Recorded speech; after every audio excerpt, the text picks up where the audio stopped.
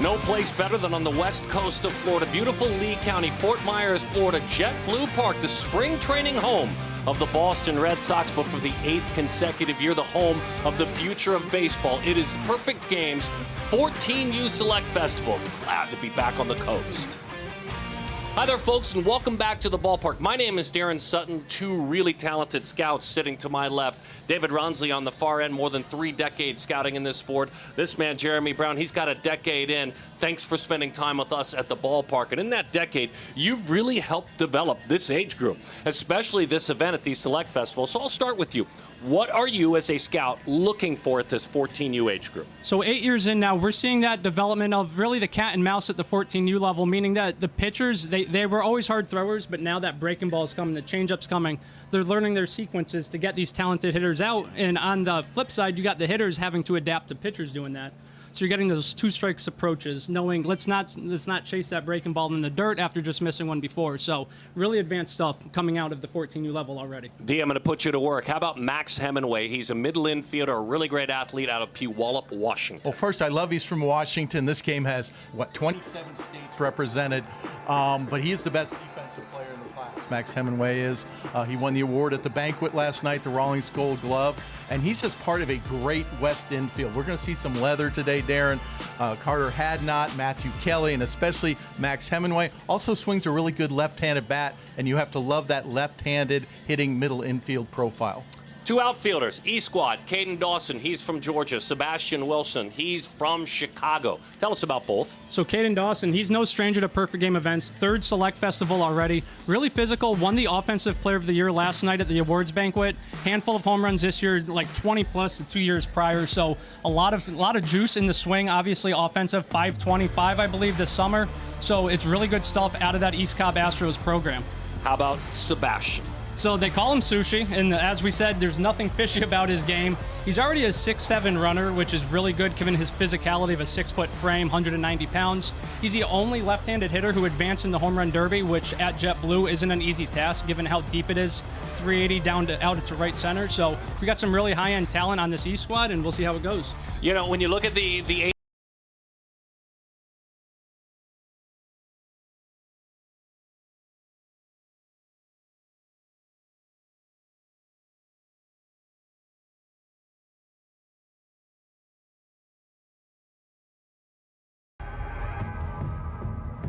Oh yeah, good wait for this one.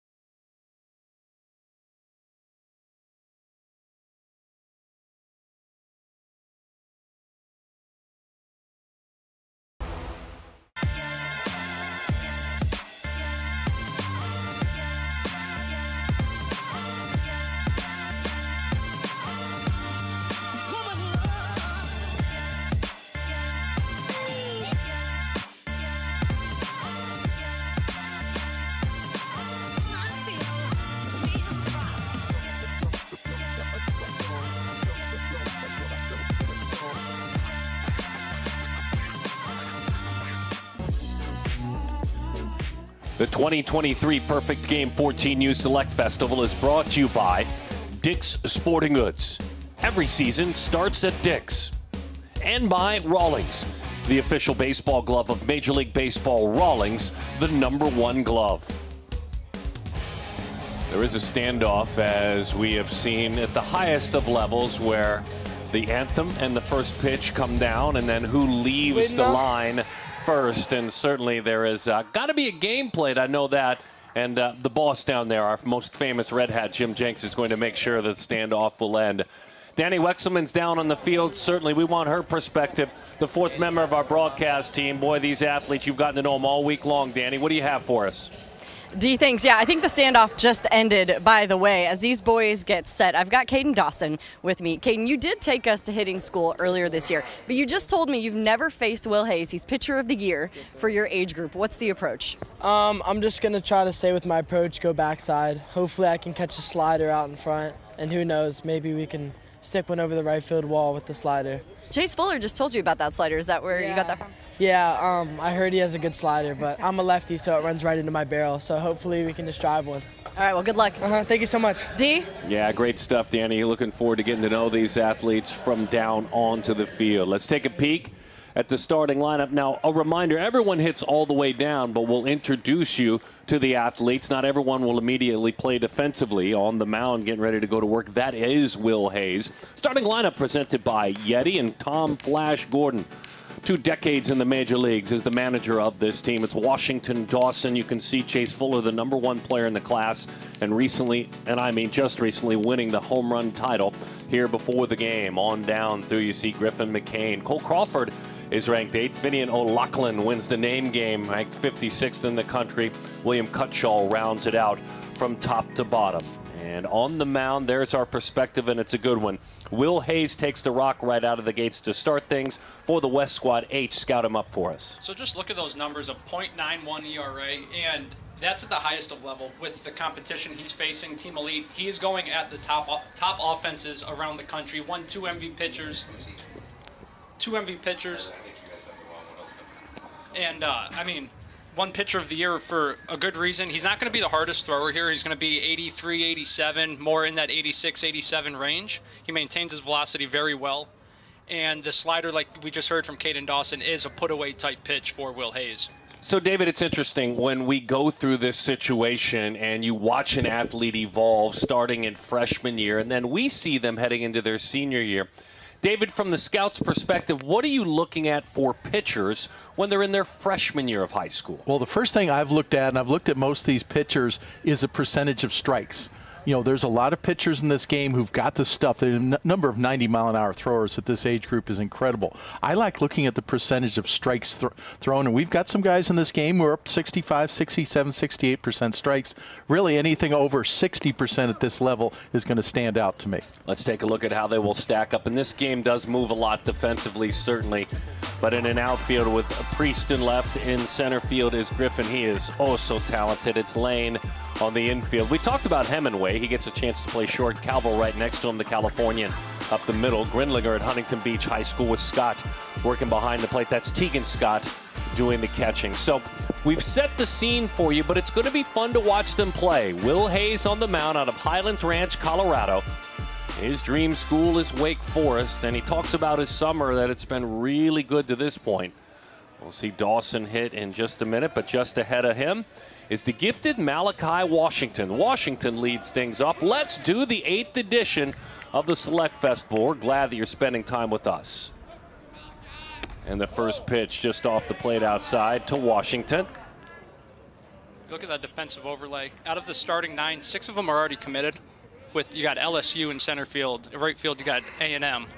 Oregon State behind the plate. Tennessee at short with Miami at third base. So obviously we have some new recruiting rule changes. These guys won't be committing until now August of their junior year, but a lot of these guys have already gotten their work in, gotten evaluated, received their offers, and accepted their offers, making their commitments. Malachi's from Stone Mountain, Georgia, can play just about anywhere on the field. A really well-rounded athlete. Parkview High School, where he's a rising 10th grader. Plays for Jerry Baldwin, plays for those famed East Cobb Astros, a very famed team certainly through the years. Mom is Malika and dad is Jamie, and there are 2 siblings at home, Malachi. It's hard not to do a all-star festival, all-American game without somebody from Parkview High School at it. Certainly these Cobb Astros, that almost speaks for itself, but Parkview has had such a great program, and it's just now reloading every year with athletes such as Malachi Washington. Good pitch, got a chase down on the outer half of the plate. Washington over the top of it.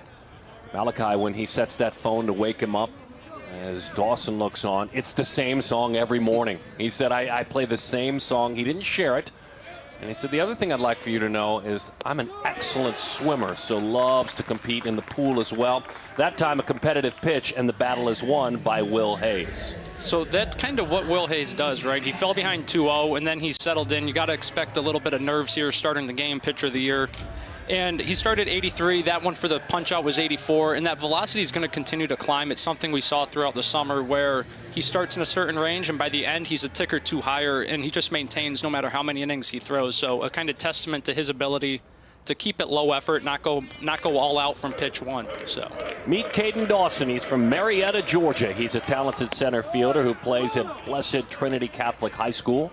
Also does a lot of great work, like the man hitting before him for the East Cobb Astros, a son of Cat and Joe. Cato, as he is known from his mates and friends with his nickname. Mom a college soccer player. Dad baseball at the University of Georgia. Tied him up in on the hands, going for a barehanded effort, and the throw is wild.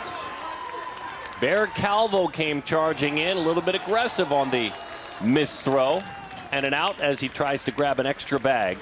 Calvo tried to play that one barehanded, but 2 outs in the inning. The West squad, they've really got a break right there with the hard bounce back off the net. Grinlinger just barehanded it, delivered a 1-strike to Hemingway, but nice attempt here from Calvo, who starts in shallow right field at second base. He realizes going to the glove isn't going to cut it. Goes for the barehand, and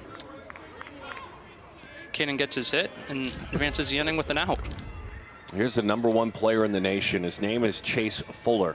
And his dad, Corey, played at Florida State, played in the NFL for a decade. His mom, Charisse, played college volleyball at Cal State Fullerton. Big brother played college basketball. Both sisters, big sisters, played college volleyball. This is a gifted athletic family. It is, and I mean, you could put the whole family tree, I think, on a board and throw a dart, and you're going to hit somebody who played a sport at a high level, so. Let's take a look at the Oakley spotlight. Oakley changed the game. You were down below when he flexed and shrunk this ballpark. I mean, if the wind was blowing directly in, and still is, if that wasn't the case, everyone would have had multiple home runs, including Sushi Wilson. But the one that got over was pretty majestic. Reminds you kind of the Blaze Jordan home runs, clearing the monster, just lofting them up and over.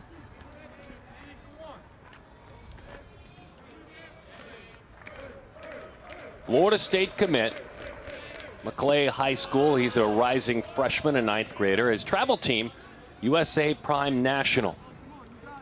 He talked about switching teams before the summer and really has enjoyed the opportunity. He said, we played in the best tournaments we could play in, and suddenly I was surrounded by players that were as good or better than me, and he said it made my game better. Pops it up to the right side. Backtracking, that's not an easy play. Better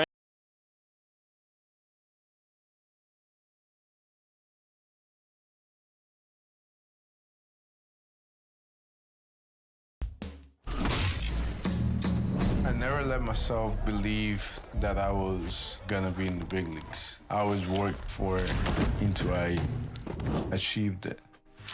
Back in Puerto Rico, I remember my dad would hit me ground balls from the top of the hill. That forced me to always move my feet.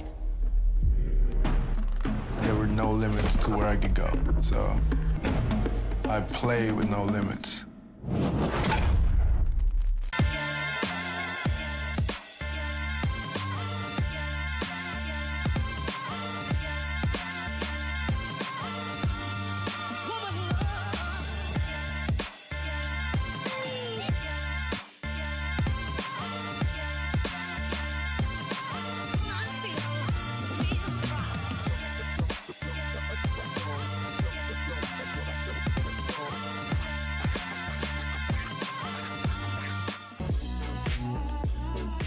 All right, let's get to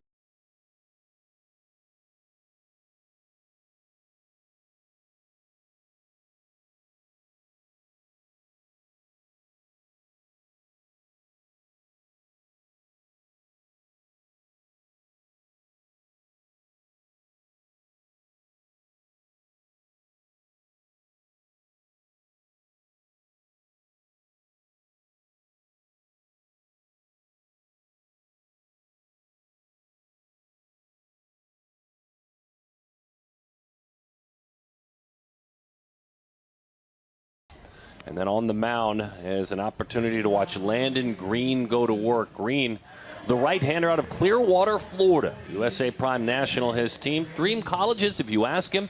How about Miami? How about LSU? Landon Green. So, David, you got to see him at the National, and anytime Landon touches a mound, you know it because the backstop quickly gathers with everybody in the ballpark with that first fastball. He's going to sit in the low 80s, or excuse me, in the low 90s. I don't think he sat low 80s since he was probably 12. Every fastball that comes out, David, I'll let you just kind of break down what you saw. Well, it's obviously an incredible arm, and you see him throw from all over the field. He threw 97 from the outfield. I was watching him in the scrimmage today, and he unleashed one of those throws. It's just one of those unique arms. It works easy. There's not a lot of effort behind it. Still getting feel for the slider. You know, it's pretty inconsistent, but even though Chase Fuller is the top-ranked player in this class, wouldn't you say that Green is the most famous player in the class? He is definitely up there. I mean, he hit 94 5 times in that game, and at 14U, that's just absurd. Let's take a look defensively with Wilson Washington. We talked about Caden Dawson. The athletic Fuller could play just about anywhere. Will Brick, an excellent player, we'll introduce you to him in just a bit, is the battery mate of Landon Green. Green's had a very busy summer as he faces in that leadoff spot Max Hemingway. David talked about him coming on the air out of Puyallup, Washington, in the first pitch. Heavy fastball dives down and away we go to Hemingway. Wow Factor National, his travel team. He is a Tennessee commit.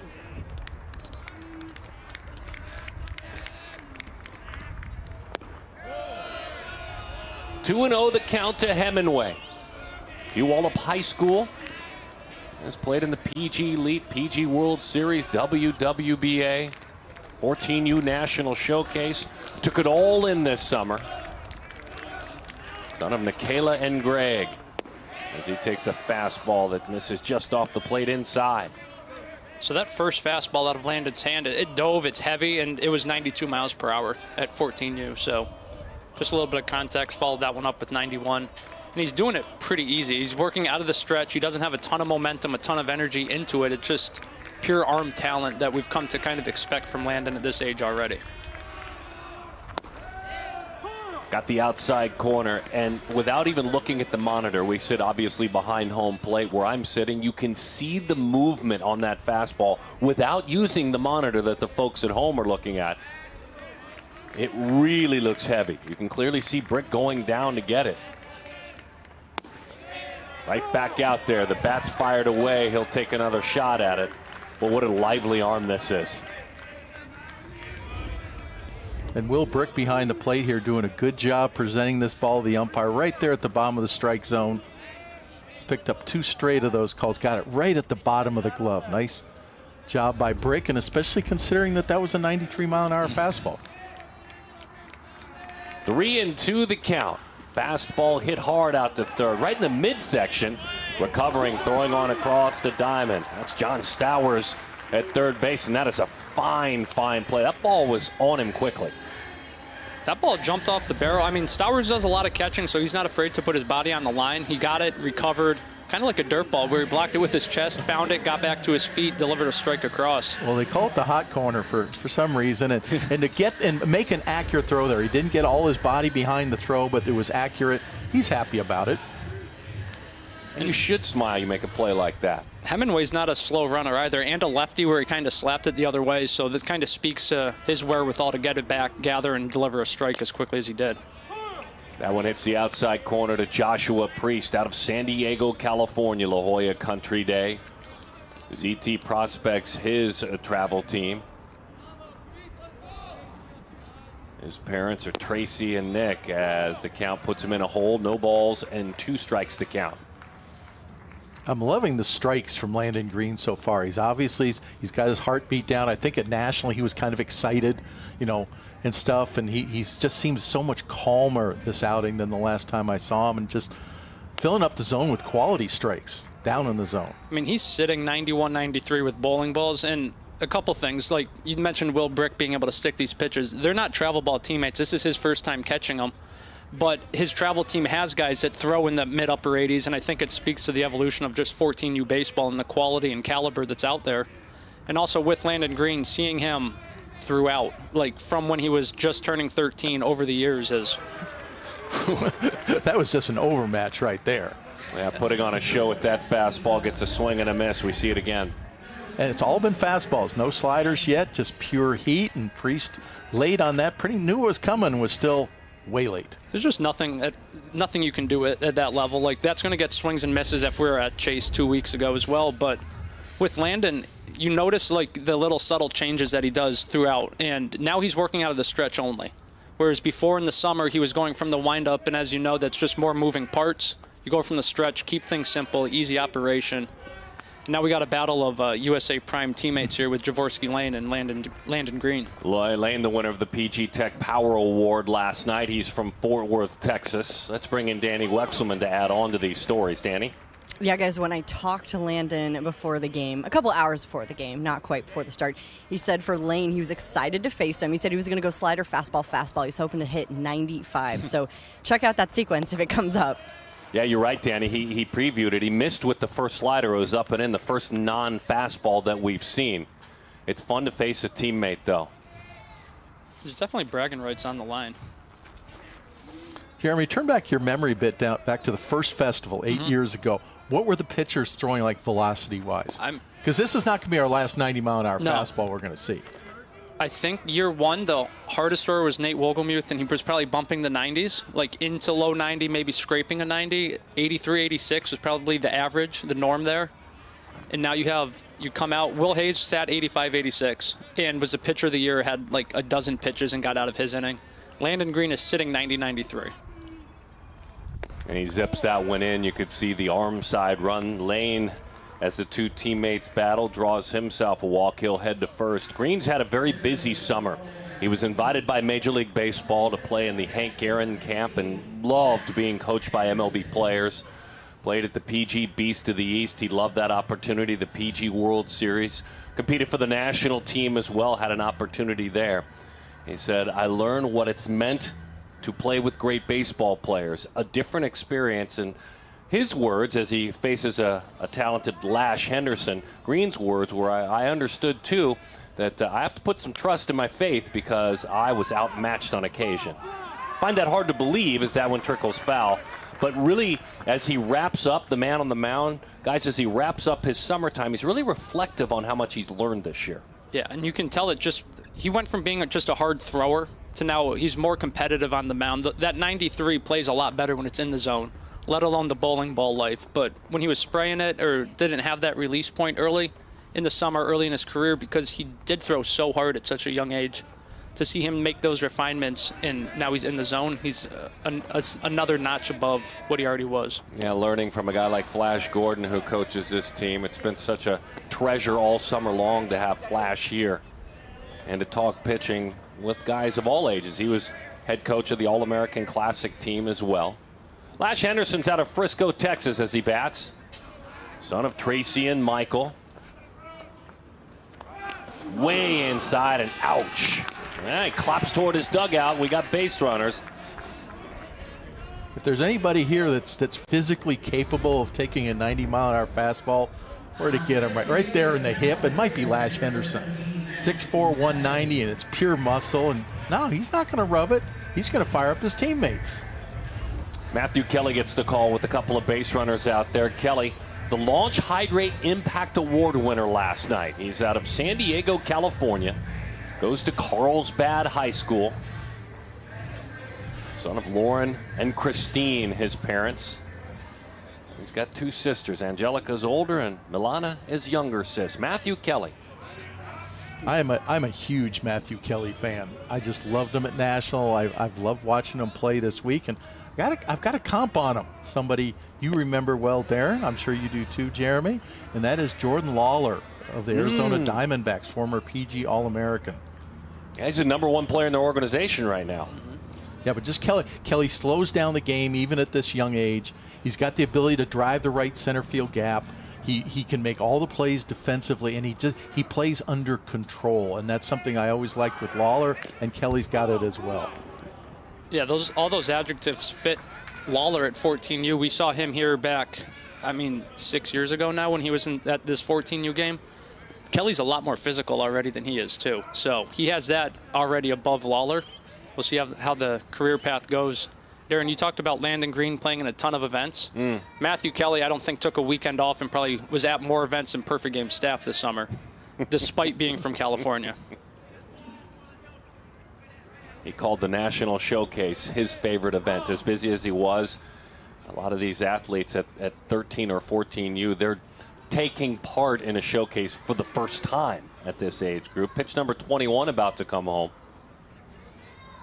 Yeah, the busyness for Kelly, he said, and I quote, "I learned to never doubt myself in any situation, and I was in many."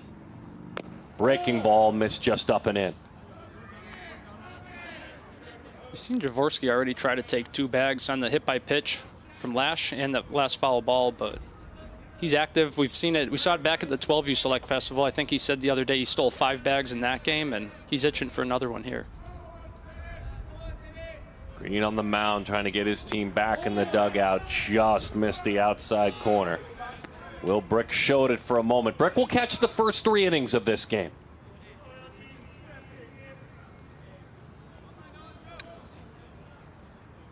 Good morning if you're watching us out on the West Coast. We hope your coffee is brewed and you're enjoying the future of the game. It's a mild day. Warm, certainly, but not uncomfortably warm for the athletes. It's Florida. And most importantly, it's very dry for Florida. Landon Green's family, Lamont Sr., his dad, Michelle, his mom, and Jason Sr., who he calls his bonus dad. As that one skips in there, a fastball. And for a young person, the more love, the merrier, and I love that name description. Lamont Jr. is his brother, and Ja, his other brother, Justin.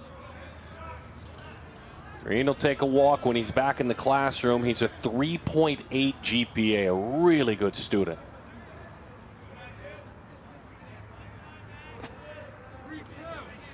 Slowed it down, looking to throw his best fastball and end this inning.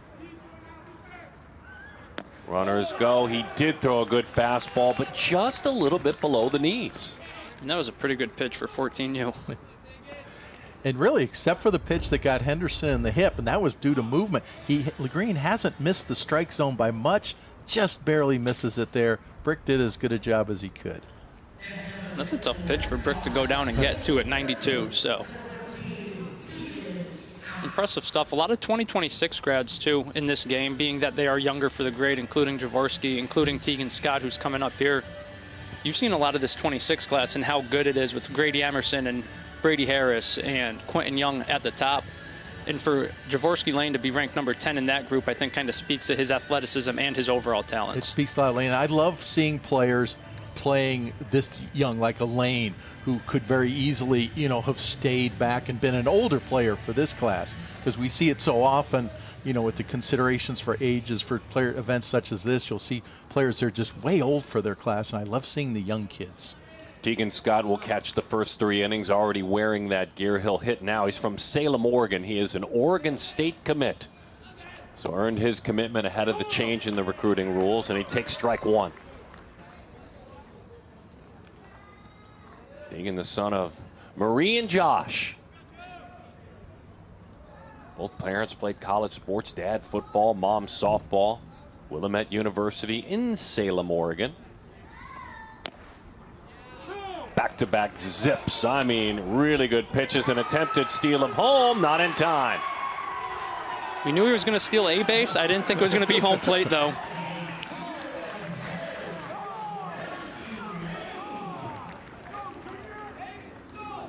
Lane dives in there, so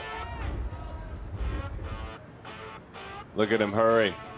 Safe at the plate, just ahead of the tag.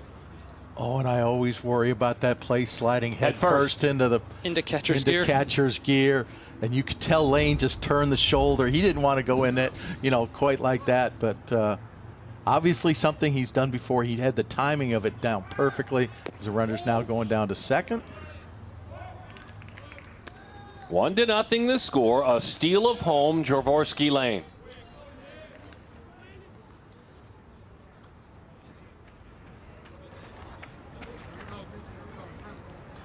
It's been a grind. It's been a little bit of work out there for this talented pitcher. Landon Green, boy, he has really flexed. Looking to touch the mid-90s he shared. Boy, pretty pitch just off the plate inside. What numbers are we still seeing, H? It's still 90-92 on the fastball, so he's not losing anything. A sporadic 89, and for most of these kids, they'd love to peak at that. That's Landon's low on the range. So his pitch count's getting up there, and he's still maintaining 90-92.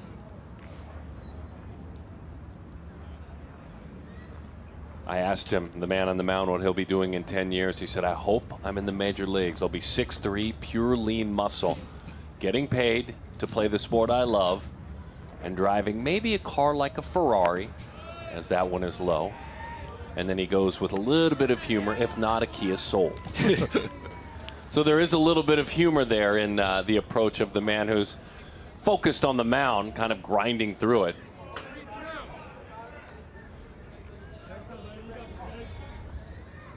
.30 pitches, 2-2 the count. This is an arm that's thrown 97 miles an hour from the outfield. No, David has liked him, the overall athletic package of just maybe he is a bat at the long term. You liked him swinging it too. He is so athletic with obvious center field type tools and power. He's going to be a pitcher for a long time. We saw it there, but don't want to undersell the athleticism. Yeah, God bless that arm of Landon Green. It's special, it's lively, 1-0.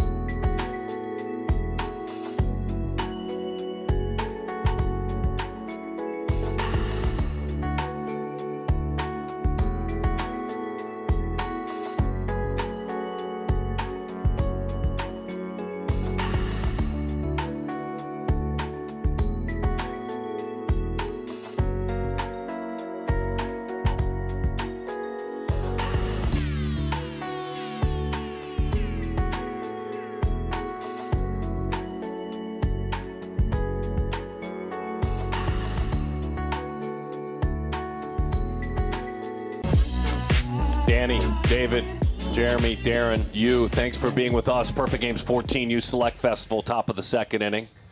JetBlue Park, the winter and spring home of the Boston Red Sox. I like to call it the developmental home because the Red Sox have a present here all year round. There's no time that they don't. This is Andrew Bennett. He takes the rock and he rolls out on the mound. He's from Mobile, Alabama. Mobile Christian School. His first foe will be the Player of the Year winning the award last night, Will Brick. The man who can also play first in the field if you call upon him, Andrew Bennett, two-way player like most are at this age. Scout him up, please, H, if you don't mind. So he doesn't have the longest quote-unquote track record this summer. We know who he is. He made a couple of appearances late, was hitting all summer for USA Prime. Then he comes to the 14U National Showcase, and while I could break him down, David was there. David fell in love with him over his 3 innings, so I'm going to actually pass the ball and let David break him down. Yeah, this is my guy. Jeremy, you mentioned in the pregame about this is the age where pitchers start getting a feel for spinning the ball, and Bennett's my spin guy for this game. He throws an upper 70s curveball, a true curveball shape with near 3,000 RPMs, and it's a hammer of a pitch. It's a swing and miss pitch at any level. I hope he's feeling it today. And oh, by the way, he topped out at 91 during that appearance as well. So he faces, as we mentioned, Will Brick, winning the National Player of the Year last night at the championship gathering, the celebration of these athletes. He's out of Memphis, Tennessee, Christian Brothers High School. Willie B, as he is known by those that love him and care about him. And he loads up that back leg, number 99. You can read it on his back as he coils and takes outside. 1-0 the count. Well, in my 2 days here, and Jeremy's seen these players a lot more than I have, the single player who's impressed me the most has been Will Brick. Just not with his batting practice, with his bat speed, but also with his defense. We've seen more of the quality defense here today, but he's been the one guy that has really, really impressed me of these very impressive 52 players. Brick takes a pitch outside. Dream School is Indiana. He is the son of Aaron and Steve Brick. I mean, so last week we had Will Britt at 13U, right? Now we have Will Brick, and to add to the confusion, they're both 27 grads, and they're both going to the same high school. So I was talking to Will Brick about it, and he thought it was funny and hilarious how they're both there. They're both going to kind of go through it all together. They're both catchers. They're both from the same area, same high school. So for pro scouts come 2027 time, it's going to be a confusing time at their high school. Just make your way, though, to Christian Brothers High School. You'll find one of them. And you'll find Brick or Britt, and you'll see some good baseball. High and inside, a patient walk. I'm always amazed when hitters in an opportunity like this zone up the pitcher and don't come out of their zone because it's a big chance. Brick does just that. John Stowers made a really nice defensive play last inning. Had one, came right into that midsection, his chest, turned it into an out. He gets a chance to hit now. Aces National, his travel team. He's an Auburn commit from Mobile, Alabama, top 50 player. He was a 13U home run derby champion, and if it wasn't for the dimensions here, I think he would have had a shot at repeating with the how easy the ball just jumps off of his barrel, especially to the pull side. There's a lot of loft, a lot of natural leverage in his swing path, and we've seen him catch a lot. We saw him already at third base, the arm strength he threw in the scrimmage yesterday, so Stowers brings a lot to the diamond, and at the end of the day, it's going to be that left-handed power that plays long-term. His student and the man he is, if you were to scout him up that way in the classroom. Headmasters, he has made that list. National Junior Honor Society, very involved in his community. Is racking up those community service hours. So a well-rounded human being as well, the son of David and Melissa. Well, so far from Bennett, we've seen all fastballs. I think that last one might have been a changeup, but 80, 87, 89 so far with the fastball. Still waiting on that curveball. Might not see it to a left-handed hitter. We talked about it last week at the 13U game, David Jeremy, but he talked about it, the man on the mound. He said, I went through a spurt where I grew 8 inches and put on 35 pounds in a year, and it's like I had to adjust to a brand new human being body and stay athletic. You see that we see it in all time with all human young men, but in scouting, how do you scout that? Because it is a time of change. It's tough because you'll see somebody at the beginning of summer even. I saw Jared Grinlinger, who we'll see throw later on. This past fall, he was about 5'8", and then he comes to the All-State games early in the spring, and he shot up to 6 foot. Like, completely different kid. The fastball jumped from 78 to 81 up to 88 now.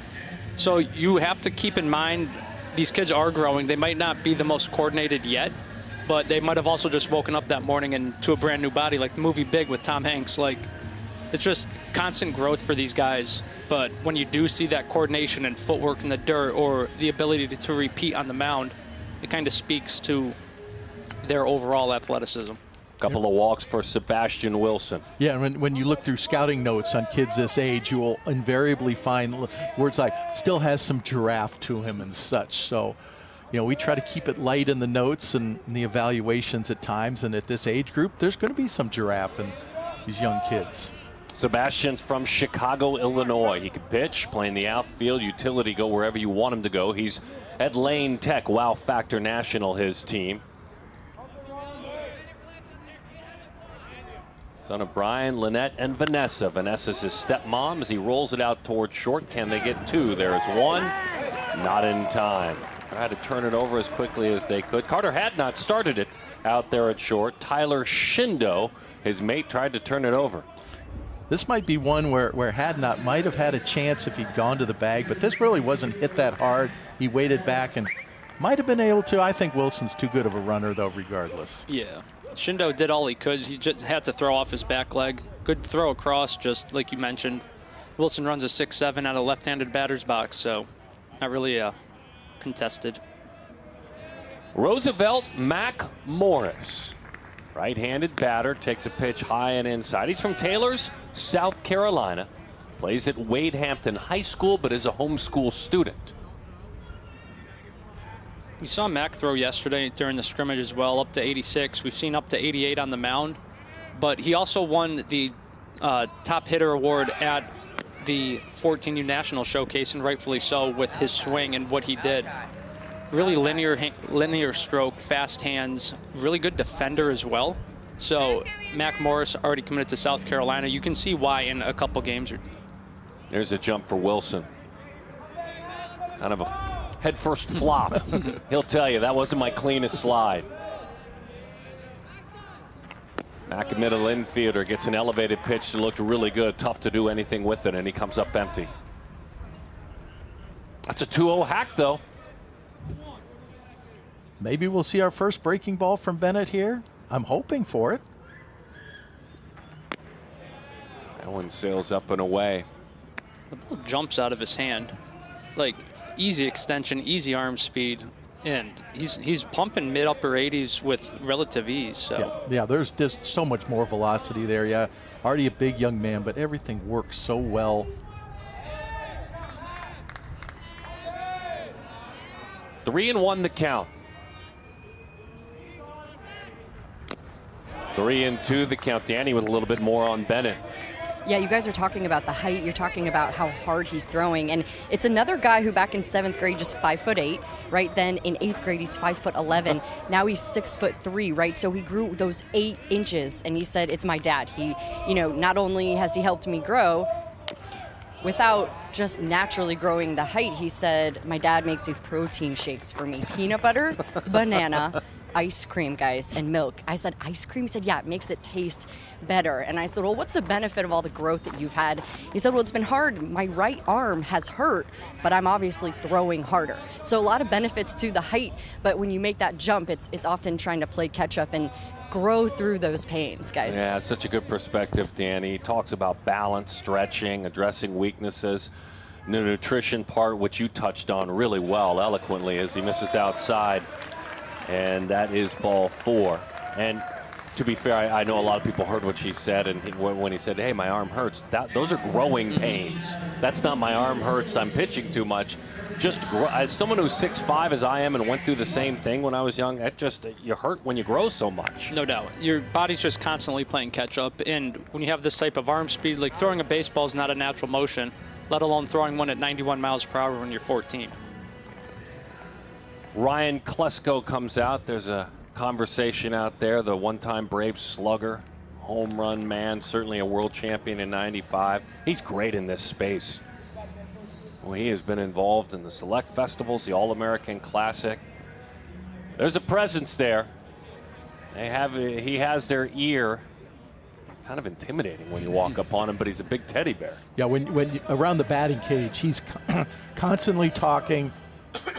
Constantly giving the players feedback, and when Ryan Klesko, 200-plus big league home runs, talks, especially with that physical presence, these 14-year-olds are listening. Broder Kadke gets the call now. Bloomfield Hills, Michigan. Detroit Country Day is his school. One of my favorite travel team names. He plays for them, those Motor City Hit Dogs, as he comes up empty. That Motor City team sent 5 guys here this year, which, again, that's a testament to the growth of youth baseball with a Michigan-based team. Finian O'Loughlin's from New Jersey, plays for them. Graham Keene plays out of Pennsylvania. So you got that whole kind of Midwest, Great Lakes region well represented this year. Yeah, Kaki's been playing for the Hit Dogs since he was 9 years old. Tony Leonard, his head coach, one of the leaders there. There's that back that you could show a drive-in movie on of Ryan Klesko. Ouch. Lost control of that one. Inside, he flips it back to the mound. A run will score. 1-1 is our number. Yeah, Tony Leonard actually came down and surprised his guys yesterday at practice. Showed up, had 5 guys, so he came out and showed them some love as Kaki wears that one, but ties up the game. Graham Keene with the bases loaded. Another one of those Hit Dogs men, as you talked about, but he joins them on a kind of a national team feel as he's from Pittsburgh, Pennsylvania. On the mound he works. He can work in the outfield. He's a corner infielder as well. An angry fastball misses up and in. Saw the first breaking ball there from Bennett. It slipped out of his hand, comes right back with another upper 80s fastball.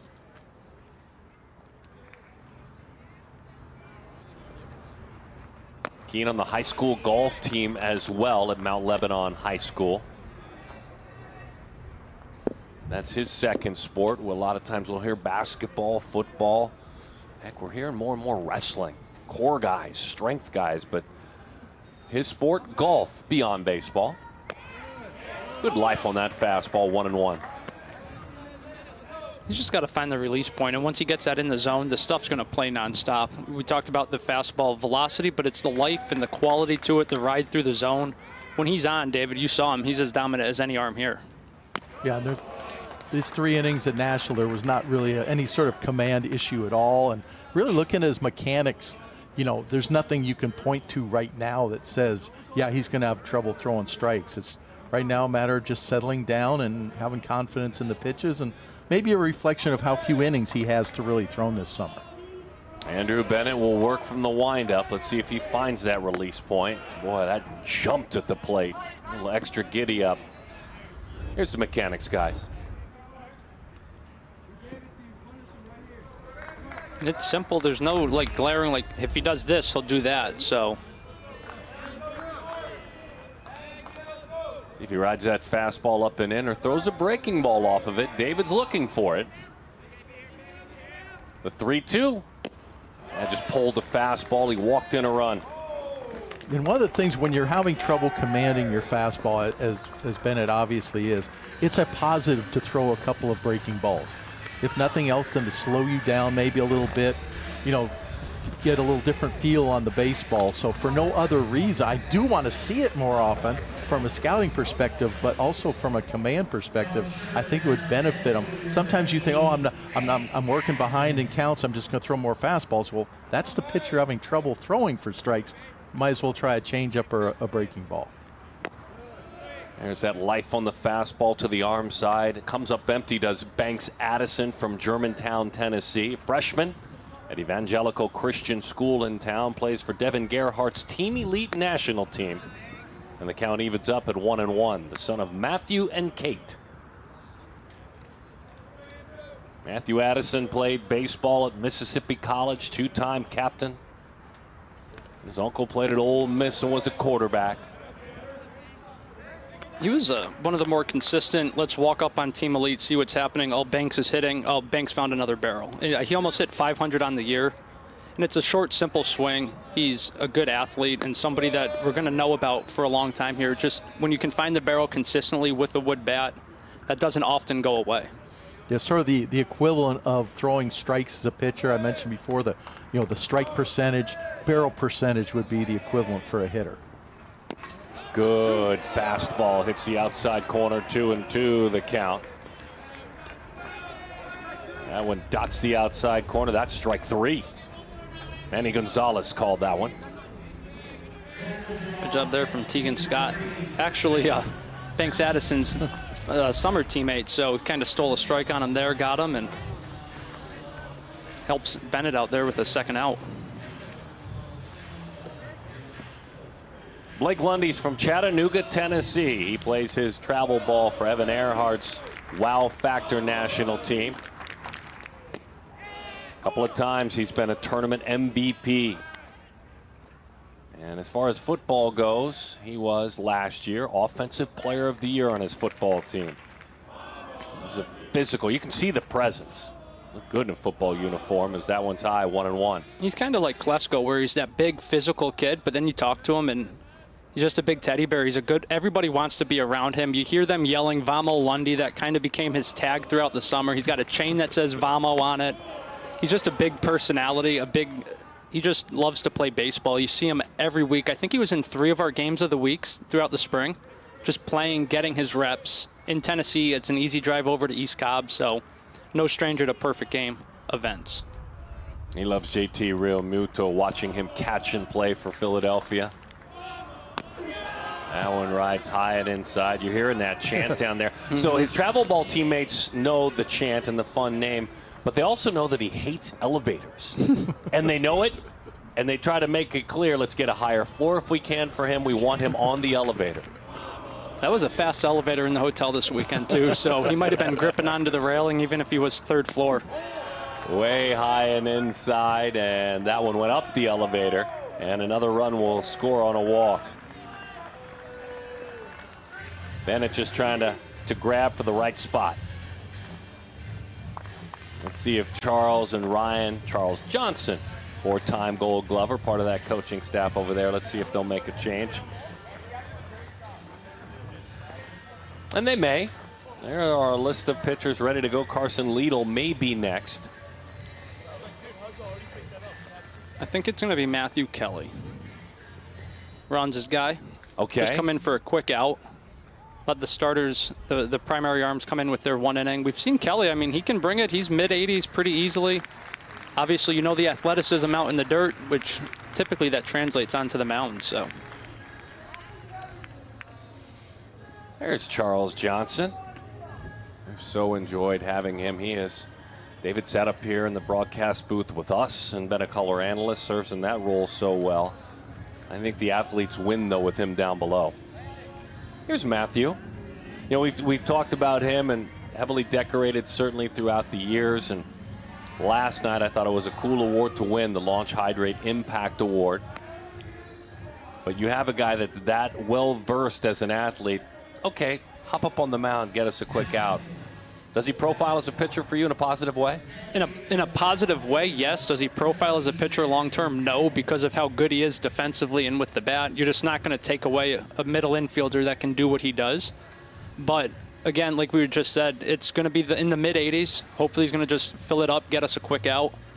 And I know David's probably excited for this, being able to see his guy do a different dimension that he may not have seen from him before. Oh, so he threw it at the 14 under National. I think we have some problem right now with catcher. Trying to watch whether it's an equipment thing or we're just waiting around to see what's going to go on. There may be a glove. I think we had some sort of equipment problem with Teagan Scott, and it's left Matthew Kelly high and dry on the mound. Teagan's got it fixed. Danny Wexelman with the thought on Ryan Yormack, who we're going to see hit next. Yeah, I want to ask you guys this. I come up to him, I'm like, what's the best part about being a twin, right? He and his brother both on this team. And he said, it's probably that I get to have a catch with him, right? These guys are from New York. So it goes back to this age-old debate. Is it have a catch or play catch? I say I'm going to go play catch. I don't say have a catch, guys. David, you start. I played catch with my brother all the time. I have never even thought about having a catch. You Jeremy? can make a catch, play a catch. yeah, you play catch. I don't think there's. I mean, I play fetch at home with the dogs and with Finn, but Do you have a fetch, though? no. Okay. I can't have a fetch. You have to play fetch and you play catch, I think. I think that's game, set, match, Danny. I think that was an easy one.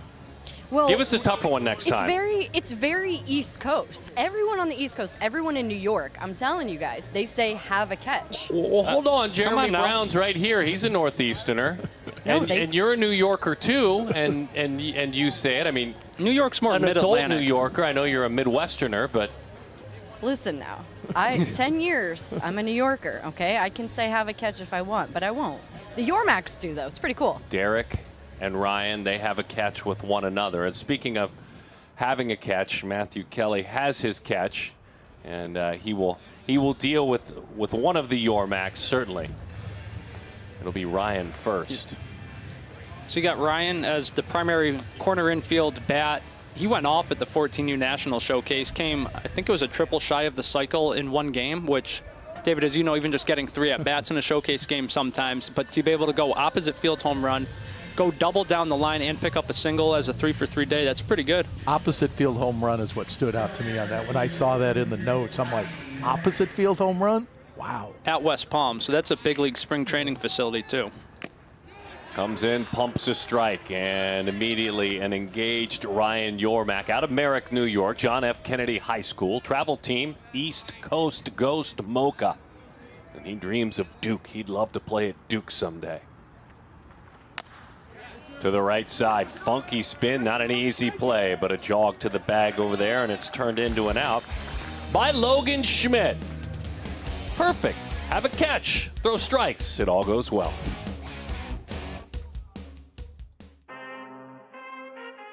I need all the wins. Yeah. Ain't no L's, I gotta get a no call and quits. Yeah. Gotta keep on moving no matter how hard it gets. Yeah. Better move out the way, cause I'm coming with harder hits. My head is as hard as a brick, but I'm harder than all of this. You better move, you might get knocked out. Knocked out. You better move, you might get knocked out. Knocked out.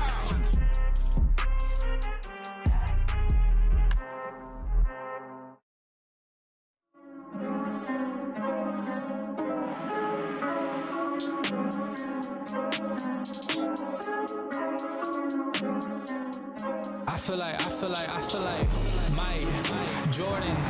Give me the rock and I'm scoring. Hey, came from the bottom, that's foreign. I swear that I'm up for the sun in the morning. I told him this ain't a game.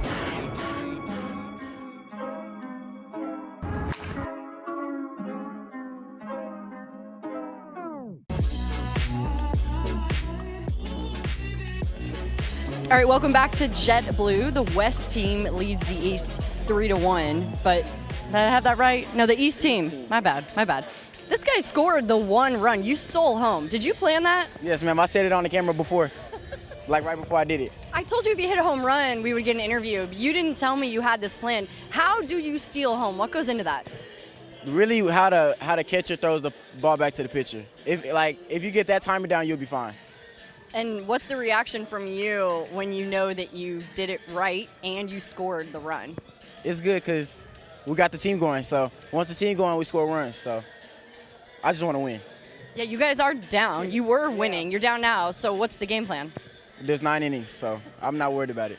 Jaworski Lane, thank you. Yes, ma'am, not a problem. D? Steal of home. Thank you, Danny Wexelman. And Aisio Ortiz hops up on the mound. He is a New Yorker as well, so he'll have a catch with his catcher working behind home plate in Will Brick. From Brooklyn, East Coast Ghost, he also plays on that travel team as well. Is at Richmond High School. Who is he as a pitcher?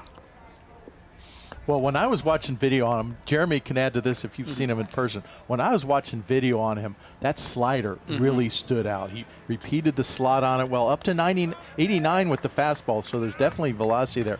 But it was the slider that looked like his swing and miss pitch. Definitely. Kyler Peterson's down below watching here. He saw him at the National, and he goes, that slider, it's different. It's unfair were some of the words he used, like no 14-year-old should be throwing that. Then you couple that with upper 80s fastball from the left side, like the superlatives just keep coming as you start breaking him down. Jordan Griffin is at Barb High School. Coach Glenn Caccini, his main man, as the coach there as he zips that fastball right by the Louisianan. Griffin, USA Prime National, his travel team. Of course, he's dreaming of Jay Johnson and LSU. He lives down the road. He did a live commitment with me on Instagram, and it was Christmas time. And his Christmas tree is already decorated just with the purple and the gold, but those are colors of the area too, with like Mardi Gras in New Orleans. It's a standard color segue, and you see on all the comments, he's going to LSU, turn it off, he's going to LSU. I mean, Barb and LSU have quite the connection, but... Great effort. Unable to go get it, Ortiz, and make the play. You know there's speed from Griffin, so once it slipped by that pitcher's mound, there was no play to be had. Here's Bear Calvo. We go from Louisiana to Southern California. We see, David, this play once more. Yeah, just jammed. That's so hard for a pitcher to time it up. You're just done with your delivery and got in on Griffin's fists, and once it gets by him, no play for anybody. We got to watch the speed. 5'6", Jordan Griffin. He's going to get a lot of those in the future. And as fast as his legs are, his hands are just as fast at the plate, too. So while you might not assume much just based off the physical stature, he plays well above that. And we heard about his training last night during the banquet of the workout routine and what his dad's got him doing. So it's paying off. Carson Bear Calvo. He's from Fullerton, California, La Mirada High School, where he's a 2027 East Cobb Astros, the national travel team out of Georgia, his travel team. Hits it hard, and that one skips right on by into shallow center field. Look at the speed going first to third, standing up. with Griffin. Calvo is on. That one just got a little bit too hot for Ricky Lopez out at short. That ball was scalded. I was about to say when Calvo hit that, I think he's shown here to be the most mature hitter in the class. He's always in the zone. He's always on time. Squared that up and just sort of ate Lopez up. He might have been thinking double play before he had the ball. And no hesitation by Jordan Griffin going to third base. No, Griffin put his head up, saw where the ball was, saw where the defender was, and that was easy for him to take another one. And we heard from Jaworski, it's a 9-inning game, and Wes has something cooking here. Logan Schmidt, big low with a couple of runners out in front of him. Left-handed bat. Takes a fastball for strike one. Logan's from Villa Park, California. This is his travel ball for a great program. Jared Sandler runs that Laguna Hills-based BPA program. They find themselves in such an interesting partnership. You have Southern California guys on that team and a lot of guys from Mississippi who play for BPA as well. I love that relationship. Yeah, they kind of team up with Russ Pratt and the Yalabusha Giants and have, like, Kemp Alderman played for BPA. He's a former festivaler. You have Cooper Pratt, who just was drafted, signed, PG All-American. So pretty unique relationship and one that's proven fruitful so far.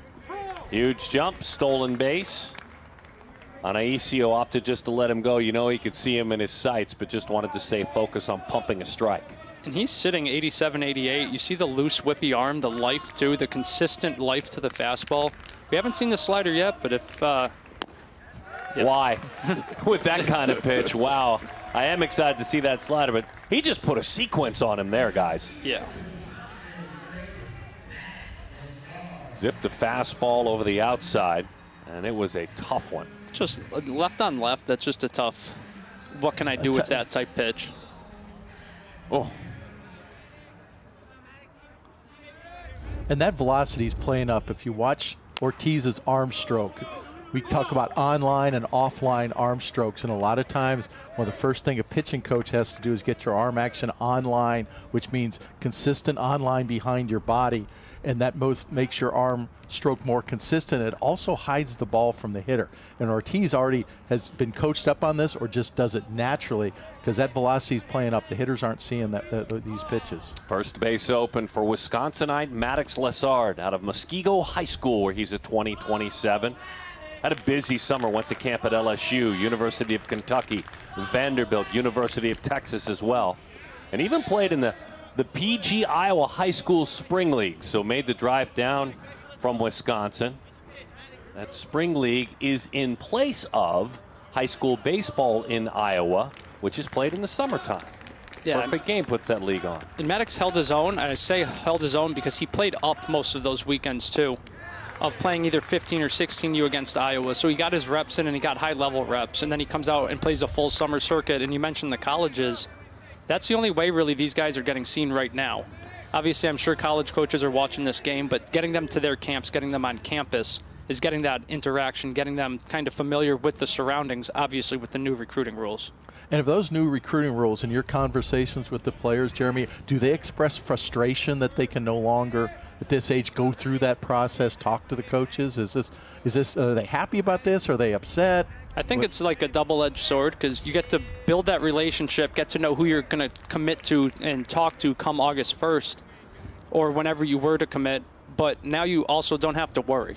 You can relax at 14. Like, yes, they might watch you write your name down, but who you are now is not who you're going to be when you commit August 1 of your junior year. So there's a sense of, I would have to assume there's a sense of relief from these guys where if you strike out, it's okay. If you make an error in the field, it's okay. It's not the end of the world knowing that somebody's watching and making a decision off that one play. There's the hammer. Back foot. Yikes. That's strike three. Maddox goes down. And this is what David talked about, and now we see it. It's the first one, all fastballs, and then, I mean, that's like a video game type pitch. Yeah, that's upper 70s. You know, hard spin and late bite. That's the classic late biting breaking ball. Noah Everly from Pasadena, California. As that one was way inside. Nice job going to get it by Will Brick back behind the plate. Everly, the son of George and Colleen. And the big brother to Journey. His little sis is 10 years old. Dad played ball at Penn State. Baseball, that is, as he comes up empty. I mean, he could just continue to throw fastballs only and probably get through a talented lineup like this once or twice just on that pitch. That was up to 89, his highest. They call him Pepe, and your note from the showcase after watching his first base, you said if he wasn't right-handed or left-handed, he'd be one of the best shortstops here. Just again speaking to his athleticism and footwork.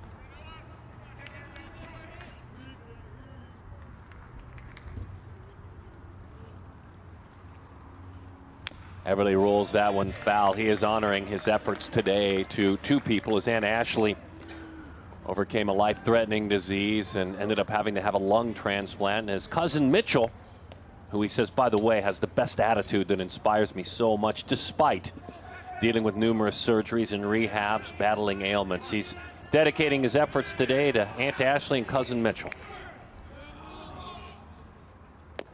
That breaking ball is a tough one. Oh boy, what an inning that was. That was a flex on Aisio Ortiz. Everyone talked about the slider. The fastball lived up to the billing, but oh, doctor. Oh man, put that bat away.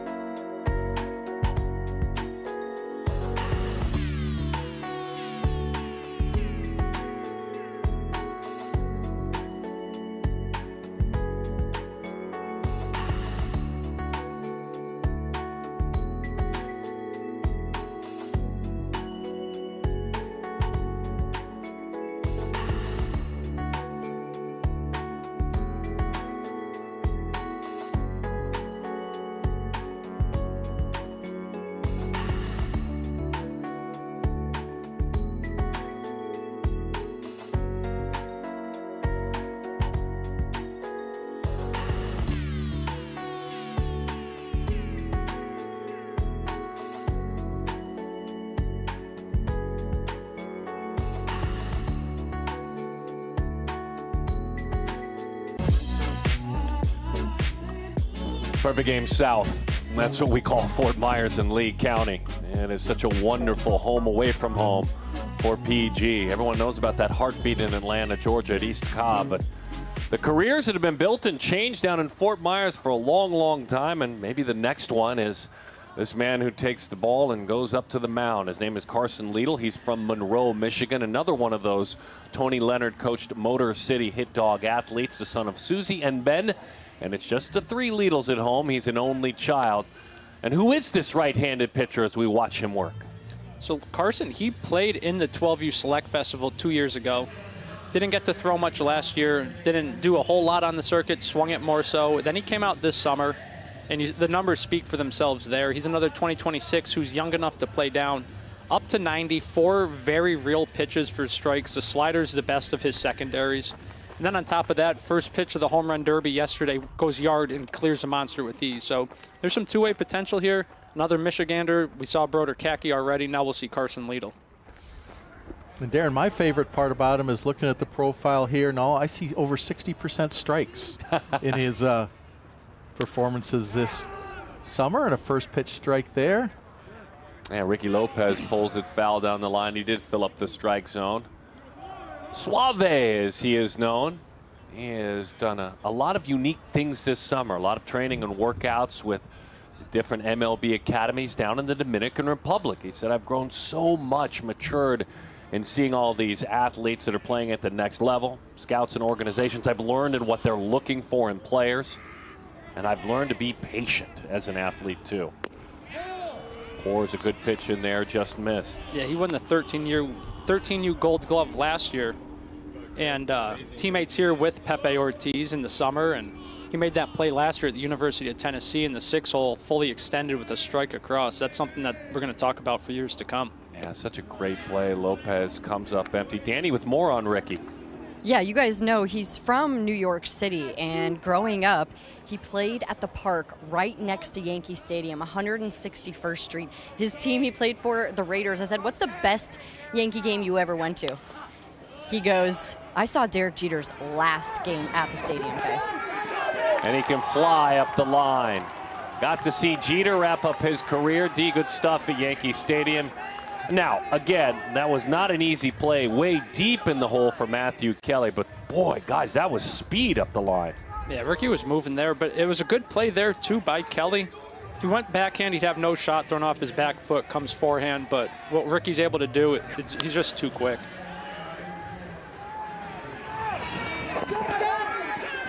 And he let the ump know. I think he thought he made the call. He was through the bag, but Ricky helped him out. Meet Griffin McCain as he takes his shot now, number 34 on that jersey. He's a South Carolinian from Fort Mill. Plays for the Canes national team. At that age group, Adam Mosley is the head coach. Son of Holly and Bill. He's one of the youngest kids here. I'm trying to look up his exact birthday. So he's less than a month away from being 13U eligible. We saw him throw yesterday up to 85 on the mound. Runs a 6'8". He's already 6'2". The bat speed, he's a top of the order type lefty where he's going to spray the ball line to line. David likes to call those BP rounds a windshield wiper round, where it just goes up, back and forth, and he can do that, and then the speed just puts an added layer of pressure on the defenses. He's got an experienced resume, this man, as he digs back into the box as a football player, basketball player, baseball as well. As a matter of fact, was his school's athlete of the year at Legion Collegiate Academy. He's a freshman this year. David, as a scout, do you like hitters that can do that in BP? Oh, yes. And if it's done with intent. Right. You know, and especially if you're just barely 14 years old and you do it with intent, it's showing an advanced thought process. You know, something in BP you always want to see is when they turn the barrel, but you also want to see the ability to stay behind it and drive it to right center field, or in his case, left center field as well. Everyone thinks about the modern baseball player, the smartphone generation. They must be different than the old school guys. They don't have superstitions. Oh, think again. This bunch, just like the bunch that was at the turn of the century, then the turn of the century before that. He talks about it when he gets into the box, Griffin McCain. It's always a deep breath every single time. The left sock has to go on before the right sock before the game. Pine tar his bat before getting into the box. It has to be the same every single time he does it. It's funny because these athletes are modern and they are young and they do have smartphones, but when I ask them about, something like being a commissioner for the day, they all, to a man, will say, get rid of the pitch clock. I want more time. You would think, no way does this generation think that. They're old souls. Swing and a miss. Good pitch. Jumps away. He elicits a swing that comes up empty. Strike three. We got Liedl sitting 90-91 right now to McCain in that at bat. That's pretty impressive because it looks so low effort out of the stretch here. So pretty good stuff here from the young Michigan arm. Yeah, 91, and like I said, how easy he's throwing it really stands out. I thought we were going to have a stolen base attempt somewhere there, especially with the square and a bunt on the first pitch. See what's happening. A little mound visit before to get your defense straight. Wouldn't be surprised to see Lopez running here. By the way, Lopez beating out that ground ball was the first hit of this game. Is that number 2? Down the line it goes. You betcha. That is a fair ball, and Cole Crawford is on the move into second. A stand-up double. The young athlete out of Cartersville High School in Georgia. I mean, there's his personality out there on second base. That's Cole in a nutshell. And he just came in yesterday. Let's see the swing again here. Got the breaking ball out front, pulled it right down the line. Thinking 2 right out of the box, and got a pretty good celebration there on second base too. Again, that's probably some of the football mindset, football mentality. He just played on Friday night, Cartersville varsity, had to play on both sides of the ball due to an injury. Comes out, flies in yesterday morning, picking up a double come Sunday. They play some pretty serious football at Cartersville too, from what I understand. I mean, you look at him physically, he's definitely not going to be out of place there. And then you put shoulder pads on him. I'm not sure he even needs them, but He's got him. Jared Grindlinger came in, had a few words of encouragement for Lidl. Finian O'Loughlin. He's from Jersey City, New Jersey. Bell Barton High School, where he's a 9th grader, and another one of that contingency, that large group, as you said, that plays for the Motor City Hit Dogs travel team. You might see an extra pump or two here on the Alito fastball with these two being Motor City Hit Dogs. There's bragging rights on the line again, so. Infield drawn in right at the cut of the grass.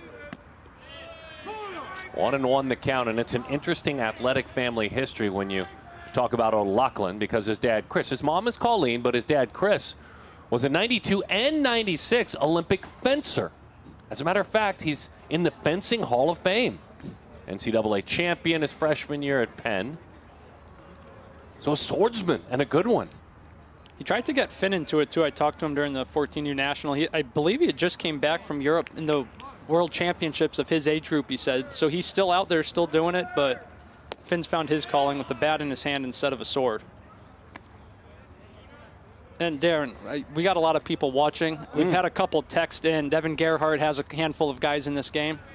He said it's definitely play catch. Have a catch is just wild to him. Okay. So if anyone else is listening and wants to chime in and let us know what you think it is, I'll take it. Colt Springle's dad, Iman, he said have a catch is from Field of Dreams, so that's kind of what he's heard. So there is a precedent set there, but it's still play catch for me. Good stuff. Danny really stirred things up. A nice job getting the body out front, preventing that run on ball 4. Deegan Scott moving swiftly. It's a good job, David. Yeah, just took that, got down, got it off his body. The most important thing is he got his body as square as possible and just deadened it right in front of him so the ball couldn't go away 10, 15 feet and enable the runner to score. Lucas Farrar, number 35 in that bright red jersey. He's out of Tampa, Florida. He'd love to go to any Power 5 school or be a Gator. That's on his wish list. Well, that's another great block. And even at the highest of levels, at times, is a dying art.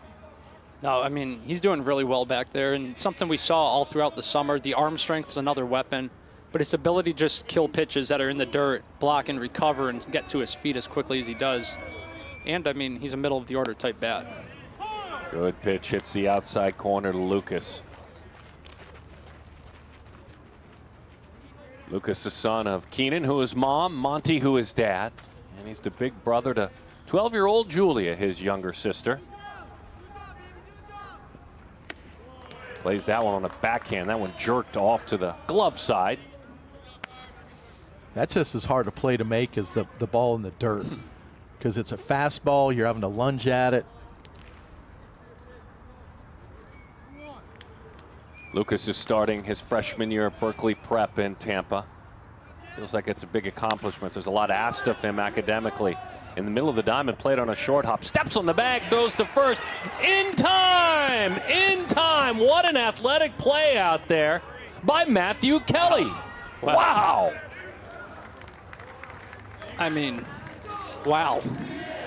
Take us on to break, H. This was a heck of a double play. I mean, just everything he just did there to come in front of the bag, pick the short hop, spin, turn, back leg, strike, gets out. Huge play by Matthew Kelly. There's a lot of great players, but very few icons. To be an icon, you have to be good on and off the field. The gold and black is iconic. I just love how they mesh together at the top. The icon bat is very balanced and light feel, which allows you to trust your barrel. It feels good when you swing it. Icon's different because the sweet spot felt huge. The pop, you just throw the bat out and the ball just flies. If you're an elite player, you'll love the icon.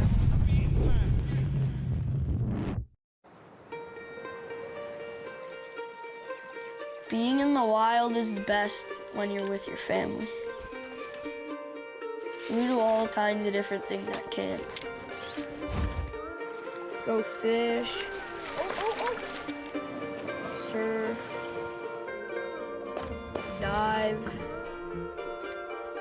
I think I'll probably be coming out here the rest of my life.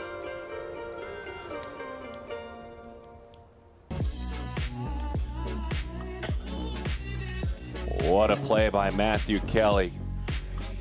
Slows the game down. He's so fast when he moves, but slows the game down. Heck, you need a strike. You need me to get out of an inning and pitch. Okay, I'll help you out. You need a double play to get back in the dugout. Vermont is in the house and represented out of Chester, Vermont. This is Caden McCarthy. He can play in the outfield if you need him. He's at Vermont Academy. In this case, he works on the mound, and excited to see where his next steps take him. Hopes to play certainly at the higher levels. But Vermont represented, number 24 player in the nation. Yeah, it's pretty impressive stuff. Like, you may not think Vermont and high-end pitchability or 88-mile-per-hour fastballs at 14U, but this summer against one of the better offenses, I watched him, and he threw 6 no-hit innings.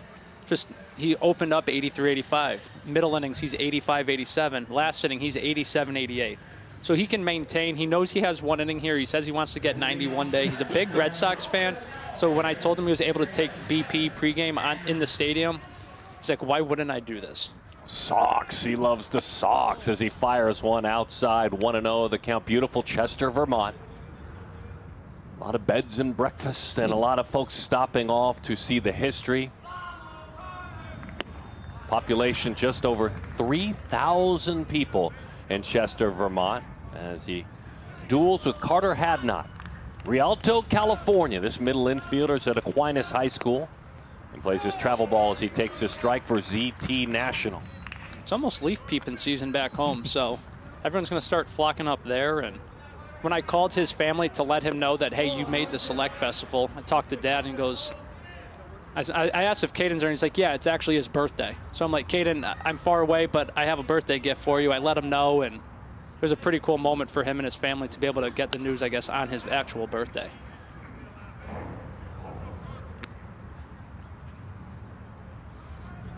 We have a New Yorker weighing in. Ian Dwyer, who is our great partner with B Live, handles all of our streaming, as that one just missed. Again, sends a vote in for play catch. And again, that's a Northeasterner. Yep. Not sure what Danny was talking about down there. That's ball 4. Carter Hadnot is on. McCarthy right here sitting 87, 88 with the fastball. And last year at 13U, he came out and I think he threw a 12 strikeout complete game at 13U, sat 82, 83, which at that level, that's really good. Then you add in, oh, he's from Vermont. Like, that's going to put your name on the map immediately. I cannot even remember seeing a player play from Vermont. And that's going back a long time. I obviously have at some point, but I could not name who it was. That's how rare it is to find a player from Vermont. I mean, I could name players from Wyoming and Montana and places like that. Vermont, this is almost a first for me.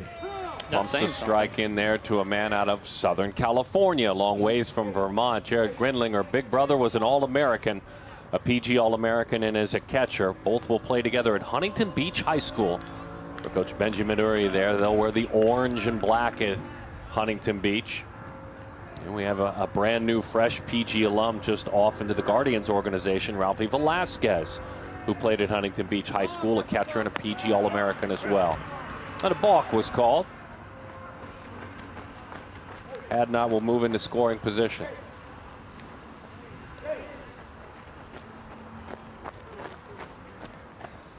And I guess I should qualify what I said about remember ever seeing a player from Vermont play. Carlton Fisk, of course, is probably the most famous player from Vermont, and we've all seen Carlton Fisk play.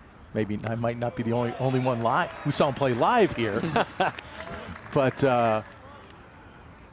yes. He flew a little changeup. Is this a changeup, guys? A good one. Yeah, he dropped a little breaking ball, maybe? Changeup? Something. He dropped the slot just a little bit on it, but still sold it well with the arm speed, and he had Grindlinger looking back to see if he got any of it. Right in on the hands, coming off the mound. Can he recover? And he does, and streaking up the line is Tyson Moore. Moore, I have a chance to introduce him again. We'll remind you, he's out of Buffalo, Minnesota, the Minnesota Icemen, his travel team. So Tyson Moore gets the call, the son of Tanya and Corey. And 1 pitch, 1 out in his at-bat. I think this was the breaking ball, just got Moore tied up on his fists. Good recovery there, too, from McCarthy. Just got him. I mean, Tyson Moore is a primary catcher. We're going to see him catch, but the athleticism, One of the plays he made in the scrimmage yesterday, ranging back onto the track in left field, was pretty impressive. So it's that type of athleticism. Just put him out there and let him do what he wants to do. Drew Davis. Summerall High School in Mississippi. Dad Andy is head coach, so there's that unique relationship. His mom is Anna. His spring stats this summer, or his spring stats in high school, he played up while in 8th grade. I think he went 14-0 as an 8th grader on varsity, and Summerall's a really good program. We saw him pitch yesterday, was 84, 86, really smooth and easy. 2,800 RPM breaking ball. That was a hammer he was throwing. He's going to get people out for the next 4 years in high school with that pitch. So to take what you're talking about, he was all-state. So he was all-state of Mississippi as an 8th grader. Right, which is problematic for opposing teams if he's doing that in 8th grade. That's incredible. Remember, you're playing against 18-year-olds. You're playing against men in high school baseball. Overthrew that one, sails way high and inside. Heard a grunt there from McCarthy, trying to probably get another tick or two, kind of a la Jack Ryan last year. But he's still sitting right there, 87, 88, 86 with the fastballs, so good stuff from Caden. Oh, got him on the helmet. Let's hope he's okay. Oh, man. You hate to hear that, hate to see it, but good news as we see him trot up the line. Yeah, the last couple, he just straight overthrew him.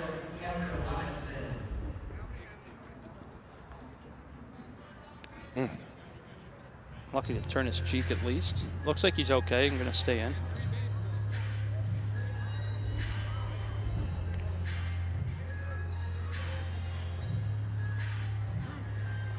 Flash Gordon with a visit. By the way, our umpires, Manny Gonzalez is behind the plate. Jose Sandoval's over at first base. Miguel Rodriguez is on the other corner. Our 3 umpires in this one, as Manny comes out to the mound with Flash.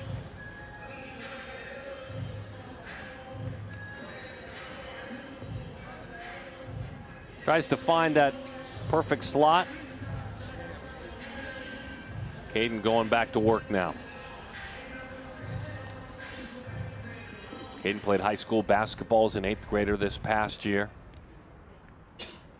Varsity baseball, went 5-0 on the mound, 70 strikeouts in 32 innings with an ERA sub 1. By the way, classroom, 3.5 GPA.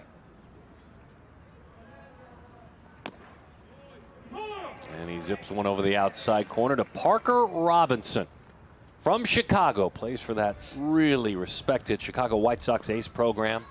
Brandon Smoke Williams, his travel coach. Jump, 0-2 the count. A lot of jump to that fastball.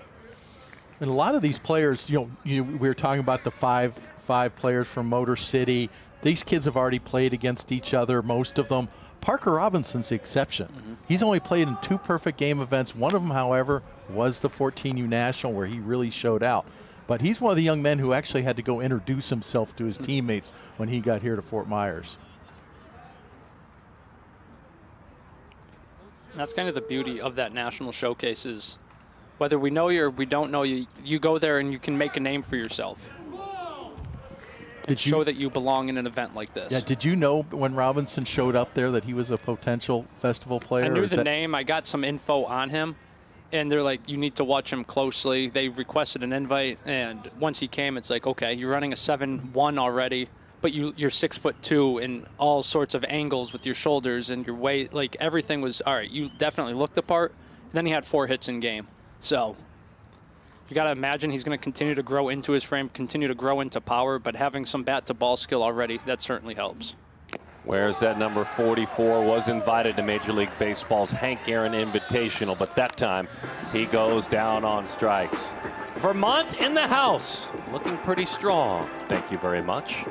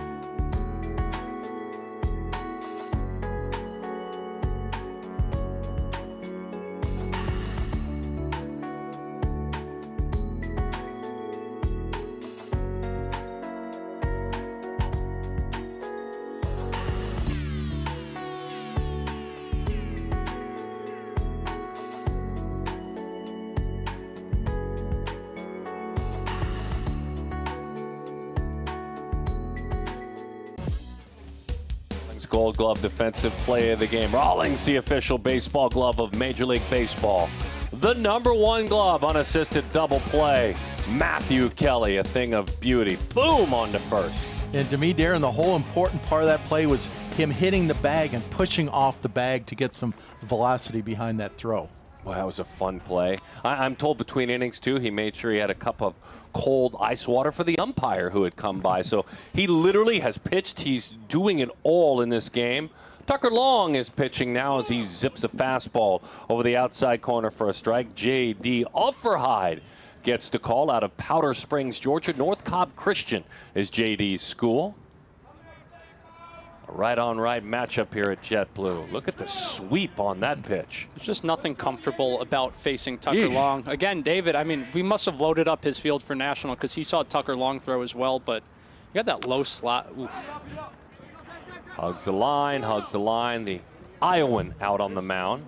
You see that one just dive there. He's been up to 91. We already saw the slider, and it's just really high-level stuff here from Tucker Long. I thought that was a changeup right That one there. was, yes. Yeah, so we've seen it already in 4 pitches. We've seen fastball, slider, changeup. You love to see that as an evaluator. And 3 really good pitches. Yeah. And the arm angle, Tucker Long's arm slot is one of his most intriguing things. It's a lower arm slot, maybe call it mid 3/4. Enables him to get that depth on the slider that you just saw there. And a strikeout of Offerhide. You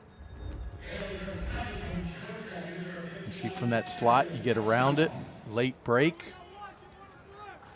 It's just pretty special stuff already. I mean, he's been listed as a primary shortstop for a while. He knows, he's like, yeah, I mean, I know I'm an arm not long term, and when you're going to be able to spin a breaking ball like that at 14 already while sitting in the upper 80s at any given moment, it's going to be pretty special. William Cutshaw looks at a pitch, and a very good one, just a little bit low. Cuddy's from Covington, Georgia. Name a place on the field, he'll play there, and he'll do so effectively. Had a chance to go to an international showcase in Medellin, Colombia. Understanding this past summer how international players find their way. He's the son of Isabel and William. To the right side. And into the seats at JetBlue it goes. Darren, you may or may not be surprised to know, but Perfect Game is having an event in Colombia. Really? In Medellin, coming up here later in the year. Our first event in Colombia. Are you going? No, I'm not. Jared Goodwin and Vinny Servino will be representing Perfect Game and scouting there, and a lot of the players there we anticipate will be young Venezuelans. Okay. But Colombia obviously has its own rich tradition of... Oh, my goodness. A breaking ball started way off the plate, then grabbed the inside corner. This one broke from dugout to dugout. I mean, we talked about a windshield wiper round. What about a windshield wiper slider? Like, you shouldn't do that at 14. No. Maybe not even 18. Yeah, and when you're 14 and you can throw breaking balls for strikes, that's instantaneous success right there. Second at bat for Malachi Washington as he goes to work against Tucker Long out of Ottumwa, Iowa, son of Carrie and Sam, as he rolls that one foul. Yeah, pretty much up now. You just better be, as a hitter, up thinking, I'm just going to swing, because it's going to be one of 3 pitches, and there's no way to guess which one it's going to be. That was a nice changeup, first pitch changeup there to start. There's the slider. Fastball's been mostly 88, 86, 88, but those sliders have been 80 to 84. That's a power slider. Yeah, that's almost a cutter with slider depth. 0-2 the count, and the fastball misses outside. Long really trying to flex. And you saw that one dive. You get 1 inning at this event. It's like you come in and you're a closer. And, boy, if you strike out the side in your inning, even have a clean inning, you've made a big statement as that slider almost turned over that time. And we've seen him up to 91, so we're seeing 88 right now in how successful he is. Nice stance moves there from Malachi. Runs a 6'6", so he's light on his feet. But when you see 88 and what he's doing, imagine this at 91. And he's got him at 2-2 right now. Looks to put him away. See if he can have a squeaky clean inning. And it misses outside. This is a 4.4 student in the classroom, too, when we talk about Tucker Long. Danny, what else do you have for us? Yeah, well, that slider you're talking about, when I talked to Long earlier this week, he said, that's my wipeout, guys. That's the pitch. Into left field, that one hugs the line. Down, look at the wheels flying on around as Malachi Washington. Into second, a couple of bases. It won't be a clean inning as Malachi has an answer back. It's good piece of hitting there. The catcher wanted the ball up in the zone, and I don't think that's in Evans' wheelhouse right now, getting the ball down, but Washington with a great job of turning on that ball. Clean double in the left field corner.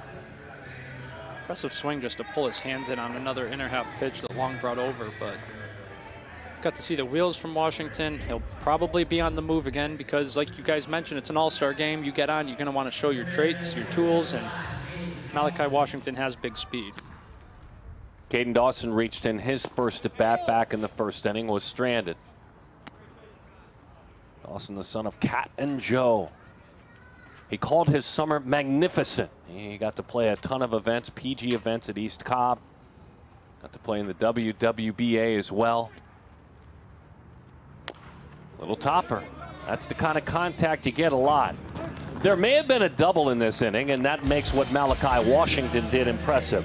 But that was a dominating inning from Tucker Long.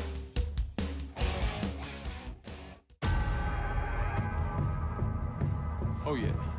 Been waiting for this one.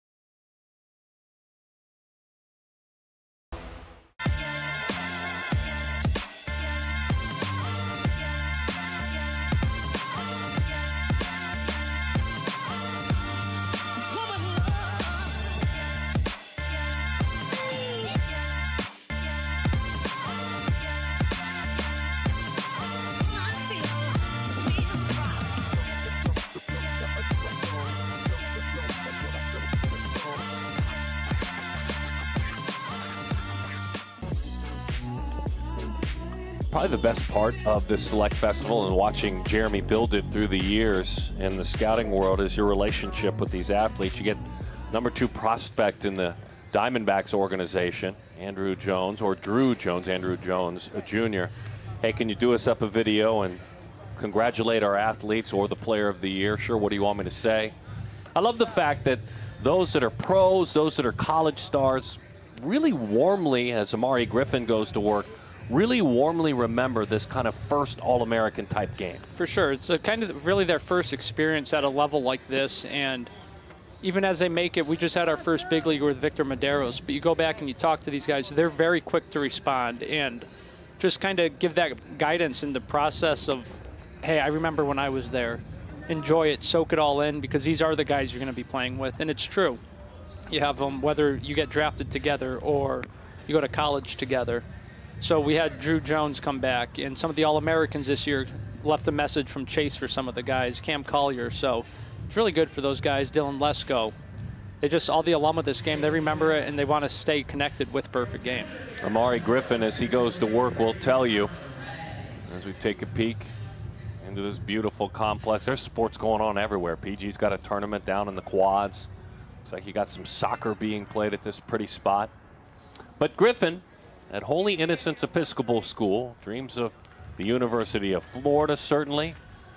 Brennan and Sherry, his parents. And he is a big brother to Carter, who is 10 years old, this left-hander. And on the other side of it is Connor Ray from Gilbert, Arizona, Hamilton High School, a large high school. Making a varsity team in Hamilton is tough to do, and that's what he's making a run at. LSU, Tennessee, U of A. Those are his dream schools as he takes a pitch that's low. You just saw his numbers there at the bottom of the graphic. He plays in a lot of events, too. That's not a small sample size. And then he came to National and again just picked up a handful of hits, lived on the barrel. You look at the frame, the strength's going to come, had 8 home runs already. Really smooth, balanced swing and doesn't try to do too much. Yeah, you look at his numbers, Colin Ray. 14 doubles, 15 triples, 8 home runs, and 40 steals this summer in perfect game events. While also playing up, too. He split his time between 14 and 15U baseball, so pretty impressive. Chase Fuller coming in quickly, #1 player in the land, with some encouraging words and a fist bump for Griffin, trying to help him find that zone. Connor Ray reaches with the walk that time. Yeah, it's funny as that Fuller championship trophy for winning the home run challenge. Rawlings presents that. It's funny when you talk about Ray in his summer, his words, guys.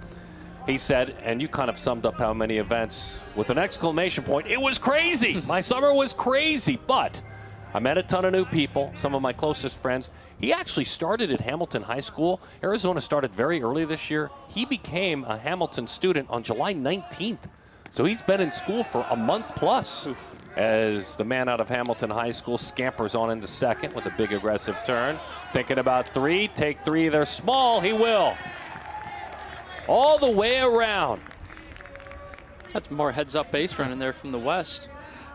Saw Griffin take a bag, Dvorsky steal home, and Connor Ray there noticed catcher getting something out of his glove, takes off, took a wide turn around second, scampers on into third. He was thinking third before he got to second. It was a turn at second base. You don't see that, and you love to. Amari Griffin has as good a 14U National Showcase as you can have. I had him on the field the whole time. Of course you did. Through 3 shutout innings, through 82% strikes, and had 5 hits, including I think 3 extra base hits. It was just as good a performance as you'll ever see. Like most of these pitchers coming out here nervous, but he's shown me he's a strike thrower in the past. And he's facing a Hawaiian. Out of Honolulu is Tyler Shindo, the middle infielder. The switch pitcher takes up and away, entering his freshman year. Although he is a Hawaiian, he is going to go to Bradenton, Florida, IMG Academy. His dream school is Stanford, and he's working with a 2-1 count. As he swings through that one. He's an interesting person, Danny, for sure. Yeah, there's no doubt. So he switch throws, switch hits, and switch pitches. And when I asked him about it, he said, it started when I was 6. I was undersized, and my dad said, listen, if you want to play, I think we should be more versatile. So he's natural lefty. So he started to learn how to switch throw first and then switch hit. And I got to say, guys, I don't think you said it, D. He got hit by a pitch yesterday in the scrimmage. And so he's been playing with a big bruise on his leg. And I give him so many props because I know it's a huge deal to be here, and he wanted to maybe play a little bit more. But I give him huge props for being in the box right there. Yeah, good stuff. Very good stuff. Boy, Dad said I need to be versatile. I don't know if it's possible to be more versatile if you're switching everything. Switch hit, switch pitch. He was signing autographs left-handed the other day. I said, do you sign them right-handed as well? He goes, no, that I don't do, both-handed. We saw Carson Liedl pitch. Now we see him hit. He's got a runner at third. Big strikeout, by the way, from Amari Griffin. Plays for 6'4" DP. That's his travel team, Amari's. You heard David talk about that national. It's just worth pointing out he also ran a 6.88 in the 60, which anything sub 7 at 14 is really good, and then you're 6'3". Like, that's a lot of coordination and athleticism in the Amari Griffin package. Lineup will flip back to the top of the order. All that are able to hit in the lineup. It's not 9 and then changes. It's the entire lineup all the way down. Then we get back to the top and Max Hemingway. Liedl talking about the change in the recruiting rules. He said, I have mixed feelings. I'm excited about all the opportunities. Bottom line, I'm nervous. The one thing I keep reminding myself is I have to keep working. I can't let up for one moment. I was able to remind these players last night. We had some great stuff from an interview we did earlier this year with Mookie Betts, the Dodgers' Mookie Betts. The 1-2. And I think it's a wonderful reminder, just a quick, swift, okay, I've accomplished a lot of them at 14U, and I just remind him, remember, when Mookie Betts graduated high school, he was ranked 300th plus by perfect game. So there's a lot of Mookies coming for your number 1 and 2 spots at the next level. There's no doubt. As that one's back to the screen. Zach Gallen would have loved to have been a PG All-American. Wasn't. Joey Votto went to PG National. Played in Jupiter. Would have loved to have been a PG All-American. Wasn't. Yep. And all those guys, they know. I mean, these players here know that they now wear kind of a recruiting target on their back, if you will. Travel ball target. And so Lito talking about the recruiting, which is just another thing you throw in the mix.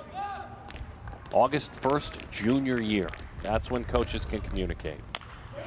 Breaking ball, and it's a ground ball. Ranging over to his left in time for the out, but that will play to run. John Stowers makes that play on a 5-3 ground out. Didn't do too much, got a breaking ball up. Just put the ball in play to cut the deficit down to 1 run here for the West. And so you talk about that target on your back and players constantly improving. There's a handful of players here who came to 13U National last year, didn't make the Select Festival, came back 14U, completely different players. Max Hemingway's one of them. He got a 7.5 at 13U National, put in the work, got quicker, stronger, faster. Now he won the Gold Glove as the best defensive player of the year, hitting leadoff for the West, committed to Tennessee. All the accolades started rolling in. So he talked about players consistently getting better, players changing physically, how their bodies are constantly growing, and we certainly take notice of it too, having that long track record with these players. And that long track record is very fun. I know every year, Darren, at the All-American Classic, I look at the pitching staff and look at each one of them and see what they were throwing if they were a 13, 14-year-old PG guy. And sometimes they've gained 20, 24 miles an hour in the course of 3 years. And these athletes are always changing, and especially today with, with all the workouts, the wild protein shakes, everything like that, some things that may not have happened in the past. There's definitely the physical curve there that's bigger than ever. Hemingway, as you said, explosive in his development. He's a really good all-around athlete. Speaking of explosive, well, David, you enjoyed your time watching Amari Griffin. Now I enjoyed my time seeing what you guys all talked about. The talented left-handed pitcher out of Loganville, Georgia. Had a gifted hitter. He just met his match that time.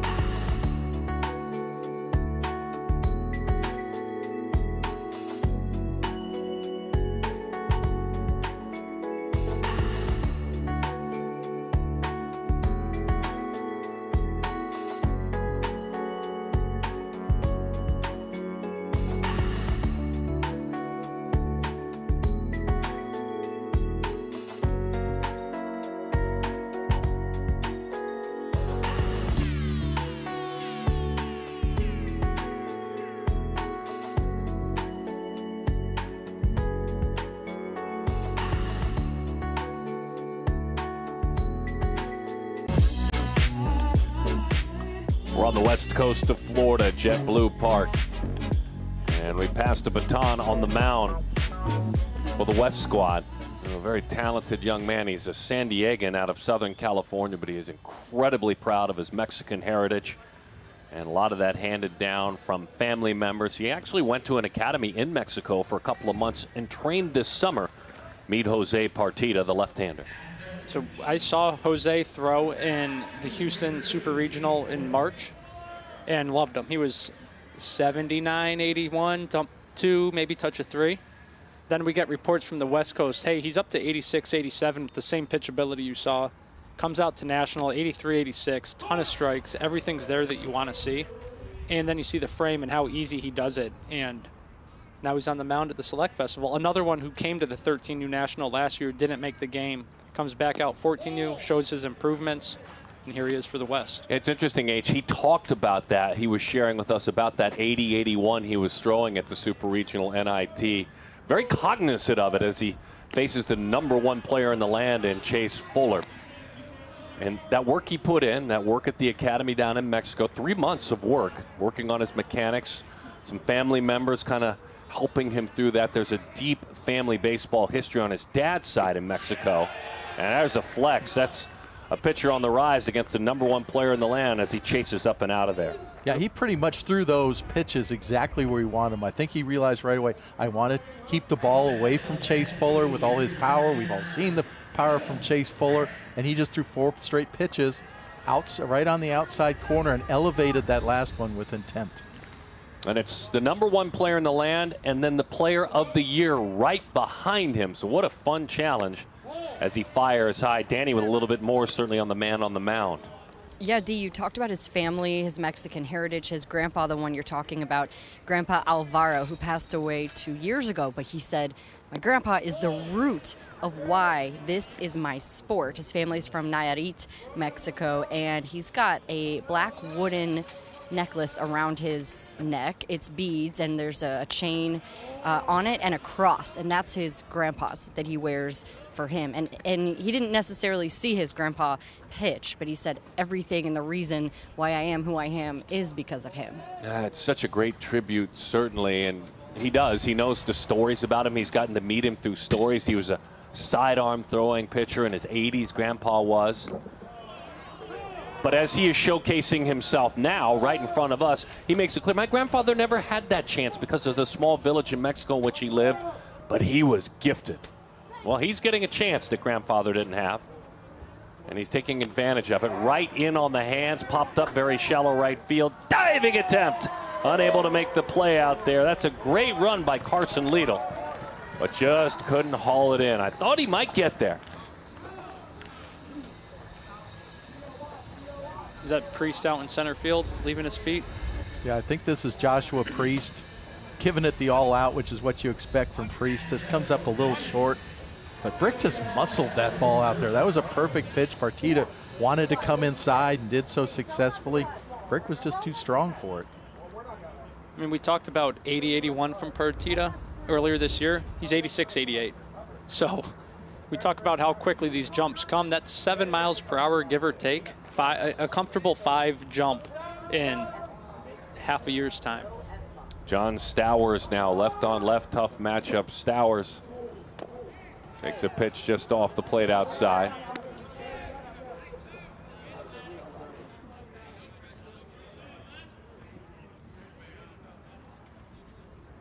What a great story developing on the mound. You guys have already been on it, especially you, H. What Danny added to it, what pretty pitch. You just see how refined and like easy and calm and collected he is on the mound. That's about as low effort a delivery and release as we've seen so far. On the ground, base hit, right field. Not an easy matchup. Look at the base running first to third, but look at the throw. Just a little bit up the line. Trailing right behind, clapping his hands out there is John Stowers. That's a couple of bases. Pretty strong throw, though, from right field uncorked. I believe that's Connor Ray out there. Yeah, that ball came out pretty good. Talked about Landon Green's arm out there, but he came up throwing, and had that have been just an inch more on line. Good swing from Stowers, too. We mentioned the left-handed bat, the left-handed power, how that's going to play, and left-on-left matchup, David. Pretty good swing. Yeah, you're right. If that was just a little bit more on line, Brick would have been out at third base. Also, good job by Stowers. Stowers saw that the throw was coming in on the fly to third, no chance of a cutoff, and easily made it to second. You shared with us earlier that this man's name hitting is Sushi, nickname. And I love the fact this is so baseball player-ish. His nickname is Sushi because he doesn't like fish or seafood. Kind of like as the story goes, when you joined the PG staff, you're Jeremy with an H, J-H-E-R-E-M-Y, and you let folks know that you didn't really like being called H, which became your nickname. That's how baseball works. You don't like fish, your nickname's Sushi if you don't like fish. Great. Are you okay with that nickname now? Oh, yeah. It's Doesn't easy. upset you? We don't offend you? It's easy to send emails, too. Okay. Just one letter. Infield drawn in. Saw some of our young heroes a moment ago in the shot. Golisano's Children's Hospital benefited. Striker. And the opportunity these athletes had to go to Golisano's Children's Hospital, longtime partner of this event. High bouncing ball, settles in, fair, it's touched fair. Partita was trying to avoid the baseball, and you could sense that all the effort was being made behind the plate by Lessard just to let it trickle foul. That had some spin on it. I think Lessard read that correctly. That's straight off the plate. This is as unique a play as we're likely to see. The ball going straight up in the air. Okay, who's going to field it? Who's going to field it? Lessard wanted no part of that, but I think the umpire made a good call. Yeah, it looked like Partita got in his glove. Run scores, by the way. Heads up from Lessard there, but Partita's momentum kind of took him through it, tried to avoid running into him. A lot of moving parts there. Sebastian, tell him it was a rocket. Just tell him it was a bolt that drove in a run. You bet I got a hit. You see it? Handcuffed him over at first. They thought they had him picked off. Unable to hold on to it over there at first base. Looks like Grindlinger's out there playing first. Just a little bit of misfortune. The Will Brick hit that he kind of muscled into center field that fell in. Sushi's 4-foot rocket right there. That it gets the job done, has a pickoff there, but couldn't complete it. Bouncing ball drawn in infield and into center field. It is some tough luck for the left-hander. Couple of runs scored. Nice job by Grindlinger cutting it off, but no one's at first. He didn't know no one was at first. As a matter of fact, look at on the other side, that East squad. The entire dugout was coming out to let them know that no one was on first. One first base coach, guys. But Mac was fired up. He didn't even care that he just got tagged. He brought in 2. And, I mean, again, David, you've been in baseball for, we established 35 years. Not to give away anything. Have you ever seen back-to-back at-bats where balls go for hits off of the plate? I'm sitting here laughing, actually, right now, between the 2 balls off the plate, feeling bad for Partita for allowing these runs when he hasn't allowed a barrel yet, and then this play here, and the whole East dugout's out there. I mean, the umpire's going, get back in there, and the whole East dugout's. I'm just sitting here laughing. This is great. Yes, they're 14, but it's also entertaining, high-level baseball. It's good all around. I mean, Partita, you're going to go look at the line score, box score here, and see the runs, but it's been about 150 feet worth of hits. And then that, a tough play behind him. He threw a heck of a breaking ball. Just unable to make the play out there at third. Well, Everly, the third baseman, had that one chew him up just a little bit. No, you're right. You'll see the line score and the runs, but at the end of the day, what a jump this athlete has made to be invited to this game, and Jose is on the rise. I can't not think that 90 is going to be there this spring, this upcoming spring season for Partita, with the jumps he's made and the dedications he's put into his training to already go from 81 in March to 88 right now.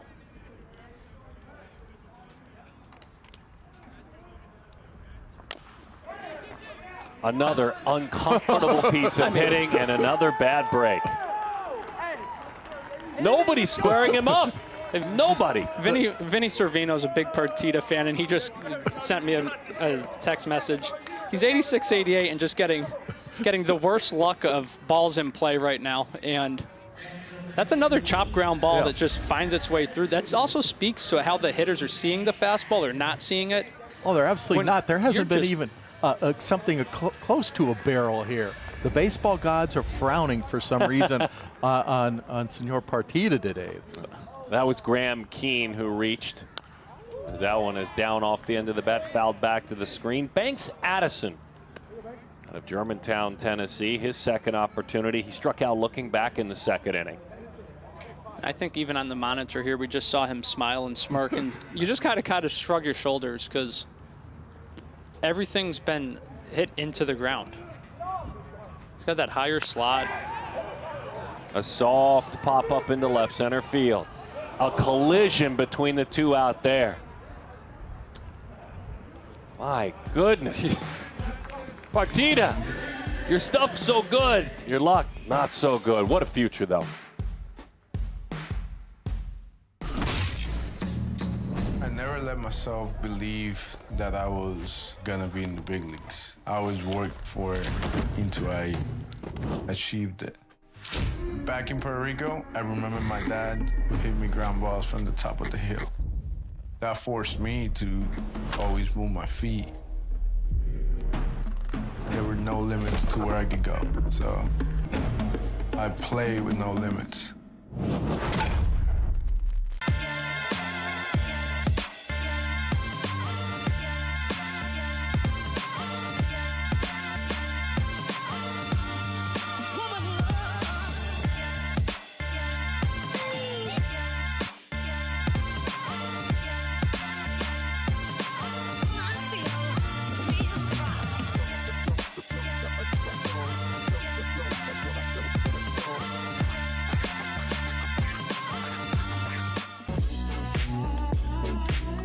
Here is today's Launch Hydrate game summary. Launch Hydrate, win the moment. How about a steal of home? Jaworski Lane, all kinds of courage.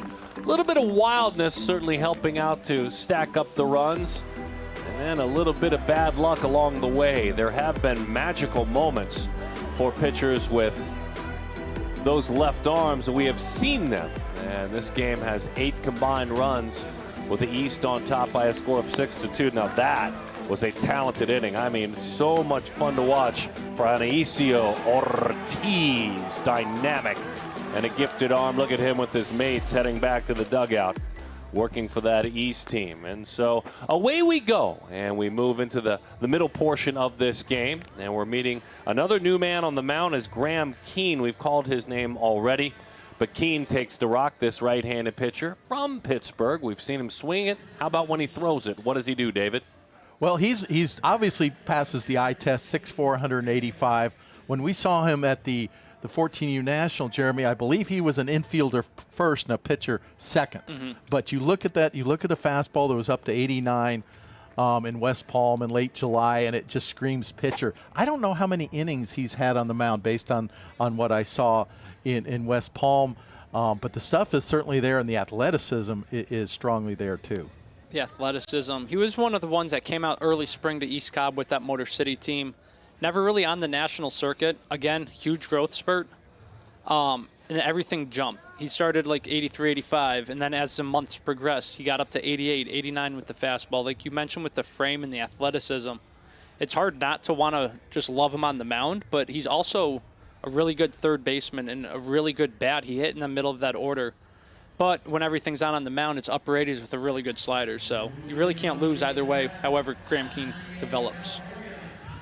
He fails very few tests along the way in this sport of failure, and it's fun to see him pitch now and do so against athlete from San Diego, California, Joshua Priest, who struck out back in the first inning. Father played at a high level of baseball, Priest. Dad is Nick, mom is Tracy, and dad was drafted professionally. Priest has a brother who's a 2024 who, if he wasn't injured this year, I believe an ACL injury. I'm pretty sure, Darren, we would have saw him at Chase Field in the All-American Classic. And Matthew Priest has run a 6.15 60. Josh has a lot of the same physical tools and twitchiness. He's also got straight A's on his report card and is a pretty active volunteer, so rounding out his resume certainly. One pitch from Graham Keane, one broken bat.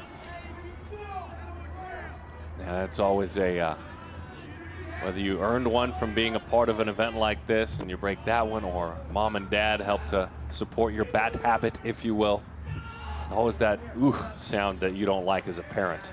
If there's any kid, though, to break a bat, it would be Josh Priest, in the sense that his dad makes his bats. Aside from these events, dad makes them at home for both him and Matthew. Oh, what a great note. He's got a bunch more at home. Obviously, this one's from the festival and probably has a little bit of sentiment to him, but during the National, he came up and showed them to me. They got their names in them, their logo in them. Pretty cool stuff. That is awesome. 2-1 the count. Take the story a little bit further, Danny. You guys are talking about the brothers. So I asked Joshua, what's your favorite thing to do with Matthew? You know, they're going to be playing together this year. He said, well, my brother likes to go to Chick-fil-A a lot. So we usually ride in the car to Chick-fil-A. He said, but I have to pay. So Matthew makes Joshua pay because Matthew's the driver. And so Joshua has to pay for the Chick-fil-A all the time, guys. Wow. Right in on the hands. Got to go to the hip, big brother, sometimes. You know, you're of the working age out there. You can take on that part-time job. Hey, by the way, there is a battle in the speed, as you talked about. I'm sure in the words of younger brother, he said, my summer's been amazing. I love playing with my buddies at PG National. I also ran track at Nationals and placed second in the 100 and beat my brother's time in his 8th grade year. But he currently runs a 6-1, so I've got a little work to do. I just don't think that's a fair trade-off. For every Chick-fil-A trip, it can't be more than a couple miles from home. Such an older sibling thing, isn't it? Gas is awful expensive in Southern California, Jeremy. That's fair. I want to dive further. I mean, Danny did a great job telling that story, but I think if you peel the onion back just a little bit, I'm not sure Big Brother is paying for every drop of that gas. I think Mom and Dad now I may be wrong, but Mom and Dad may be helping out. It's such a Big Brother play. Get him, Josh. I'm with you. Josh needs to learn how to say, I can't go right now. I'm expecting a call. Pick me up a couple of sandwiches. 3-2 the count. And he earns himself a walk. And with that reaching of base, it feels like the right thing to do. Buy your brother a Chick-fil-A for reaching at the Select Festival. Go ahead and pick one up for him. Treat. It was a treat to watch this man hit and then run the bases. Jaworski Lane, he walked, was active on the base paths, and stole home back in the first inning. Yeah, Graham Keane already up to 88. Obvious life to the fastball if he was able to shatter the bat on pitch 1. So he got that heavy diving. He almost picked up 2 bats that turn at the plate.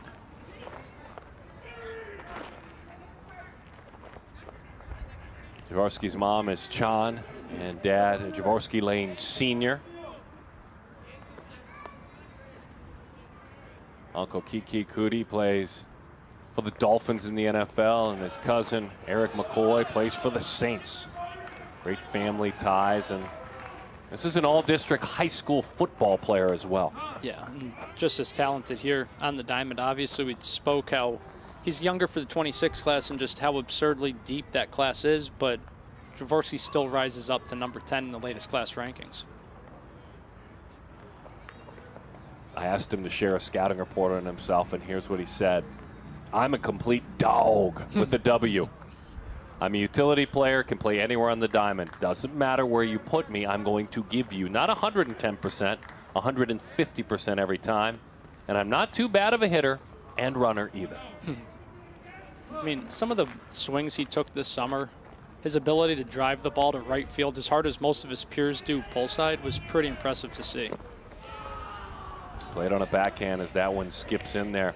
Lane's guy that he loves to watch play, PG alum certainly, and a guy who gives a lot back on the charity side to the youth game is Bo Bichette.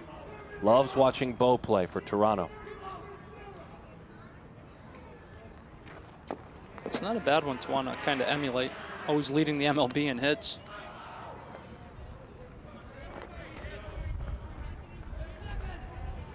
Right now he sees himself as a two-sport athlete. That'll change when it's supposed to change. And he looks forward to hearing from the recruiting side from both sports as that one skips in there. And a couple of walks, one to Priest, one to Lane. There is some really good speed at second and first now.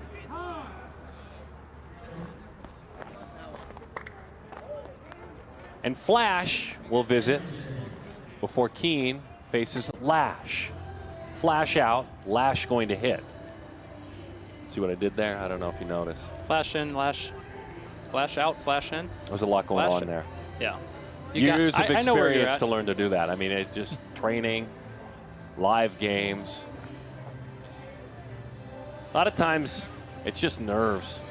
When you talk to these athletes before and after the games, it's the excitement of being a part of it, and you maybe want to try and do more than you're capable of instead of just trusting who you are. Right, do what got you here, but that's always easier said than Of done. course. 14U in a big league ballpark like this, so a lot of bragging rights. Almost every pitch you throw has got some sort of implication. You're going to see these guys throughout. Based off the ping pong games and video games, there's a lot of trash talking amongst these groups, these teams, these players. So, and this was all being live streamed, so it's going to live on forever if you get one of your buddies on the mound and get a good barrel off of them. Lash has gotten so much taller, and along with it, so much stronger. Those broad shoulders as he settles into the box with a couple of runners out in front of him. Out of Frisco, Texas, and he takes outside 1-0 the count. Son of Tracy and Michael. Siblings Jonah and Agent Wolf. As that one bounces in there. The most famous sibling name of all PG athletes. Lash, a heck of a student. Junior National Honor Society's member, President's Award for Educational Excellence.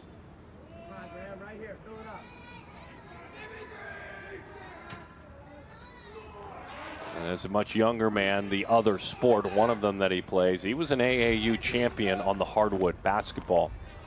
Played for Houston Hoop Blue Chips. Joey Brown, who played for the Georgetown Hoyas, was his coach. Pulled the hands in, and it trickles foul.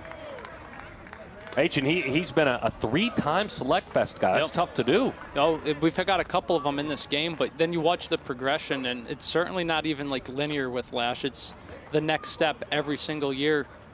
And I was just thinking, like, what's my Lash highlight from the summer? And it came from the Beasts of the East. We're on their big fields down in Panama City. He absolutely mishits a baseball. Like, doesn't get the barrel to it, not that much anyway. And then you watch it go out to right field, and it just keeps carrying and carrying. And we're watching, everyone's watching, and then it goes over the fence. Wow. And an opposite field home run. That he completely missed. And he'll tell you that, but yet, home run. Boy, there is such a presence in the box. 2-1. Just got on the top half of that baseball. And was in that Beast of the East, the WWBA PG World Series, played at National Elite Championships. Competed on an invite for the national team in Cary, North Carolina. His team won the PG World Series in Sanford, USA Prime National. All that while working through a hip flexor this summer. As he pops that one, there's your opposite field, just laid on it to the right side. Out of everybody who continues to grow, it might be Lash. Like, just completely, every time I see him, even walking in for check-in today, I'm like, Lash, did you grow another 2 inches? His mom Tracy's like, I swear he did. He says he didn't, but me and her were both in like cahoots saying, yeah, you're taller than even when I saw you at National a month ago. Well, Keene's done a nice job of making adjustments out here. He's thrown about 4 or 5 straight strikes after that wild streak. And if you'd noticed, all his pitches were going low in the left-hand batter's box. He was pulling the ball. He was too fast with his front side, and he seems to have calmed down now and really thrown 6 straight strikes now and has a good feel for things. That might have been a changeup, actually. And the fastball's still there. The velocity, he's sitting 87 now. But you don't, as a young arm, you're going to get that energy and like want to go get him. Then you settle in, relax, find that release point.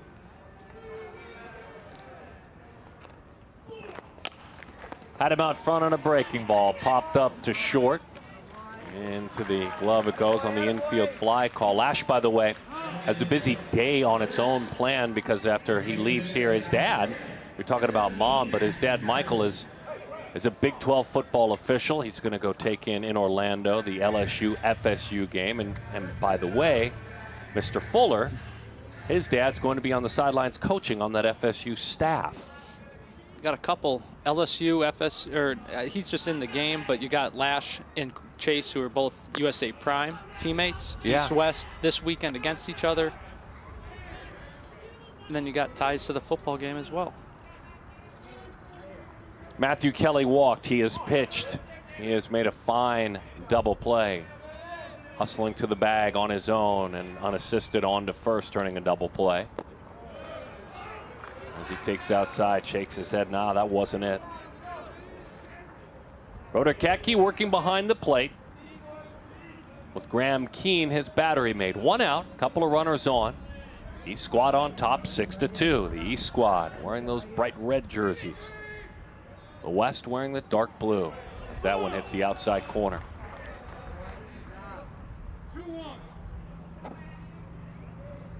Perfect Game Select Festival, the 8th edition of this game. Born here in 2016. Runners go, look out. Toward that dugout it goes. Has never strayed from here either. And based off the hotel setup we have, having these facilities, I don't think it's going to either.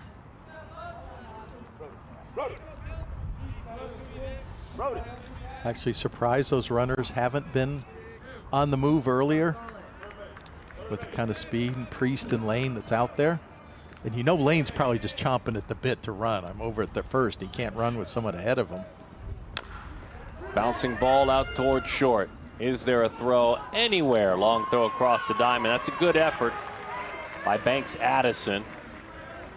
But a ground ball that had eyes locked in on that hole. We've had a lot of those singles that look in the book. They're going to be a line drive that just kind of find what perfectly placed. Banks does everything he can there. He has obvious arm strength, 86 across at the National, but to try to make that play at this level is just going to be almost impossible for a 14-year-old. But he did his best, and just even picking the ball probably saved a run for the East. Tegan Scott is 0 for 1. South Salem High School in Oregon, heading into his sophomore year.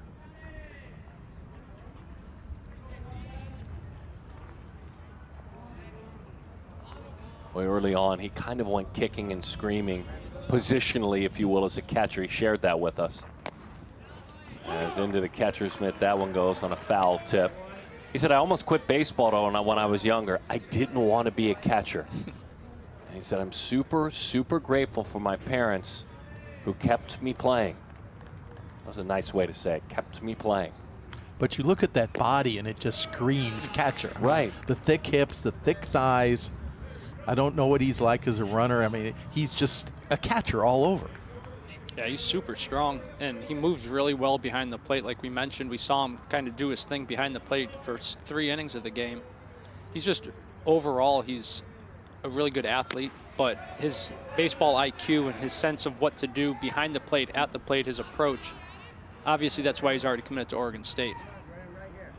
He loves watching Ryan Brown play at Oregon State. Talks about his talent and the fact that he steps onto the mound, the electricity, the emotion he brings.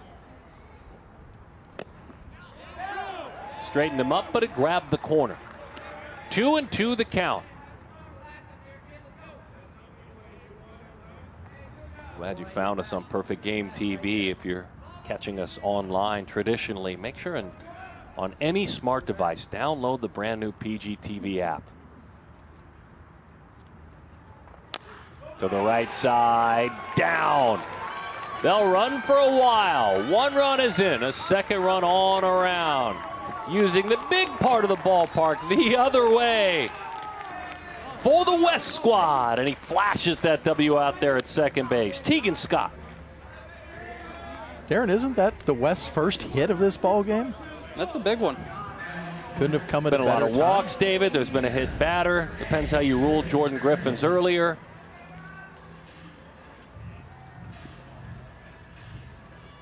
Great approach.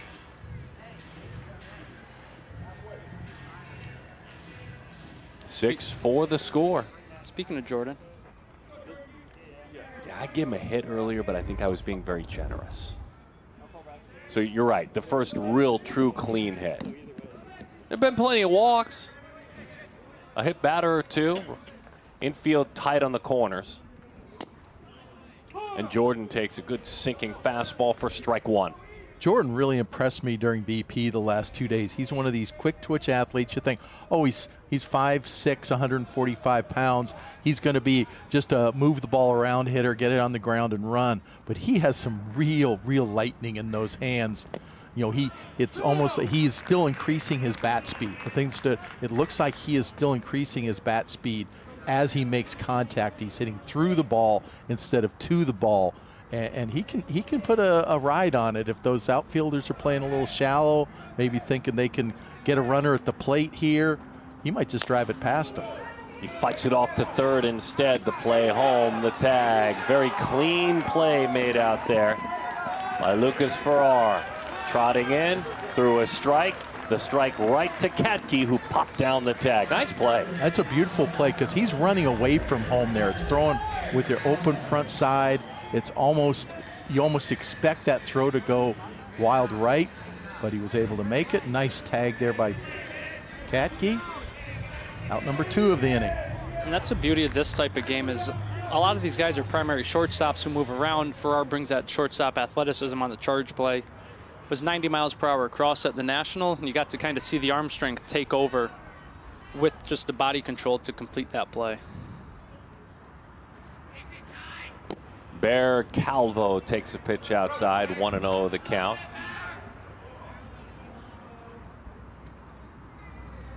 Bear sharing with us, and I'm not sure if it was tongue-in-cheek or not, that he's a big jazz fan. Loves jazz. As a matter of fact, he loves saxophone solos, he shared with us. Again, I'm not sure if it's tongue-in-cheek. Do you think that's true, Danny? Do you think he really is a big jazz fan? Oh, he absolutely is. We were listening to some Bill Withers yesterday, so it's actually very true. Some things I want to tell you guys about Bear. Number 1, if you remember his name Bear because he had 2 Carsons on his pony team, and the coach asked him for a nickname. He said, well, his favorite animal's a bear, so it's stuck. Also, as Griffin takes second, the approach at the plate from last year, I asked him about it. What's the difference? And he said, last year, I was sitting fastball. That's all I was doing. This year, I'm hitting any pitch in the zone. My approach, I'm going to sit back, so I'm more available to put the barrel on the ball. I thought that was so impressive from last year to this year, how the approach has changed for Bear Calvo. Boy, good anecdotes down there, Danny. We appreciate that as that one's fouled back to the screen. I know he likes the solo, and I know he likes the saxophone, but I wonder where he stands with Kenny G. I might need to talk Kenny G with him.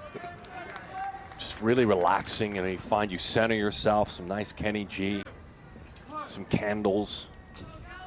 You know, after a long broadcast at the 13 or 14U age group, just put some Kenny on. I bet you Bear will do that. By the way, he's Costa Rican. He's of Costa Rican descent. And he kiddingly says, I don't know that I look the part, but I'm very proud of my heritage. 2-2 the count. 2s across the board. I love that story. We have 2 Carsons. What animal? Well, I like a bear. Okay, that's your nickname. Turns out that you're being called that on like a global stream on national TV. Everywhere you go now. You're a big prospect. Your name is Bear. For a random thing you said when you were 8 years old. By the way, he just shushed, I don't know if you noticed that, the East dugout. He gave kind of the pursed lips with the finger in front. Bear with the shush emoji. First base open, both dugouts making some noise. Calvo fouls it back to the screen.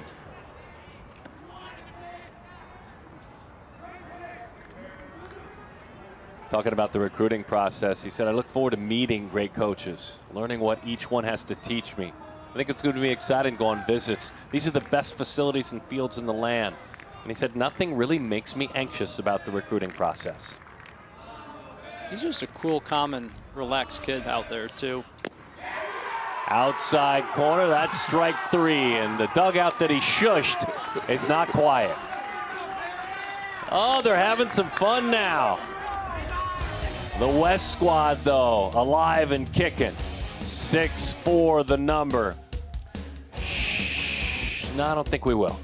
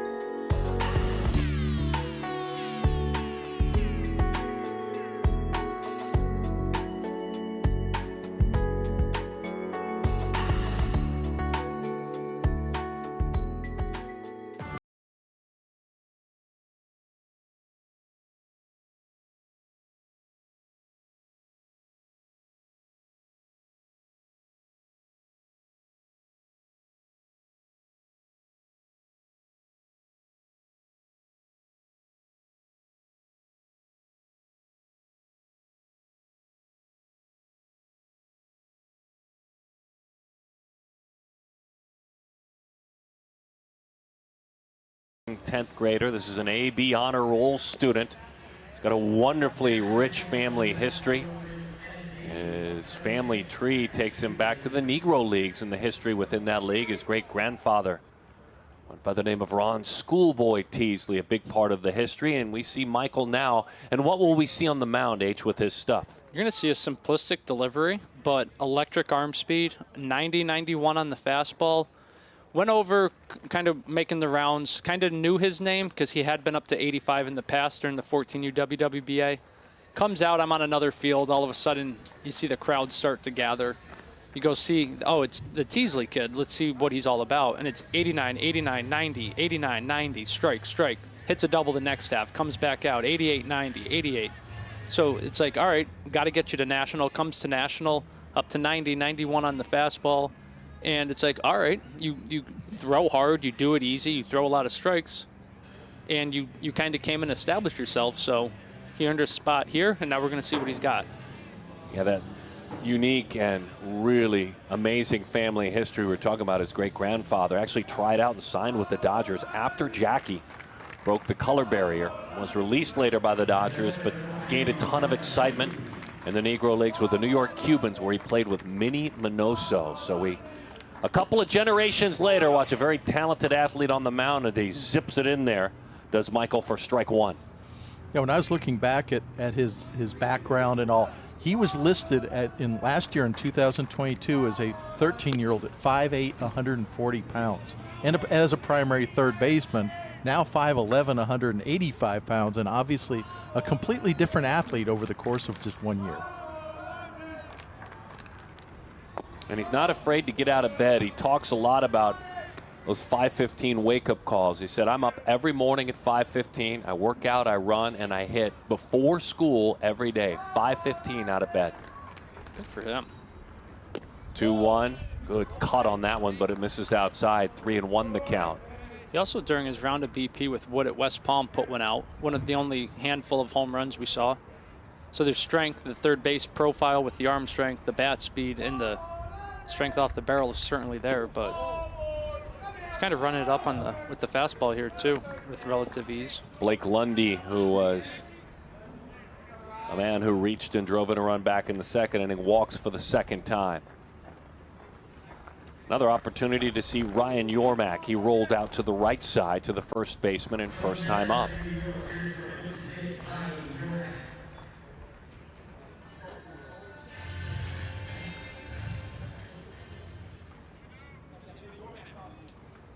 So far that first at bat, Teasley 89-91 on the fastball. Easy chance in right field. Yormack will see his brother pitch in the next inning. That one is put away in right. And he spun one curveball to Lundy that missed up. David, spin rate on it was 2,800. Oh, okay. So that's pretty good for those of you at home that don't know. So. Yeah, it's a delivery that should result in a lot of strikes. He gets a little rotational at times, a little too fast with that front side, but that's the excitement that all these pitchers have and on their first couple pitches. Runner goes. Teasley fires it home, and it's rocketed back to the screen. We'll do it again. As he works out there, we've talked about some of these athletes when they get this big chance who they're wanting to honor. A lot of them mention their parents, and some who are no longer with. He mentioned his tie to his great-grandfather, but also wants to honor Gunnar Smith, one of his best friends. He recently lost one of his best friends to brain cancer. He said, I'm just trying to do things, in this case on the mound, and things he was never able, unfortunately, to experience. Good breaking ball. You think of things in life as a young man that you don't ever expect or want to go through, and you hope that for young people, but that'll age you and give you wisdom very quickly to lose a friend.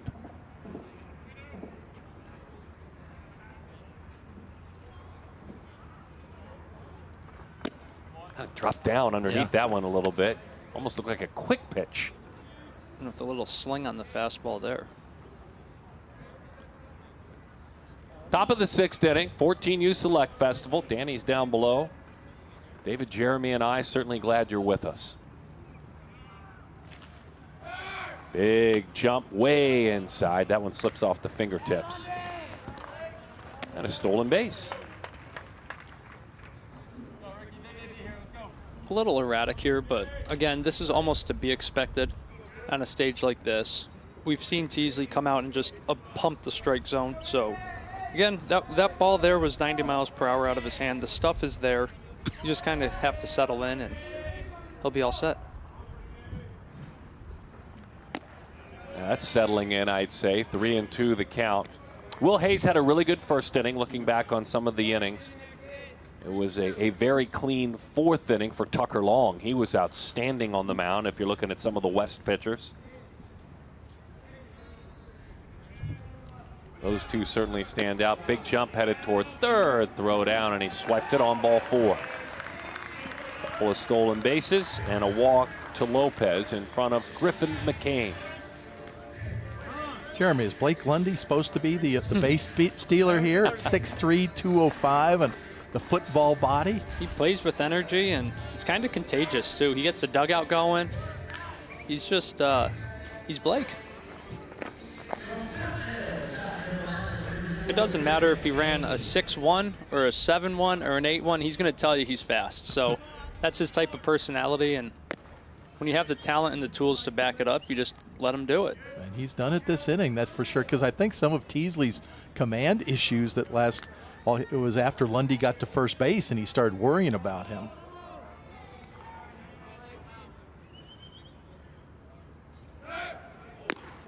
Runner takes off, in there standing up. Lopez with the bag swiped.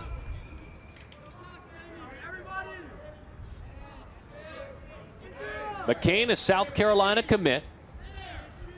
Managed to move his verbal in there ahead of the rule changes. Said it's an honor, a thrill to be a commit to that school. Verbally committed last year, dream come true. He said being so young, it's given me the fire inside to continue to work hard.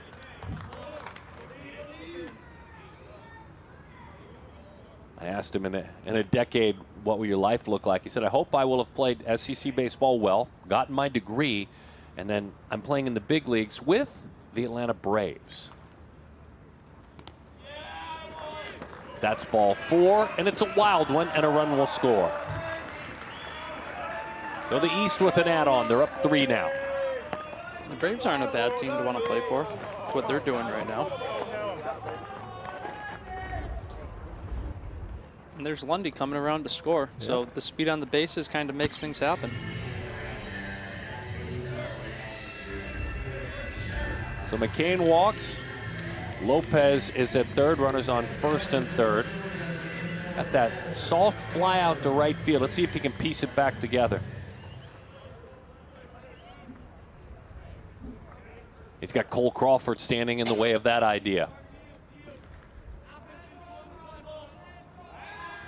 Boy, good move. Got him at first base. Popped the tag down. Had him leaning. That'll help you out. Nice athletic move.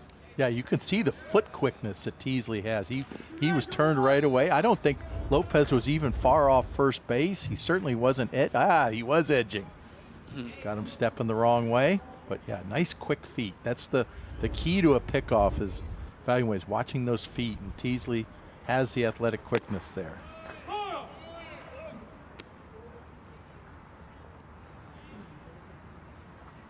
Cole Crawford thinks a lot of Donovan Tate, former 3rd overall pick in the draft. He's coached him, taught him through the past year. He's been able to learn from him. He's a Cartersville native, isn't he? He is. Yeah.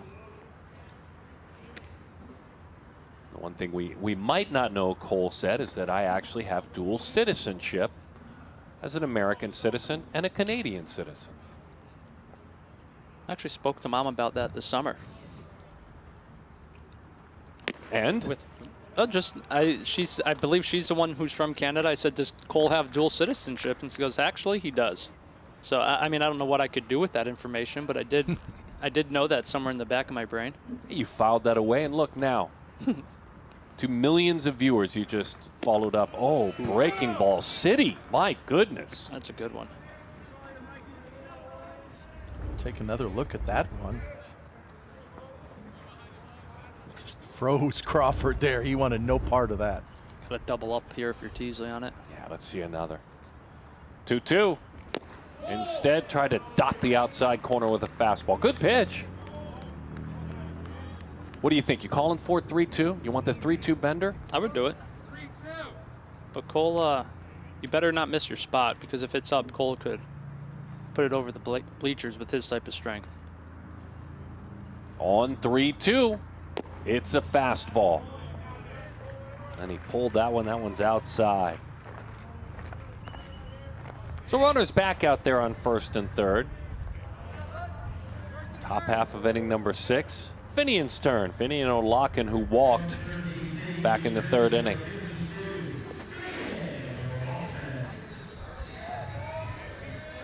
Every fastball still David out of Teasley's hands, 88, 89. So it wasn't a short little burst here of here's what I got, but still pretty big time stuff. Runner takes off. That throw, will it come home instead? Let's see if they'll turn it into a rundown. They will pop that tag down. That'll end the inning. That's how you do it. Nice job defensively. Really strong by the West team. They'll head back in. They're down 3. They'll look to do some damage with the lumber. There's a lot of great players, but very few icons. To be an icon, you have to be good on and off the field. The gold and black is iconic. I just love how they mesh together at the top. The icon bat is very balanced and light feel, which allows you to trust your barrel. It feels good when you swing it. Icon's different because the sweet spot felt huge. The pop, you just throw the bat out and the ball just flies. If you're an elite player, you'll love the icon.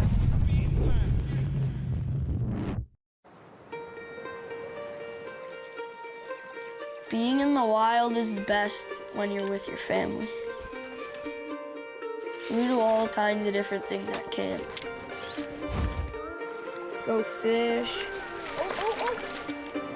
surf, dive. I think I'll probably be coming out here the rest of my life.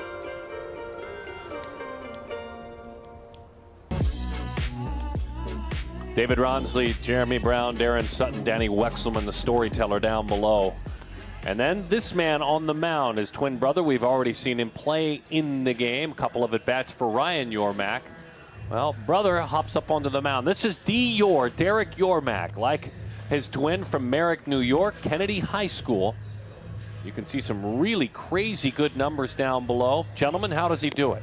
I mean, those aren't even video game numbers. You're at, 2 strikeouts per inning, a sub .2 ERA. He's big, he's strong, but he throws a lot of strikes. Okay. It's a full pitch, a full arsenal. Been up to, I believe, 88 miles per hour with the heater. Again, he's another one who wants to get 89 miles per hour. He wants to crack that 90 threshold, but like his twin brother, another Duke commit with Broder Kaki, also a Duke commit being his catcher here. So a Blue Devil battery, if you will, here. So excited about this chance to see him work. The first man he will work against is Logan Schmidt. Maddox Lessard will follow. Noah Everly here at the 14U Select Festival. JetBlue Park, year-round developmental home, and then also spring training home of the Boston Red Sox. This yard always great grub, great snacks, great perspective. A little bit warm today, certainly. But there's plenty of shade to be passed around for those that want to sit in the shade.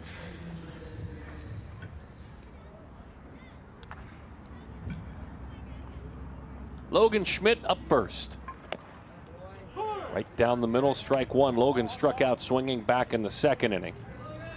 He dealt with Anaisio Ortiz, and that was not a fun thing to do.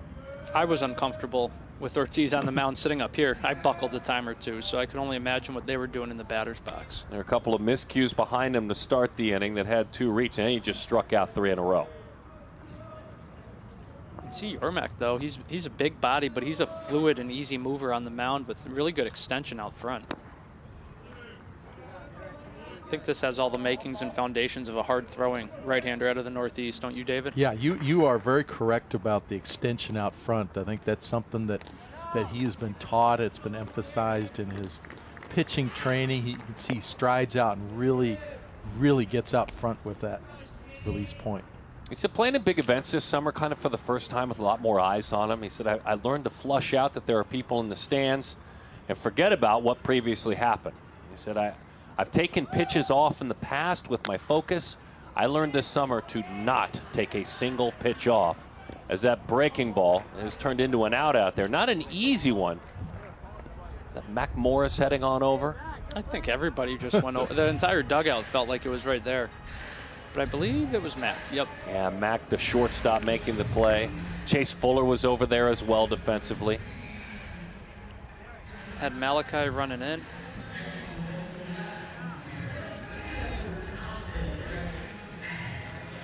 We saw a little collision in left field, left center field earlier. I think these players are yelling and stuff. I think the excitement level is just so high right now with a lot of them that they aren't hearing, or they want to make the play.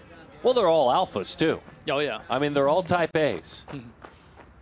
They're all center fielders and they're all shortstops, so they want that ball. And they know Darren will talk about you if you make the play, so a little extra TV time never hurts. Maddox Lassard sees a breaking ball drop in there, and I'm not sure he knew what to do with that pitch. I mean, that's not the first front door breaking ball we've seen to a right-handed hitter so far this game even, but pretty impressive. Boy, some giddy up on that fastball. Lassard, the son of Mike and Kelly, and his dad was a catcher on the '96 Wisconsin High School State Championship team. Played at South Milwaukee High School. Breaking ball. Knew he had to offer at that one as he fouls it off. Dad, by the way, coached varsity high school baseball in the great state of Wisconsin for 17 years. Football, too. And he's a returnee, Jeremy. Yep. You guys have him back again. He was at 13U last year. I don't believe he was our first Wisconsinite, but the strength and the bat speed are what stand out with Maddox Lassard. It's really good arm strength behind the plate, too. Even at 13U with the wood bats at the WWBA, he was able to drive the ball the other way. Now we've seen him starting to turn on balls, looking to elevate, hit a home run out at the National during his BP round, hit a double off the wall in game. So there's bat to ball there, there's strength there, there's bat speed, and obviously from Wisconsin, just getting as many reps as he can is imperative for him early on. Listen up. I said, if I give you a bucket of baseballs and a tee in a cage, what do? He said, I'd set up targets in the cage, have a target practice session. Go throughout my whole swing process. I do all the same drills. I would just use a tee rather than toss or throw. I'd add targets to emphasize hitting those targets 4 to 5 swings as he skies that one to the right side. Put away at first base. He went on to wrap up the thought by saying, my favorite way to prepare is to work on a balance and cycle of technique, speed, adjustability, and then live swing decisions. But if you give me a tee, I'm working with intent all around the cage. Nice play made over there. Any play into that sun as Will Brick makes the play. That ball was skied up there pretty good, too. And you look at the flags, kind of stiff out in right center field. So camped out under it, never lost sight of the ball.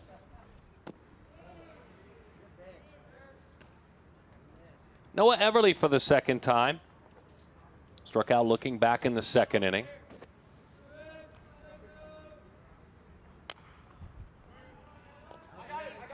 That fastball jumps out of the hand from Yormak. And it's also his ability to throw that curveball, and he's throwing it in the low 70s. So there's a 15, 16 mile an hour differential. That curveball slowing down the bats, and then the fastball, they're late on almost every fastball, the hitters. You got to think that extension helps it play up even more too than what we're seeing on the radar gun, which is a top of 89 so far. Command of that 3-pitch mix plus power when he hits. He's putting on quite a show here. Little pause as he hangs over the rubber, fires a breaking ball. Love that. And then Everly able to just stay back and just adjust, hold the hands back to fight it off. Freeze frame. Yeah, pauses were real big about 5, 6, 7 years ago. Number of high-level pitchers throwing it in, and the baseball purists all kind of didn't like that. Breaking ball lifted to left field. And a 1-2-3 clean inning. Embrace the pause, you baseball purists.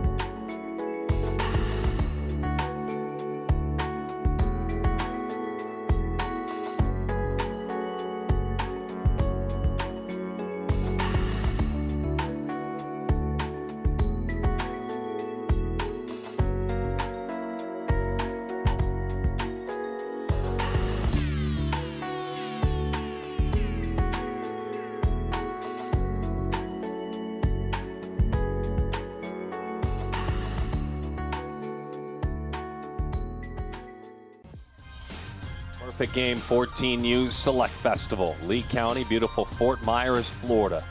PG South, as we like to call it here. Great facilities, multiple Major League team facilities. Minnesota Twins, JetBlue Park, Boston Red Sox, some classic old facilities as well. Trent Buckley, the right-hander, goes to work. Opportunity to watch Trent, who's out of Columbia, Mississippi, the son of Stacy and Carrie.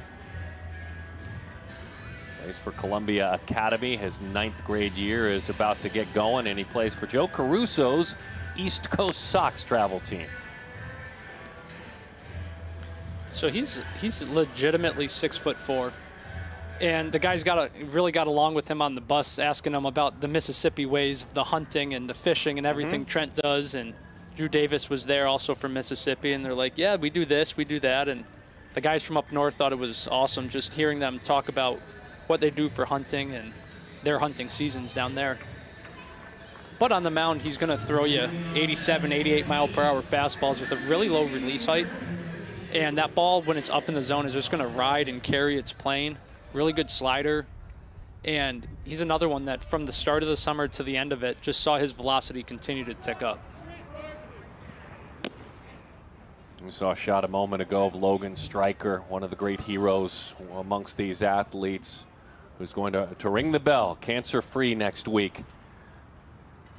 Golisano's Children's Hospital, as he threw out that first pitch, as that one is rolled foul. Finian O'Loughlin hits again. That hospital trip is definitely the best part of the entire weekend. And you get to see these guys not as baseball players, but just as kids. They're 14 and how they interact. And it was basically a rush to the elevator to see who could get up first to go play with them. Hang out with them, color with them, play baseball games with them. That one is high, 2-1 the count. D, what do you have for us?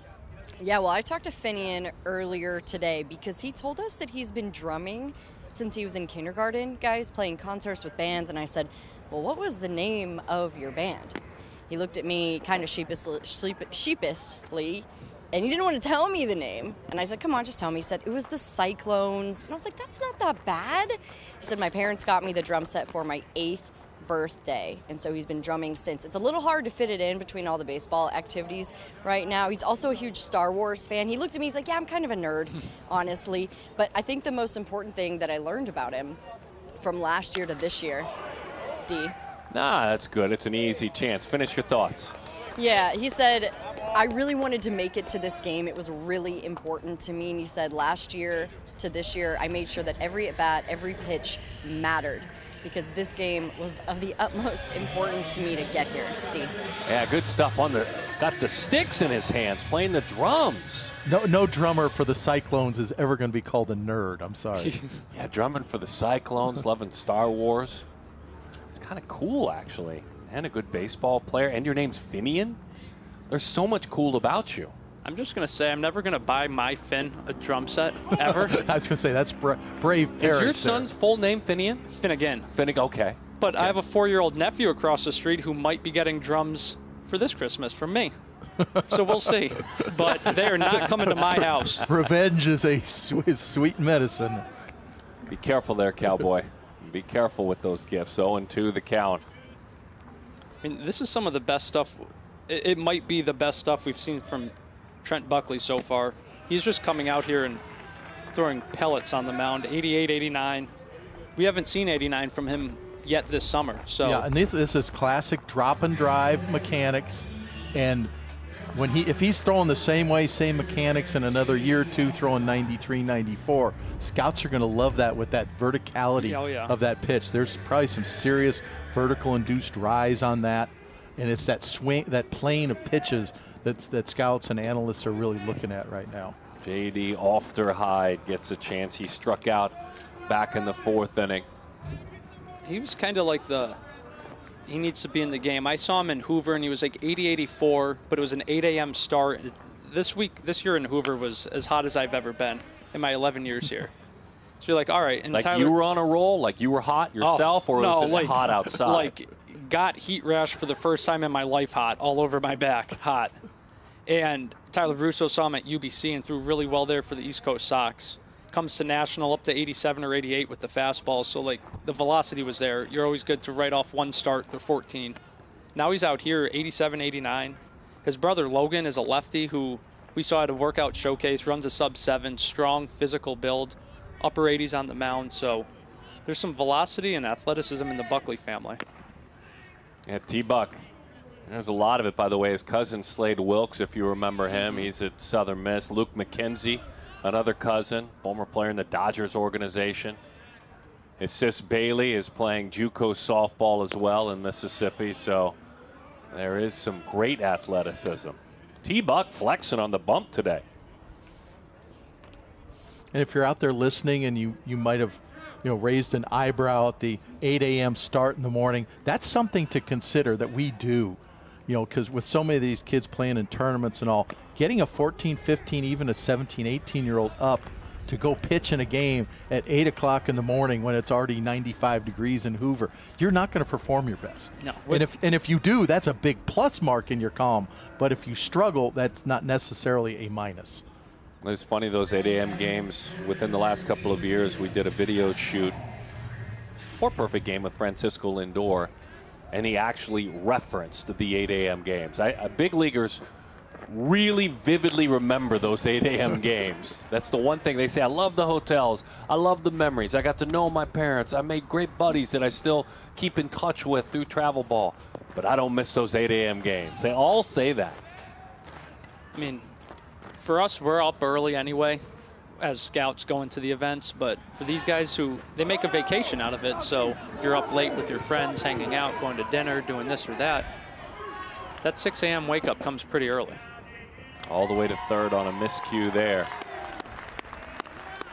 Well, the one guy that it doesn't bother at all, because we talked about it, I saw him out there, we saw him with a bright future on the mound. Michael Teasley made it clear, I'm up at 5 bells every day. Like, I'm working out, I'm lifting, so whatever all you guys, and including you, Francisco Lindor, now I'm putting words into his mouth, whatever Francisco and Mookie Betts, I get up for those 8 a.m. games, no problem. Boy, that's strong as he dips one over the outside corner for a strike. Here's the other unique part of the journey of this man on the mound and his strength and athleticism. At 10 years old, he was diagnosed as T1D. He's a type 1 diabetic, so he has to aggressively monitor that, pregame meals, glucose levels during games. And with that working against him, look how strong he worked out on the mound.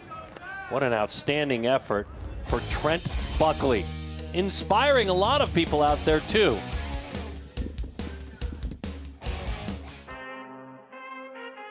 I need all the wins, yeah. Ain't no L's, I gotta get a no call and quits, yeah. Gotta keep on moving no matter how hard it gets, yeah. Better move out the way, cause I'm coming with harder hits. My head is as hard as a brick, but I'm harder than all of this. You better move, you might get knocked out, knocked out. You better move, you might get knocked out, knocked out.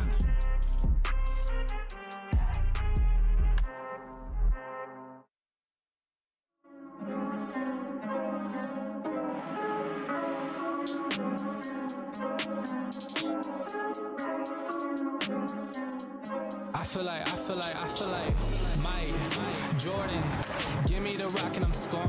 Hey, came from the bottom, that's scoring. I swear that I'm up for the sun in the morning. I told them this ain't a game.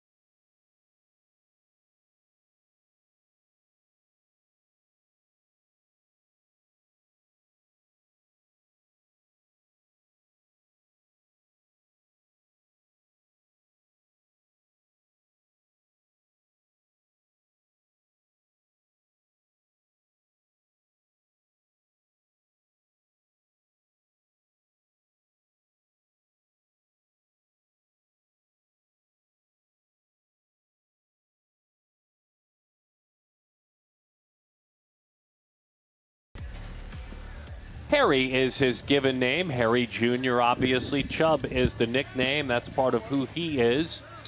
Dad ran track at Arkansas, won the SEC 4 times, was a national champion. His dad, Harry Sr., his mom is Dana. Top 20 player in the United States in this, the class of 2027. And how does he get outs? Oh, he gets them in a variety of ways, whether it's the fastball or the slider. You see the walk numbers are up there. There's 1 or 2 starts where things just weren't quite correct for him, and then he figured it all out. Everything was 100%. He came out down in Hoover during the WWBA and just carved. And I think it was a no-hit 5-inning outing where you're going to see the looseness, the fluidity. He ran a 6.66 at the Nationals, so there's obvious athleticism. He brings that to the mound. He's got that full hands over the head operation, really loose arm. Really good athlete. He's been up to 88, throws a slider, throws a cutter, runs a fastball. So he's really good at manipulating the baseball, and he's fun to watch on the mound. And this is a fun matchup against Carter Hadnot from Rialto, California. Great athlete as that one is fired way inside and off the plate. Hadnot basketball and soccer and football, baseball as well. Back-to-back state championships in football. And we really didn't have the opportunity to give Hadnot the credit the other inning when there was that rundown play, runners on first and third. And he did such a mature job of not only being patient with both runners, but putting himself in a position, the right place on the field to control the play and eventually get an out that, quite frankly, at this level, a lot of players will botch that play up and the run will score. Miami commit, very happy with his decision, that verbal commitment. That's an uncomfortable arm angle as that one fires home and it's fouled off. So first 3 fastballs, he's gone 87, 86, 89. And the 89 was a 2-0, kind of looked like a get-me-over, really, so that he wouldn't fall behind in the count. But the ball's coming out of his hand pretty hot. Harry Jones Jr., Carter Hadnot. Outside corner, that's strike 3. David just fell out of his chair, so someone's going to have to help David up because he just fell. That was a sweet slider right there. Now, I'm just thinking Jones with that delivery, it's deceptive, the arm action is different. Throws a nice tight slider there to the left-handed hitter right on the corner. Yeah, 80 miles per hour slider. Just Carter, you saw at the end of that little clip there, he looked back at Chubb and said, "You got me." You got me on that. Now, I love this package, 6'3", 170. Obviously, hugely athletic. You have to be athletic to repeat that delivery. But then the 6'6" runner part of it, you know, and he's still 14 years old. And we talk about these as 14-year-olds. It's a 14U festival, but a lot of these kids have since turned 15 and such. But Jones still has a couple months before his 15th birthday, so he's one of the younger players here as well. And I'm liking what I'm seeing. As he dots just off the plate, that outside part of the plate. Bright future, certainly. This man on the mound, another man on the mound, Charlie Soto, a PG All-American, first-round pick of the Minnesota Twins. As he looks out and he watches a young Charlie Soto work. Danny is with him. He visited this game. Guys? Yeah, D, thanks a ton. Charlie, so excited to see you. Congratulations on the draft this year. You came back to watch these guys, but how has it been for you so far? It's been great. You know, pro ball is a whole different lifestyle. You know, you're going to play with guys, 25 years and up. me being 18, it's been a great transition. But I mean, this is what I worked for all my life, so it's been great. Yeah, all that hard work we've talked about, we've seen you put that work in. What's something maybe that surprised you so far about what life is like as a pro guy? Just the amount of tools that we have in pro ball. You know, we have access to everything, whether it's, you know, any nutrients or like any like pills or anything like that. You know, we have all access to that. You know, before I didn't have a lot of access to it, but you know, you go in that training room and you have everything accessible. So this is our 14U age group, right? You were at the All-American Classic not that long ago.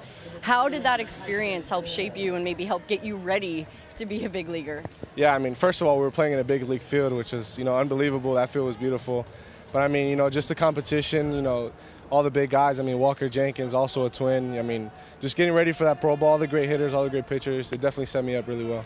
Last one is, what advice do you have for these guys? I know there are a ton of people watching at home right now, and these guys want to be you one day. What do you want to say to them? Just have fun. I mean, you know, you guys got selected into an All-American game for your age. That already shows that you're the top guys in the country. So I would say just have fun, and you know, just have a lot of dedication. Come back and hang with us, okay? Always, yes, sir. Charlie, thanks. Thank you. D? Well, that always says so much about athletes that, you know, he's done with his work for today, and certainly working here on the complex, hasn't had a pro inning. I'm sure we'll pitch in instructs and they'll extend him out after what was his high school season. But it always says a lot that they come and they want to hang out with the guys, hang out and pass it along, as that one is fired outside.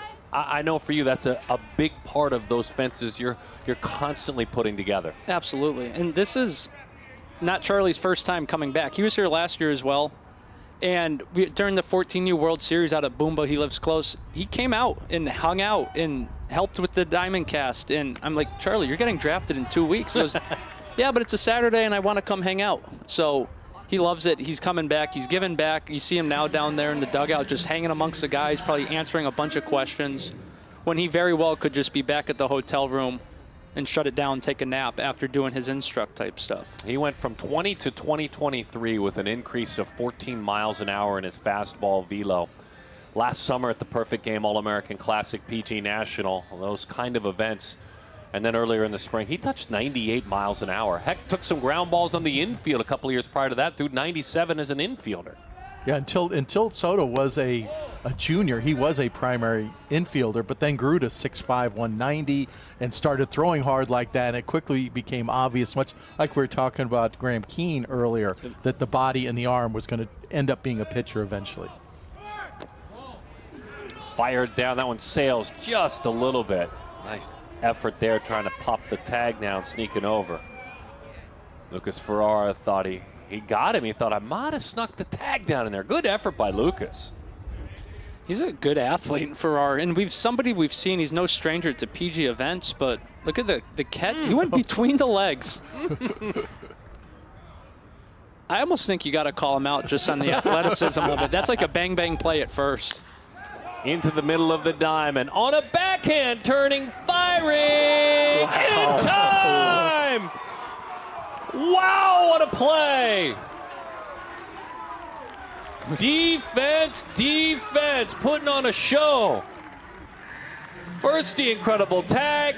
I didn't get the call. Let me give one more chance of getting the call.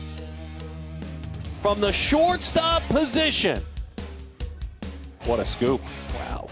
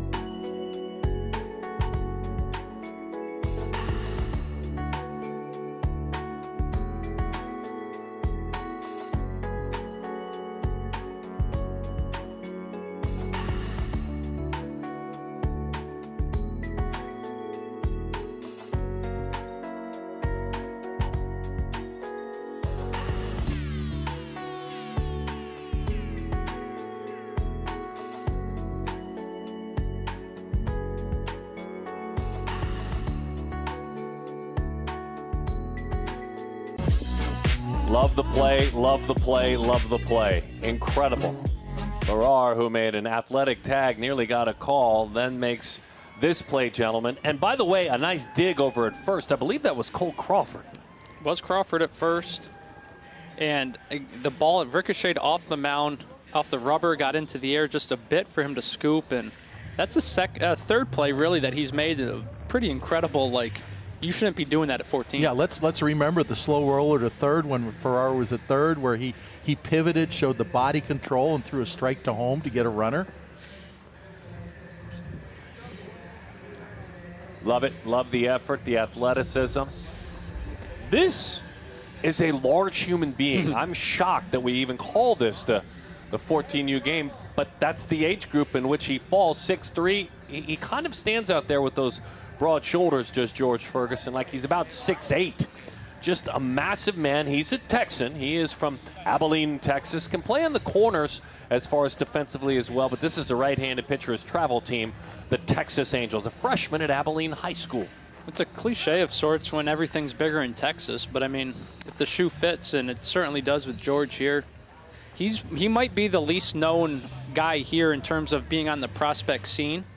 You see 12 innings, but he came to the Sunshine South Showcase, threw on a field, up to 85, and our guys texted and like, hey, I really like this.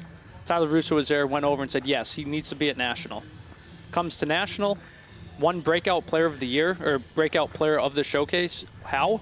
He struck out 7 of the 9 batters and was up to 88. He was up to 85 at the Sunshine South. Now he's here, and we see his ranking at 222. It's something that's surely going to rise in the next iteration of the ranking updates. And like Chubb Jones, 14 years, 10 months old, so still very, very young for the class. Still hasn't turned 15. And a chance for Amari Griffin to slot in. You guys didn't have him in there initially, but he pitched well enough to say, hey, you can hit, get out there. So Griffin hops in there at the bottom of this order and leads things off. Yeah, Griffin won the two-way prospect of the 14U National Showcase, as we spoke about earlier, going 5 for 7, 5 for 6.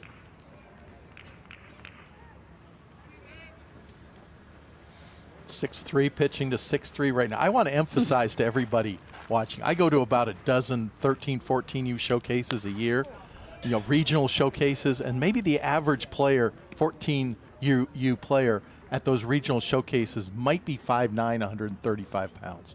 These are not only exceptional athletes, speaking to their athleticism and their baseball tools, but they are also just big, strong young men for their age. And that's exceptional for the age group. And it doesn't mean that when you're 17, you're out there looking and say, wait a minute, I'm 13, 14 years old now. I'm not going to get anywhere close to this big. People grow. You might change. There's a good chance you're going to change between 13 and 17. Big George Ferguson on the mound. Wanted to make sure he gave a lot of credit out here publicly to Tyler Hale, been his pitching coach for the last 7 years, played for Arizona in the 12 College World Series. That one rolled into center field. Amari with a base hit. His mates like it, gets them all excited for sure. So we're seeing right here with George, 85, when was that showcase? It would have been a early spring showcase, Sunshine South, just beginning of the summer, 85. Comes to National a month ago, touched 88. First pitch out of his hand, 89, 88, 90, 89. Is there a little adrenaline? Sure, but this is an arm that's just going to continue to grow into that big Texas strike-throwing, hard-throwing right-hander. I think would be safe to kind of assume at this point. Breaking ball just never got there. Hits Chubb Jones Jr. Both of the pitchers who are well-rounded all-around players grabbing it back. Griffin and then Chubb thinking, maybe I don't know if I should have hit. I don't know that that's what I wanted. We'll get back to the regular order with Malachi Washington at the top. But Malachi now gets to swing it with a couple of base runners out in front of him. That's always a good thing. And a bit of a challenge now for George Ferguson. You've seen the way he uses his frame to his advantage to really power that ball downhill. Might be tough to double up with the speed on the bases. You got 6'8", you got 6'6", on the bases, and you got 6'6" in the batter's box. So There's a lot of speed right here. Again, they're 14. And these are some of arguably the 3 fastest hitters here, or the 3 fastest runners. So, but when it comes in hard, it comes off hard, and maybe they can turn something up the middle with the duo they got. Yeah, induced a ground ball, but just got through off the bat of Griffin. Well, Ferguson's also doing an exceptional job of keeping his delivery short. He was 1.06 to home plate on that. He had a slide step, and if the runners had chose that pitch to go on, somebody was going to get thrown out. It's a really short stride, too. So that's going to help aid when you work against that front side to power it downhill, create some sink, create the downhill angle. So he's got a fun list of favorite players as he works out there on the mound and does so against Malachi Washington. Kind of a mixed bag of favorite players, if you will. Runners take off, swings right through, and that one popped loose. It was a double steal that time. He said, I love watching James Karinchak, Marcus Stroman, Cody Bellinger, Adolis Garcia, and Corey Seager. Why? He says those players are all very electric and fun to watch. That's right there, his collection, his favorite player baseball card collection, if you will. Those are his guys. Infield drawn in.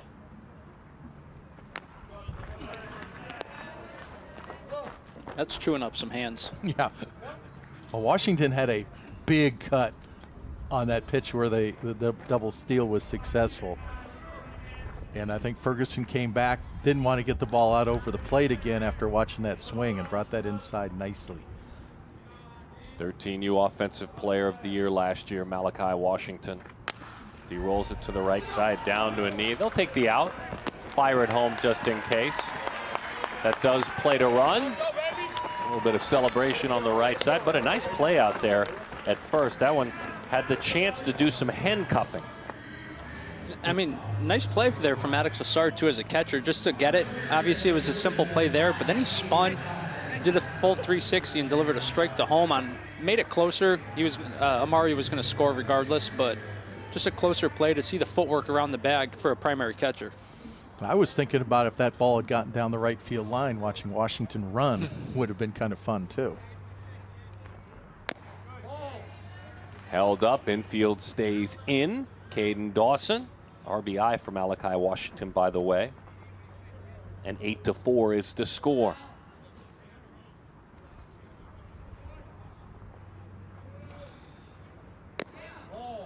Never got there. Not a bad looking pitch, though. There's some depth to it. He threw a slider at the National as well. And when you can spin the baseball and throw upwards of 90 right now, the way Ferguson's doing it and the ease of which he's doing it, there's a bright future here for him. I think it's safe to say he's no longer an unknown in the travel world. Unique approach watching Dawson in the box, holding those hands away from his body just a little bit. You can see the coil where he shows you his number almost completely.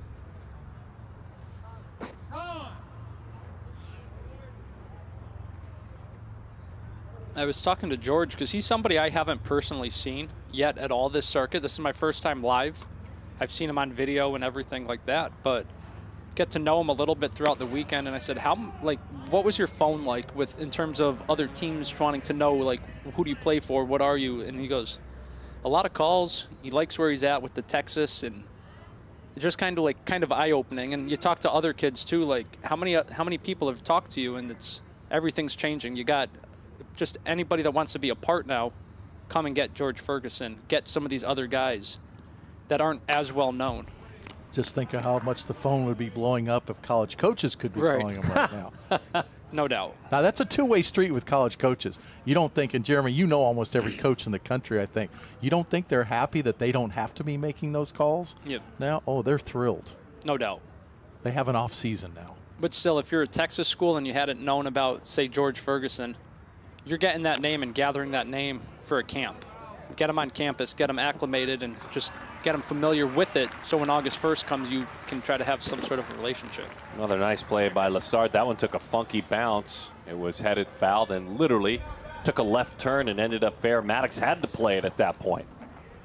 Another run scores. It's 9-4. Uncomfortable contact.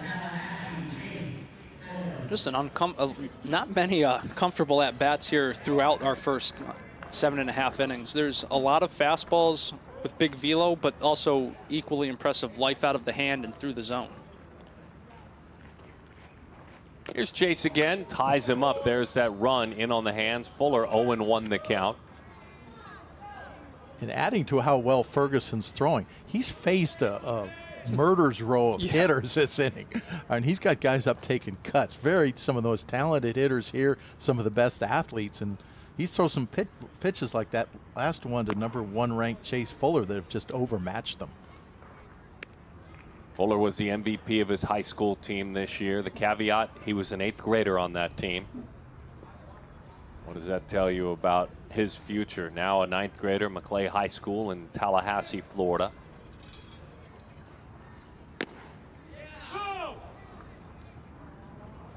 One and two the count. Brother Jordan played basketball at Mercer, then professionally overseas. Sis Jade played volleyball at UConn. Sister Jewel played volleyball at Boston College. As the hat flies off, that one's high. He won the 5-Tool Player of the Year award last night. Ran a 6.71 at National, 91 across, or 6.73 through 91 across. He's been up to 90 on the mound. Won the home run derby. Pretty good collection of tools and kind of a justification for that award. I surprised him too. He was a good sport. We had an envelope that we kind of put a whole role play in with our partner in media, Jim Jenks. And Jim came in with an envelope, interrupted the gathering, and we had Fuller open the envelope and present the award for two-way player of the year to Jared Grindlinger. But he had no idea he was going to be a public speaker when he walked up there. And you know what? He did great. Yeah. He did great. That's back-to-back weekends you've gotten on 13U as well. And coincidentally, with the release of the 28 rankings, it was back-to-back #1 players of the year with Dexter McLeon doing the 13U and now Chase Fuller doing 14U. Ready for those press conferences someday. They'll do just fine. They took them all in stride and delivered it. 3-2 the count, 2 outs. Fuller really talking to himself right now. Well, right, he's uncomfortable now. He has a definite 2-strike approach. The pitch before that, he had really shortened up his swing. And still late on the ball. Yeah, good fastball up and away. You guys talk about the bright future for Big George Ferguson. The Texan delivers.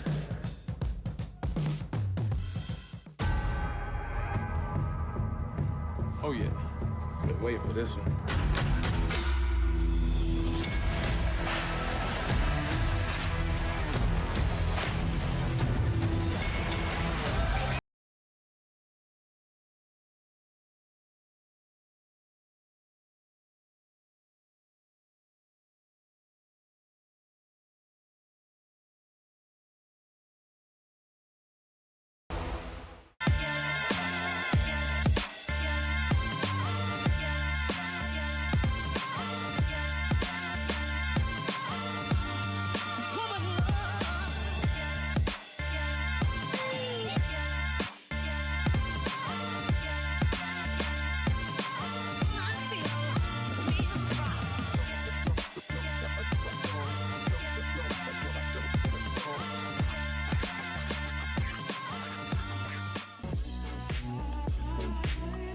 Well, for the rest of the world, if you've never taken in spring training in Lee County, Fort Myers, Florida, let alone a perfect game event, do it. It's spectacular. This venue is gorgeous. JetBlue Park, it's certainly the Boston Red Sox home, but perfect game, they're lucky to share it. They're definitely roommates with the Boston Red Sox, who are good partners. And it's fun to be able to be here. Let's get to know a left-hander on the mound. He's from Viera, Florida. Gabriel Norman can also play first or in the outfield. He's at Rockledge High School. FTB Phillies scout team. Jeff Hoyle, his coach. And some of the schools that he thinks about: Florida State, Florida, Miami, the son of Jennifer and David. Left-handed pitcher Gabriel Norman. Look at that ranking, by the way. You guys think a lot of his work. Yeah, it's an upper 80s lefty. What's not to like about a 6'3" lefty, higher slot, downward angle, good breaking ball. He really burst onto the scene at the end of almost last summer, like the very last event at 13U, rode that momentum into the fall with the FTB Phillies scout team down at West Palm, continued to kind of rise and see that mid-80s fastball tick upwards, 86, 87, 88. And then again this summer, just continued to miss bats. You saw, I think it was 99 strikeouts this summer, so there's something there. That number just leaps out, the almost 2 strikeouts an inning on big volume. He's thrown a lot this summer. And anytime I see strikeout numbers like that, first thing I think is he's throwing his breaking ball for strikes. Because that's how you pick up strikeouts, whether it's, in the minors, the big league level, certainly, at the teenage level, you throw your breaking ball for strikes, it guarantees you those kind of strikeout totals. Chicagoan Parker Robinson to lead it off. This is such a great, well-rounded athlete, a sprinter for sure. Third in his conference in the greater Chicagoland area in the 100 and the 200. He anchored the 400 relay, second fastest time in the state, top 20 in the country. P-Rob, Lake Central High School, Chicago. Maybe he'll give us a run time home to first. Fastball sails up and in. Played for the MLB Breakthrough Series team. They do such great things. Was invited to be a part of the Hank Aaron Invitational, wearing number 44 in this game.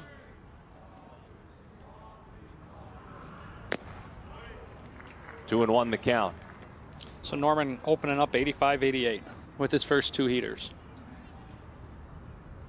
And we kind of had a run of lefties early in the game. And then we had a lull of, well, not a lull, but they were electric right-handers. And now Norman's the first lefty to come back in a little bit. So, and we'll have one for West, I believe, next half inning with Jared Grinlinger.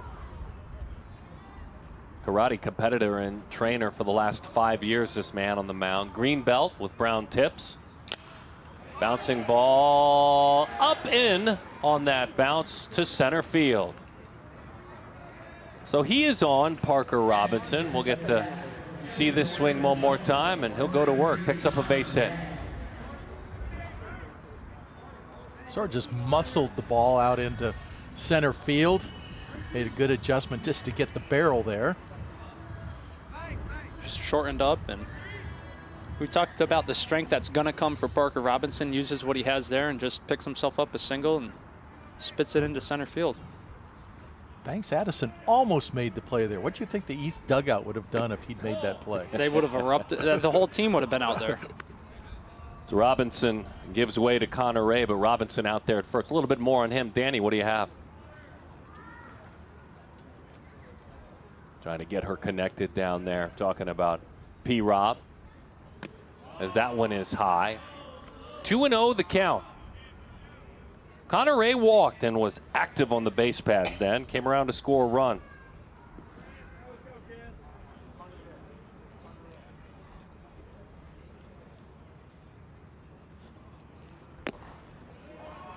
That one dives outside, just trying to find that spot. Falling off a little bit toward third. The arm just not catching up. No, but there's some serious arm speed here with Norman. And when you have the ingredients of 6'3" and left-handed, you're always going to be held in high favor, obviously. Then you're throwing 88 at 14. Like, there's just so much here to like with Norman. You're talking about Finian being a drummer earlier. This man on the mound plays the guitar, plays it well. Plays for the jazz band in his middle school, all-county jazz band, as that one's inside. Plays for his church. A single, not hard hit, and then a walk to start things. And Tyler Shindo. That's a dig-in right-handed both times. In a game where there's only been 3 lefties, Shindo's faced 2 of them. Son of Jamie and Dustin.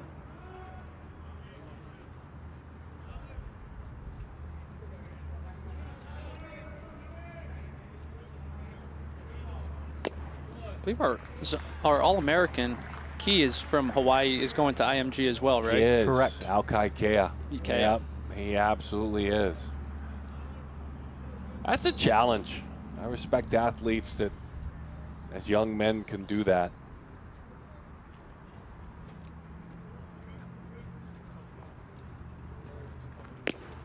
Good fastball. That's just not going to school or going to a prep school a half hour away. You're talking the other side of the country and then some. Yeah, but with Kia, with a senior, yep. You can understand having the maturity. Kia's traveled since he was in the Little League World Series. When you're talking about a 14-year-old just entering high school, that's a completely different environment and a completely different adjustment. Good looking pitch there. Norman's sitting right there in that mid 80s with the fastballs, still bumping 6s, 7s right there on the ball up. But he's doing it with ease, too. Robinson out there at second, trailing behind Ray, and a step off.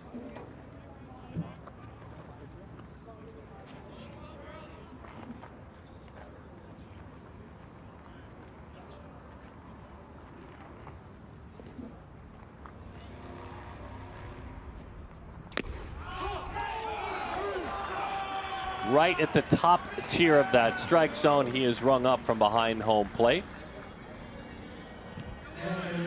West dugout kind of erupted there. They're in it to win it. There's no doubt. Let's invite Danny back in. D, you working down there? Got some new batteries?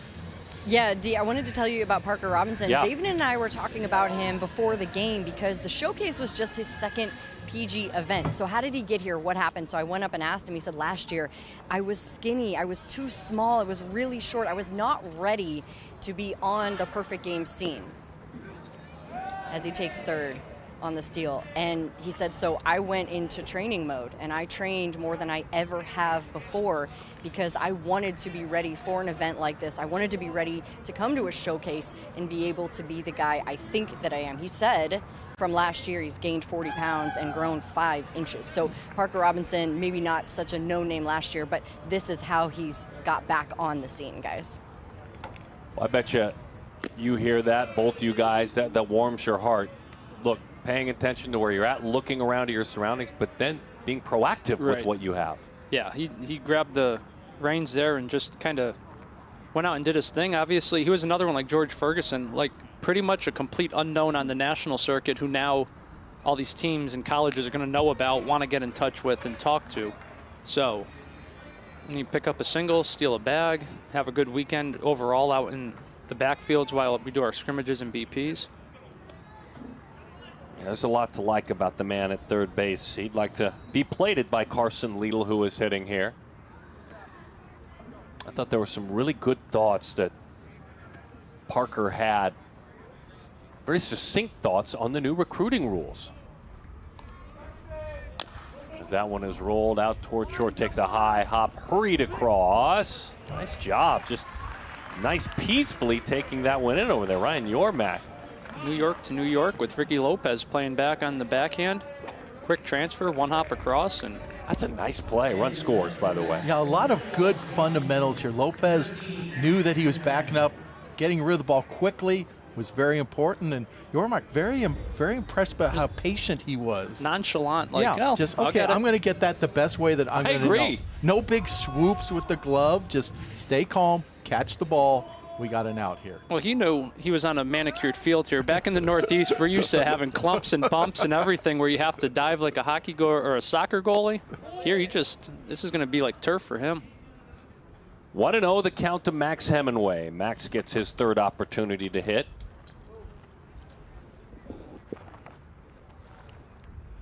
Connor Ray at third base was very aggressive coming off the bag on that first pitch. We'll see what else he's doing. That he might have learned something from Javorsky Lane in that first inning in the steal of home, because Ray strikes me as the kind of young man who is always going to be looking to take that extra base. That's not his first time. He was on third base earlier, and I noticed that too. Earlier in the game, he was again almost halfway down the line clapping. And Tennessee commit Max Hemingway would love to keep things going with 2 outs. His team up 9-5. Tried to spin a breaking ball there. Max wanted to make sure he gave a lot of credit to Travis Calloway, his personal trainer, who's also his inspiration. See, Travis was in a serious car accident, was given just a 2% chance of walking, telling the doctors, just watch, I'll do it. He does, and he trains a lot of athletes. He said he's going to help my body grow into competitive shape, and he's my inspiration as that one is fouled off. Good football player, too. I mean, he was the MVP and captain of his junior high football team last year. MVP and captain of his junior high basketball team. But H, you've won a top spot your Select Festival in his world. He says committing to Tennessee and the Select Fest, my 2 favorite baseball accomplishments. That's all within the last year's time. That one's fired into left field. That will plate another run. He didn't steal home, but he caused that run just by scampering around the bag, going back and forth, and Lundy threw 82 miles per hour behind the plate at National, so there's arm strength. He wanted to show it, but Connor Ray got the best of him in the West. Plate's another.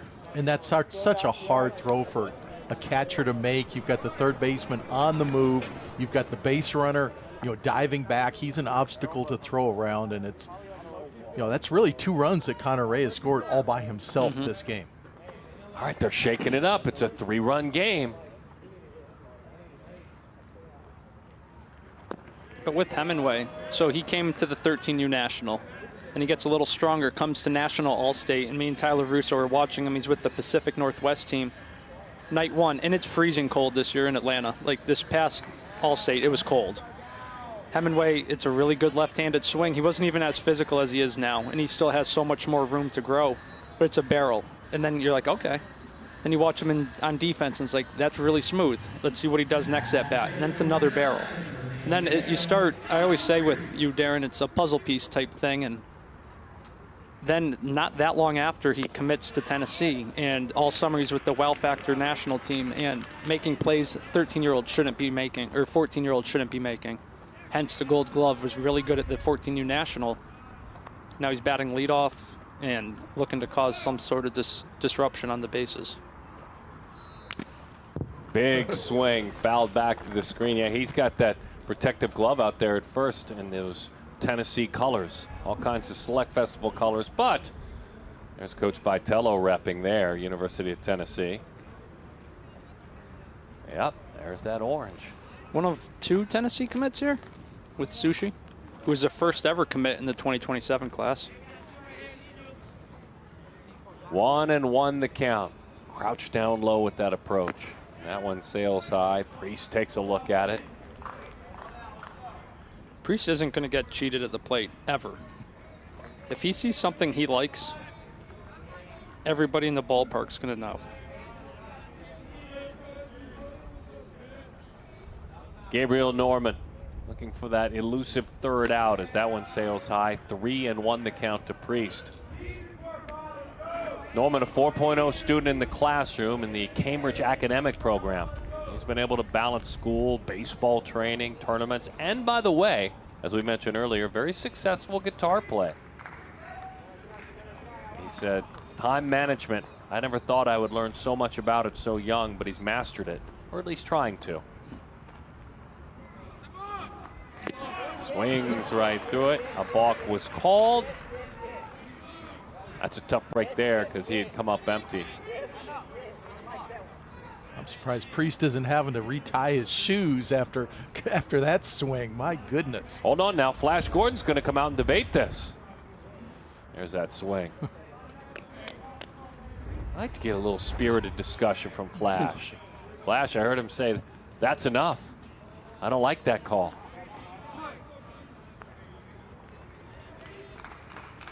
3-1 the count. That's high. That's ball 4. I don't think Priest likes walking either. He had a little bit of disdain on that. It's, come on, let me hit. Flash is going to visit now. Let's try and calm down the left-hander. That was pretty fun. I thought he might kind of put his acting hat on and do some, even though the umpires are colleagues in this setting, that would have been a pretty good showman play. Priest doesn't want to walk. No. I wouldn't have been surprised if he swung at it just to foul tip it so he got another one either. That's a great graphic, isn't it? Only pitcher in MLB history with 100 wins, saves, and holds. He was a starter, he was a setup man, and he was a closer. Jeremy, do these players know who Ryan Klesko and Flash Gordon and Charles Johnson are, really? So I'm going to say Charles, no. Flash, yes, because D and Nick Gordon are in MLB The Show, and Ryan Klesko had a card in MLB The Show. That's the only way. Years past, they go, are you D. Gordon's dad? So I kind of dubbed him D's dad, and he runs around with that now. But I think some of them do, and they take the time to really understand and pick their brains. Like Charles was out in bullpens, and the catchers were, I mean, he won 4 gold gloves. Like, use that to your advantage and learn as much as you can. Tie up on the base pads. Is this going to actually work out for the West? They're going to send the runner on home to the plate. They're going to send the second runner on around 1, and then 2 will score. We've got a game. They just made something out of absolutely nothing. They made something out of out number 3. Priest being over aggressive, going to second when there's already a runner there, and then it all. Okay, now we got a problem. Now we have a bigger problem. Watch Priest run after this. That bobble. Stopped and accelerated and really never missed a stride. All right, Jaworski Lane now. He stirred it up. He's stolen home in this game. It's a 9-8 game. The baseball fan in me has always said one of my favorite ways to win a game if my team is losing is to win that game in the bottom half of the 8th inning. Because then all of a sudden it's zing-zang, 3 outs, and you're done. Got to get another base runner on out there, and then one more. Need it. But, I mean, a Jaworski single or a walk here quickly turns into a triple within 5 pitches. Just, you know he's going to steal and be ultra aggressive. Though a Jaworski speed against a Lundy arm matchup would be fun to watch. Comes up empty on 2-0, 2-1 the count. I'm outnumbered on this broadcast team. I've got 3 East Coast people. And I'm the West Coast-ish guy, Arizona, but born on the West Coast. So we have no favorites, but I'll rep the West. 2-2 the count. Swing and a miss, big strikeout. There's a bright future for that left arm. There was some shenanigans behind him on the base pads. Excited to see Gabriel Norman in the years to come.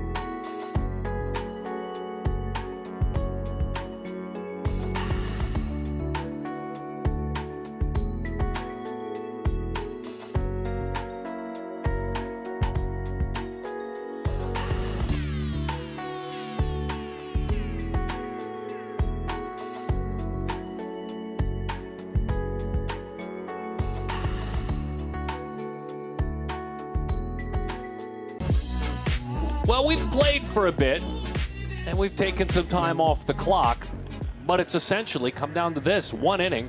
It's a 1-run game. Jared Grindlinger never has a 0 felt more important than when your team rallies and starts adding and adding and adding for you to throw a 0 up there. It's primarily a first baseman, but again, plays for that Huntington Beach program, such a special and unique program. Benjamin Uri is the coach, but when he does pitch, he'll pitch to his brother this year, the PG All-American who works behind the plate. Grindlinger, though, now left-handed pitcher, guys. So he's the youngest player here at 14.4 months, meaning should he have been born 2 weeks later, he would have been in Knoxville last week as the 13U in the 13U game, yet he won the 14U two-way player of the year. So that speaks to the talent that Jared brings to the diamond, whether it's on the mound or at the plate. Yeah, and when I saw him at 14U National, I didn't know any of this, how much he'd grown. I didn't know how young he was. I just know that I loved him on the mound. I know he's a primary first baseman, obviously a two-way player, recognized as such. But I loved him on the mound. He was up to 88, gets huge running action on his fastball, and has a big sweeping curveball that kind of makes that that action on the pitch, the exact opposite of his fastball. You could see the run there on the fastball, and he's so athletic, he threw a lot of strikes. Will Brick, the National Player of the Year, earning the award last night, the catcher at this 14U age group's had a good day. He's walked, he's singled, he scored a couple of runs. So there's 3 brothers in the Grinlinger household, with older brother Brad, middle Trent, and Jared. And he said right now they all have a peak PG velo fastball of 88. So his goal is to get the 89 and have all the bragging rights in the house. How's he doing? Loading it up. Okay. We got 86 and 88 on his first 2. Oh, so goodness. He's hit 88 in multiple events this summer. He's quote-unquote stuck there, but 88 is a good place to be stuck at 14. He's going to be a fastball that was turned around, 1 out in the inning. Go ahead, D. When he's 18 to 20 years older, he's going to be throwing 88-mile-an-hour changeups. Right. With how easy he throws. And he's the one guy who shouldn't be putting on the eye black. There it is, 89. Okay, He got 89. it. He wins. He wins the family battle. His older brother, Brad, by the way, college baseball player. I believe it's Charleston Southern. Yes, going to Charleston Southern. And you talked about the brother who's a senior in high school, the PG All-American, who will catch him when he pitches. Trent, strike 1. Just filling up the strike zone. That's kind of what he does. Like it's a lower slot, but it's a pretty easy operation. So what's not to like? That had some serious life to it, too. Rolled out the first couple of steps to the bag. Logan Schmidt turns that into an out. 2 outs in the inning. Well, if you're the West team, this is what you want. Get us right back in the dugout. We had something good going. Yeah, I was saying about Grinlinger, he's the one player who shouldn't be putting eye black on because he looks so young. It's like there should be, you can only use it over a certain age because he's too young to be wearing that eye black. So baseball makeup, basically. That's a breaking ball and a good one over the inside corner for strike 1 to Sebastian Wilson. Wilson's had a good day. He's got a stolen base, a run scored. First time up, he singled in a run and his second at bat. I mean, this is huge for the West to have this type of momentum swing for Jared to then go, what's he, 4, 6, 7, 8 pitches in so far. So 0-2. Spoiled a pretty good pitch away.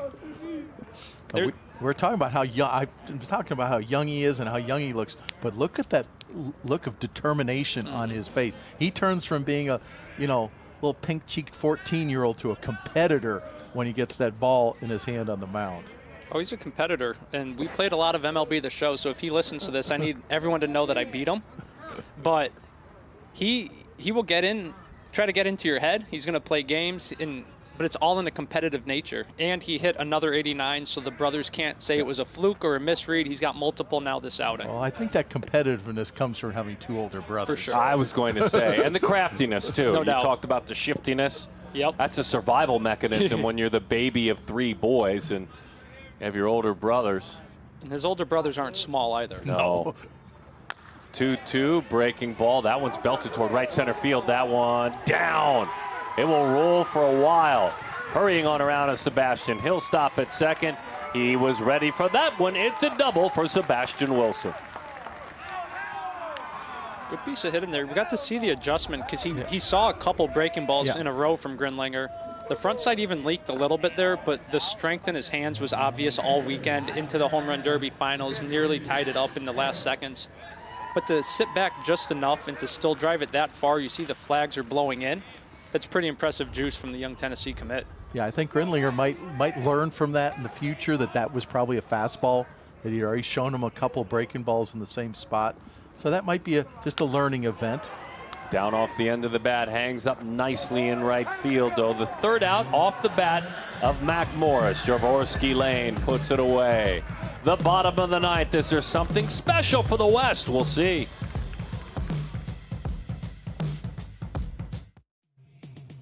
There's a lot of great players, but very few icons.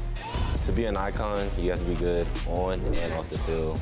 The gold and black is iconic. I just love how they mesh together at the top. The icon bat is very balanced and light feel, which allows you to trust your barrel. It feels good when you swing it. Icon's different because the sweet spot felt huge. The pop, you just throw the bat out and the ball just flies. If you're an elite player, you'll love the icon.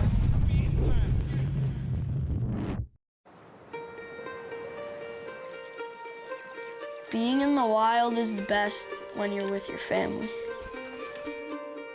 We do all kinds of different things at camp. Go fish, surf, dive. I think I'll probably be coming out here the rest of my life.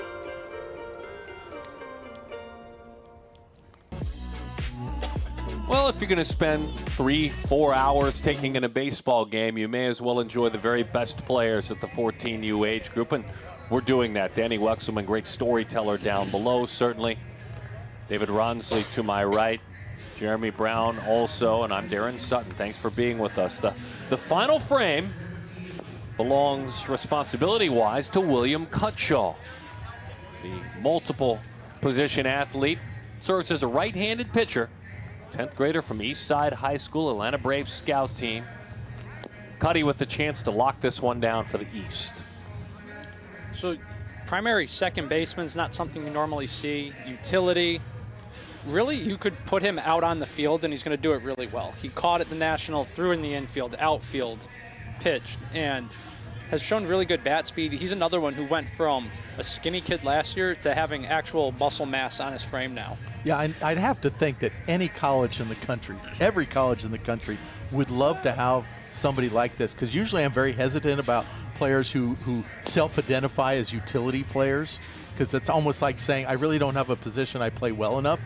He's kind of the exact opposite, that he plays every position well enough. Mm-hmm. And somebody who can catch and play middle infield right there. Right. You know, it stands out, and then you come out and you throw 90 off the mound. Mm-hmm. Well, you know, that's a classic college position player who comes in as a closer. There's no doubt. All right, so away we go. This ought to be a lot of fun to wrap this one up. The infield of Graham Keene, Mac Morris, Chase Fuller, John Stowers from first all the way over to third. They will have a chance to play a key role defensively in this one. Leading it off, the uber-talented Lash Henderson. 1-0 the count to Lash. Hit by a pitch, was stranded back in the first inning, popped up to short in the fifth. Son of Isabel and William Cutshaw. 2-0 the count, representing the tying run. It was a good year, first year for Cuddy in the classroom. He rolled through straight A's his freshman year in high school at Eastside High. See just how simple that delivery is, too. It is. It's like very, very simple. 89, 88, first two fastballs. So simple and big velo.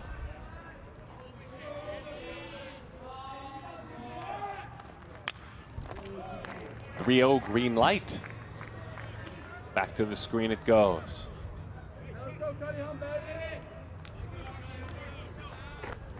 Why not? Maybe the best pitch you see this at bat. Let it rip. The 3-1. 3-2 the count.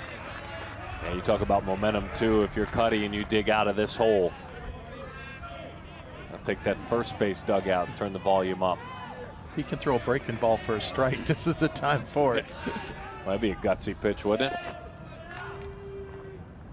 3-2 outside. Tying run is on.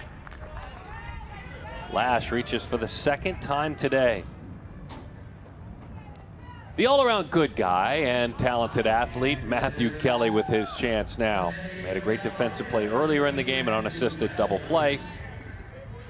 Has walked, has singled, has just been everywhere today.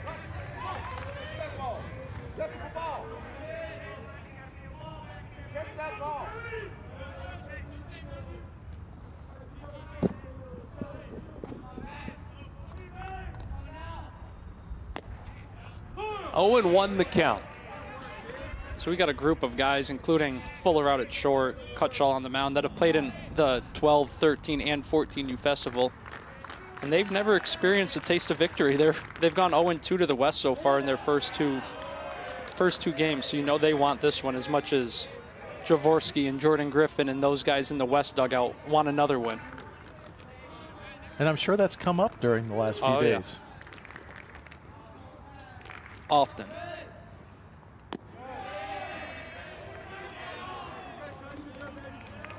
2 balls and 1 strike the count to Matthew.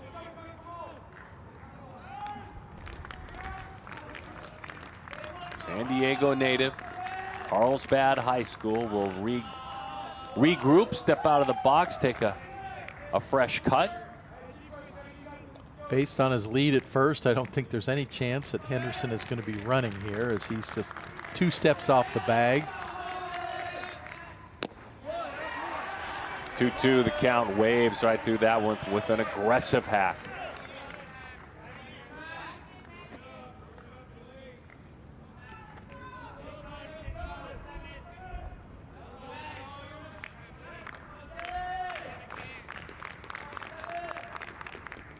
Breaking ball. He got an offer at it for sure. Kelly shared with a smile, one thing most people don't know about me is amongst my peers, I may be one of the only ones who doesn't game. No video games for me. He beat me in the show yesterday, so yeah. There's a little bit there. There's some gamesmanship there then. Yeah. It's baseball. It's not a game, video game. 3-2 the count. He is grinding away.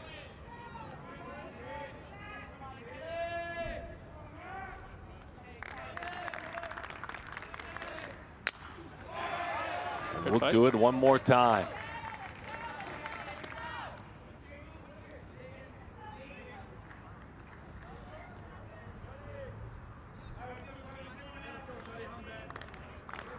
Can that West team rally?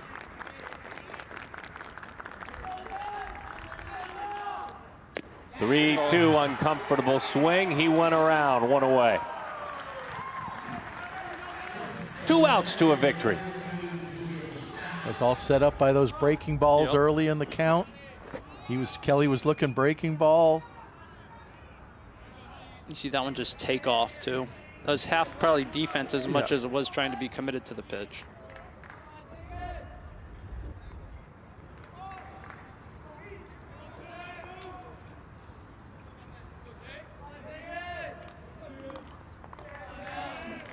Scott singled in a couple of runs back in the 5th inning. He also walked, runner on the move, and it's fouled off. Now they're trying to stir things up. Henderson was much more aggressive with that lead. He was a full 2 steps farther off the bag and inching. You don't want to make the first out at second when you're down 1, but now with an out, maybe try to stir something up. We still got Charlie Soto down there hanging out with the East. Somebody who loves being around it. Good pitch, just in and off the plate. 1-1 the count.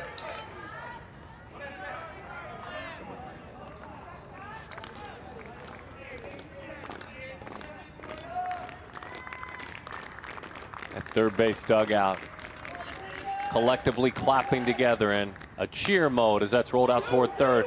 It's bobbled, recovers, the play is there in front, and he takes it. On across the diamond in time for the out. Immediately, John Stowers was thinking about that double play. But then, credit to him. Once that popped out of his glove, he regrouped and got the out. Not the first time we've seen him have to regroup. The first one obviously bounced up and got him on the chest. When he knocked it down, thought about it, realized he still has more than enough arm strength across the diamond. Oh, yeah, get that second out, man. Just need that. Get an out. It doesn't matter where. No doubt. That second out. If you had first and second, 1 out, complete momentum shift. All right, Jordan Griffin, you've got a chance to tie this game up. Cuddy wants to put it to bed. And that first base dugout, a sea of red. Phones are out. 1-0 the count.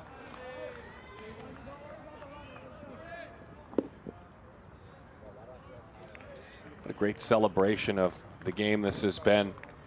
What a great week with these athletes. The 1-0.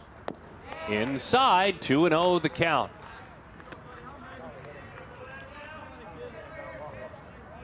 I think Flash Gordon is the only red jersey inside the dugout right now. 9-8 the score. Jeremy talked about it. He's looking to grab a win. It's been a bit. Popped up left side. That's a long run. Drifting back, still drifting over. Toward that corner it goes. That's a fair ball. Fair ball. That ties it up. The winning run is at second base. There's some dispute, certainly running in from left field, saying that was a foul ball. Looks like Sebastian Wilson's out there. Let's see what we see.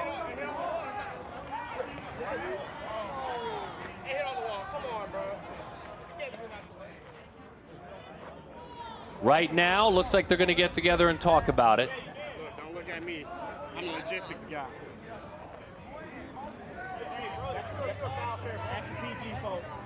What, do they got that tennis? You guys never huh?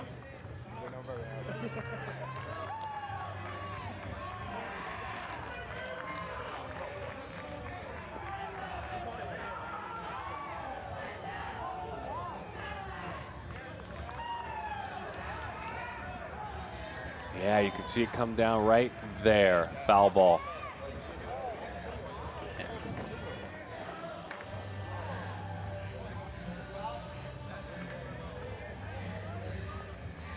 So that's a break. The umpires got together. They don't overturn it. That's a break there.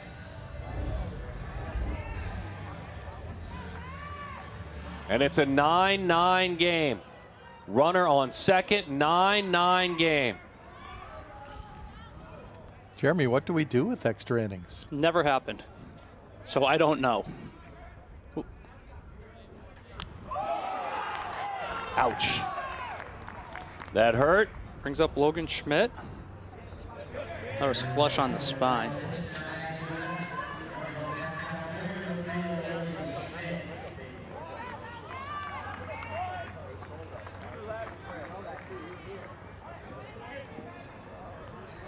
Now, we had an All-American game, Darren, go into extra innings last year. Yes.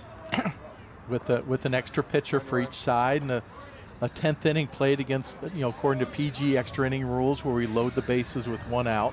I don't know whether that's available for this game or not with the pitching. Yeah. Well, so East still has Chase Fuller, who hasn't thrown at all and could throw. And Grinlinger did just throw about 10 pitches to get out of his inning. So East and West have an arm available for the 10th, but after the 10th, if there's still a tie, we even said it in the rules before we started, the game's a tie.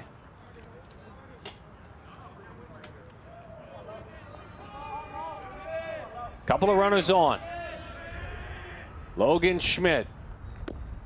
Logan Schmidt listening to you talk up here, guys, saying, I don't know what you're talking about. I'm about to win this game. So that's all well and good. I mean, he won a bunch of MVPs this summer as a hitter and had a really loud BP at National. Continued to find barrel throughout the summer, so I don't doubt it. It's 2-0 here.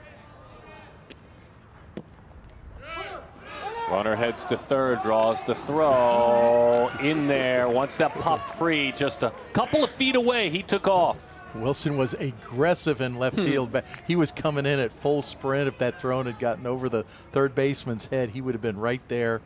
Griffin would have had pretty much no chance to come home, but 2 outs. Not to be. 1-1 the count.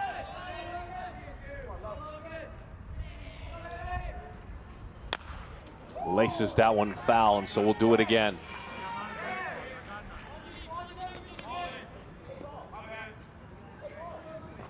If Schmidt can get anything on the inside half here for Cutshall, he's got a chance to pick it up. Right fielder's playing in right center. Second baseman's playing over towards second. It's almost like a reverse shift on Schmidt right now. Fighting. We'll do it again. Runner was on the move.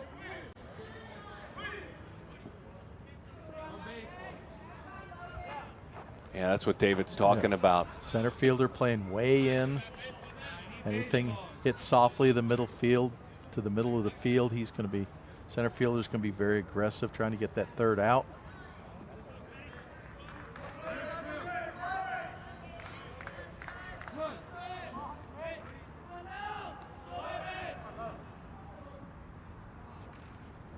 2-2, hanging around one more time.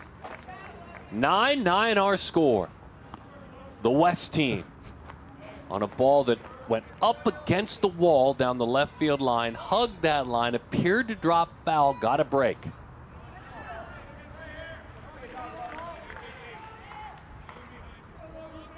And now why not go ahead and win it? Lines that one foul.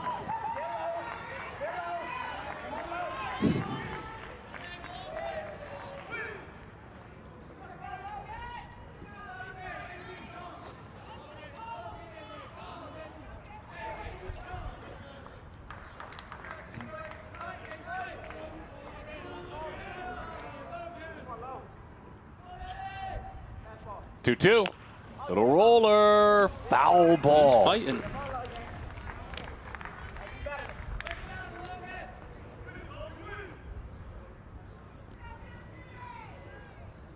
Yeah, they were on their feet. They were ready to charge and celebrate.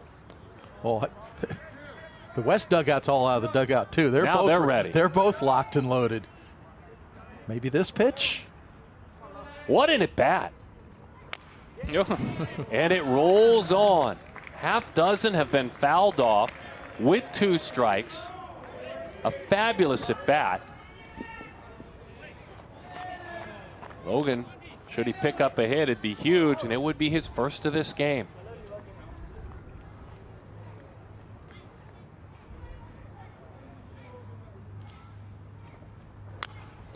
Again.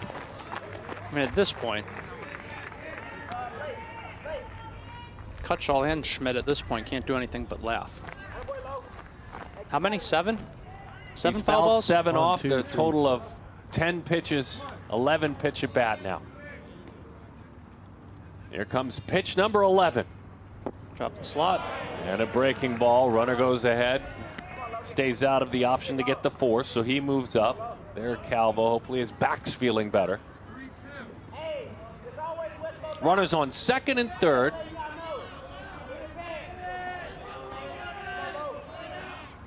He deals it.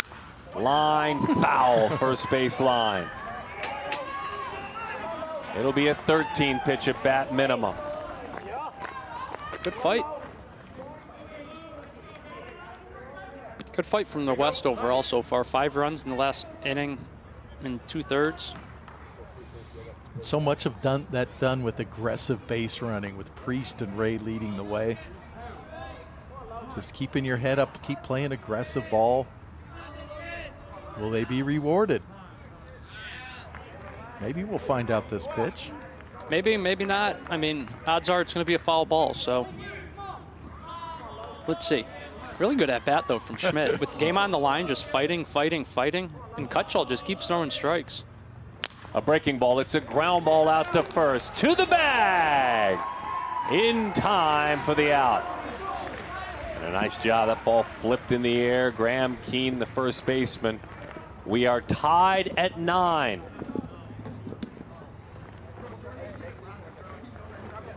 And we will see exactly what will occur as far as playing this game on.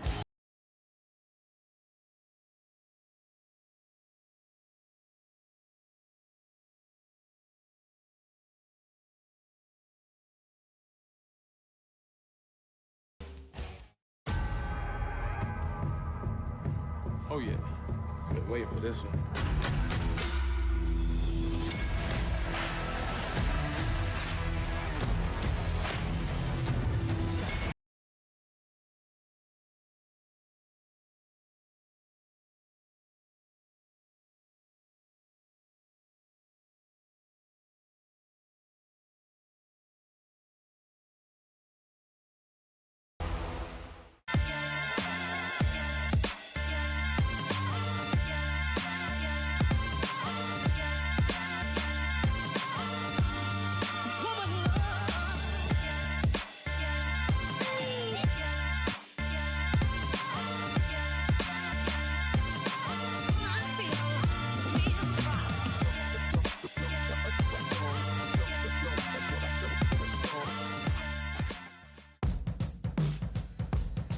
There will be one more inning to give these teams an opportunity to win a championship.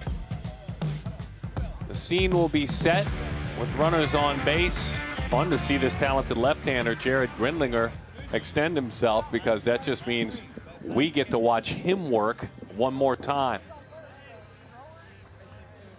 If I'm to understand what we're about to see, Flash Gordon pulling, along with Rico Billups, the athletes together.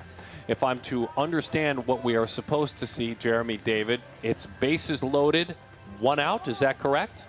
That is exactly correct. This is the way that Perfect Game's been handling its extra innings and tournaments since the beginning, forever.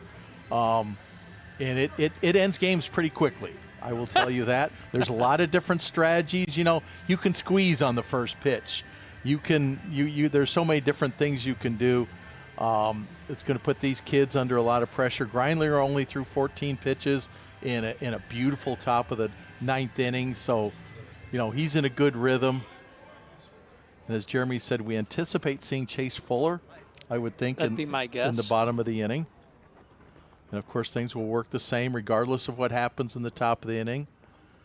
West will get to come up with the bases loaded and 1 out. You know, things can happen like first pitch double plays. You know, anything can happen here. Broder Katke leads it off. Bases full, 1 out. The talented left arm of Jared Grindlinger. What a treat to watch as that one sails up and away. He ended it with a fly out to right field. There was a double that was stranded, but it was a solid inning, to say the least, his last inning of work. Home run cut, came up empty. This strike thrower gets that first strike. 1 out, 1-1 the count. We've got double play depth in the middle of the infield. Third baseman's playing in. He's coming in if he gets anything type of firm ground ball. 1-2 the count. Contact is king at this point, obviously, if you're Broder, as he takes a big exhale and digs back in. Been on base twice today. Drove in a run with the bases loaded walk. Into the catcher's mitt it goes. Look at that reaction. 2 outs in the inning. Bases remain loaded.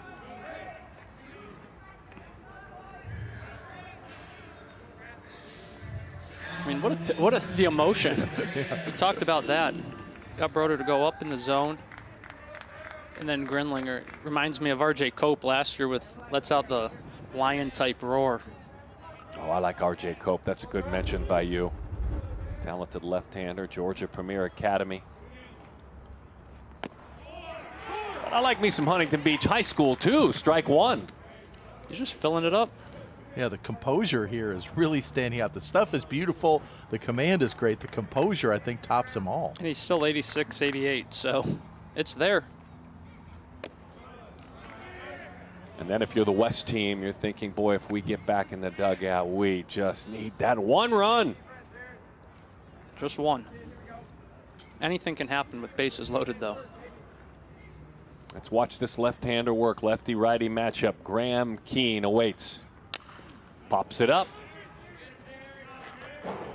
Grindlinger's just not a comfortable at bat either with that slot and the life, and not to mention he's upper 80s from the left side. Yeah, sometimes you can't see fastball life on a center field camera, but having been behind the plate when he's throwing, he doesn't throw anything straight. He's obviously getting some ride up in the zone based on some of the swing and misses he's gotten. Got a little bit stuff-wise of Dodger Alex Vesia when he is right, getting those offers up. I mean, really, I mean, the fastball almost serves as a second pitch, the up fastball, if you will. And you know it. I mean, you start to realize your strengths. And you pitch to it, and, I mean, to be able to know what you're doing and how to execute it and still be so young is pretty impressive. That's exactly what he wanted to do. He overthrew it a little bit. You could hear it at home, couldn't you? Oh, yeah. He'll let one out every so often where there's an audible yell, as you probably remember from the National. 2-2 the count. Bases full. Top of the 10th. Just missed outside. Try to wrap a breaking ball around the corner. Good pitch. Just missed, but very good pitch. Count is full. Off to the races with the runners.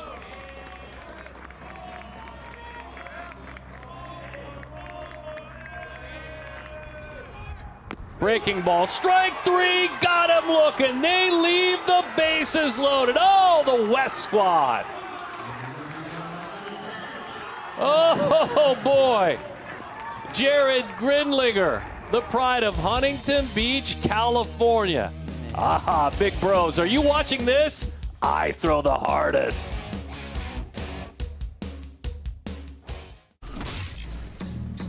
I never let myself believe that I was gonna be in the big leagues. I always worked for it until I achieved it. Back in Puerto Rico, I remember my dad would hit me ground balls from the top of the hill. That forced me to always move my feet. There were no limits to where I could go, so I played with no limits.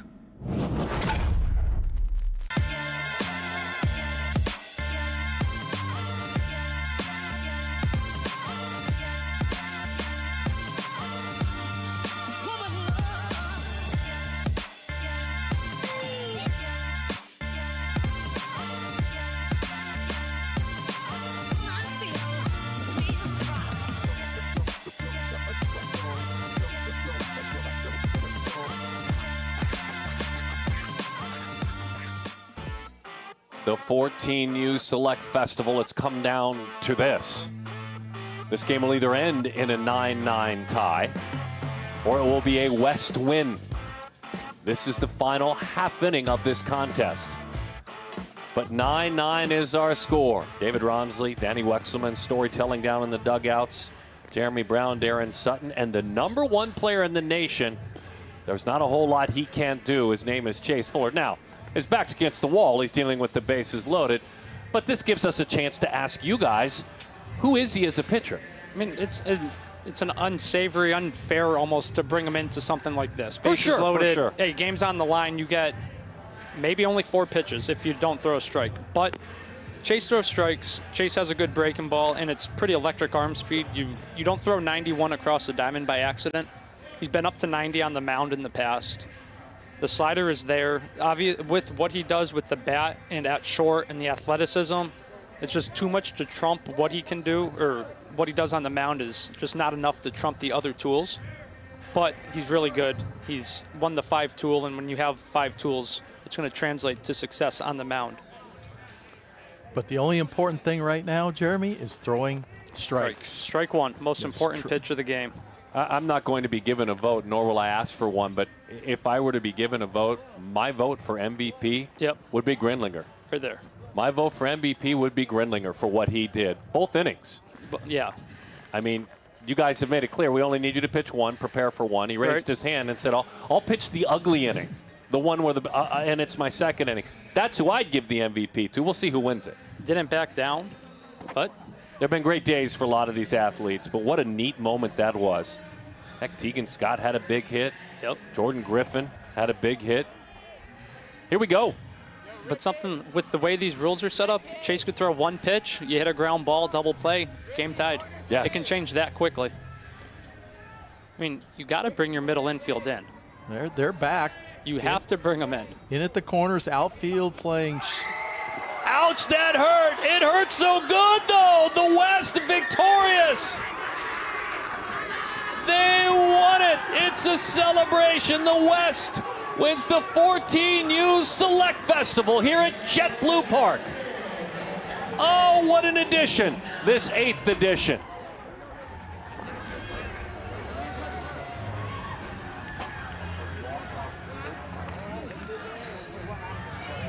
What a game.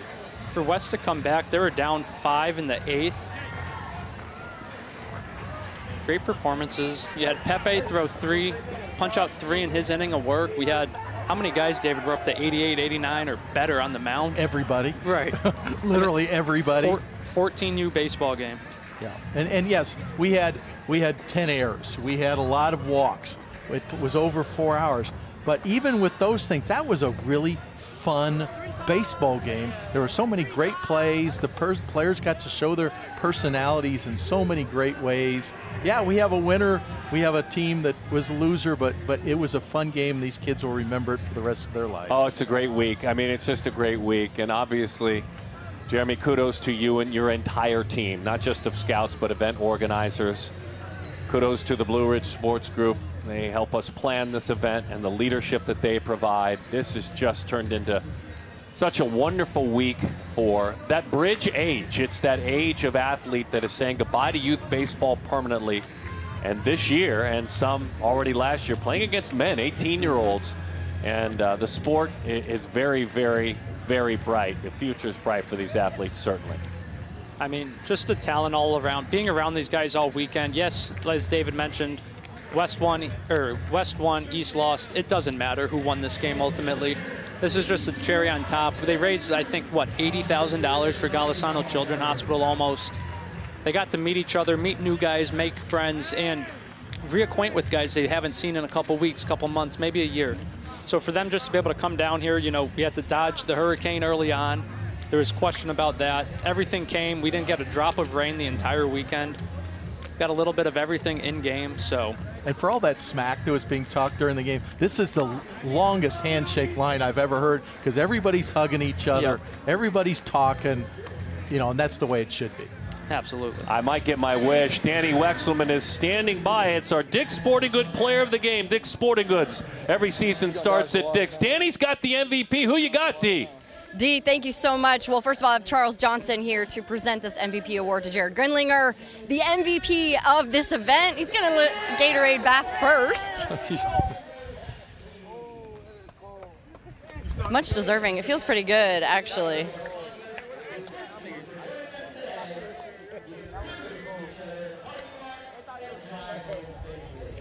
Charles is going to pass this on to Jared. Hey, congratulations, big man. Thank you. Outstanding, man. Keep it going, all right? Let's go West Coast! All right, so we got to talk about the fact that your team was down early and for the entire game. How did you come back and win this one on a walk-off hit by pitch? I think we just played harder. We had more heart. They started to give up. We came back. We didn't lose energy. We always had it in us. And how about you? 2 innings. You got asked to keep the game close, which you did, and you got asked to come in and save it too. How did all of that work? What was your mindset? This was my first time here, so I wanted to go out in a W. I knew I could get it done. I knew I could win. I had that confidence, and I wanted the ball. You and I talked earlier this week about what it's taken for you to get here, what Mom has helped you with, your entire family, your brothers too. How proud are you of what you've accomplished? I'm on cloud nine. I can't even say the words. I'm so happy.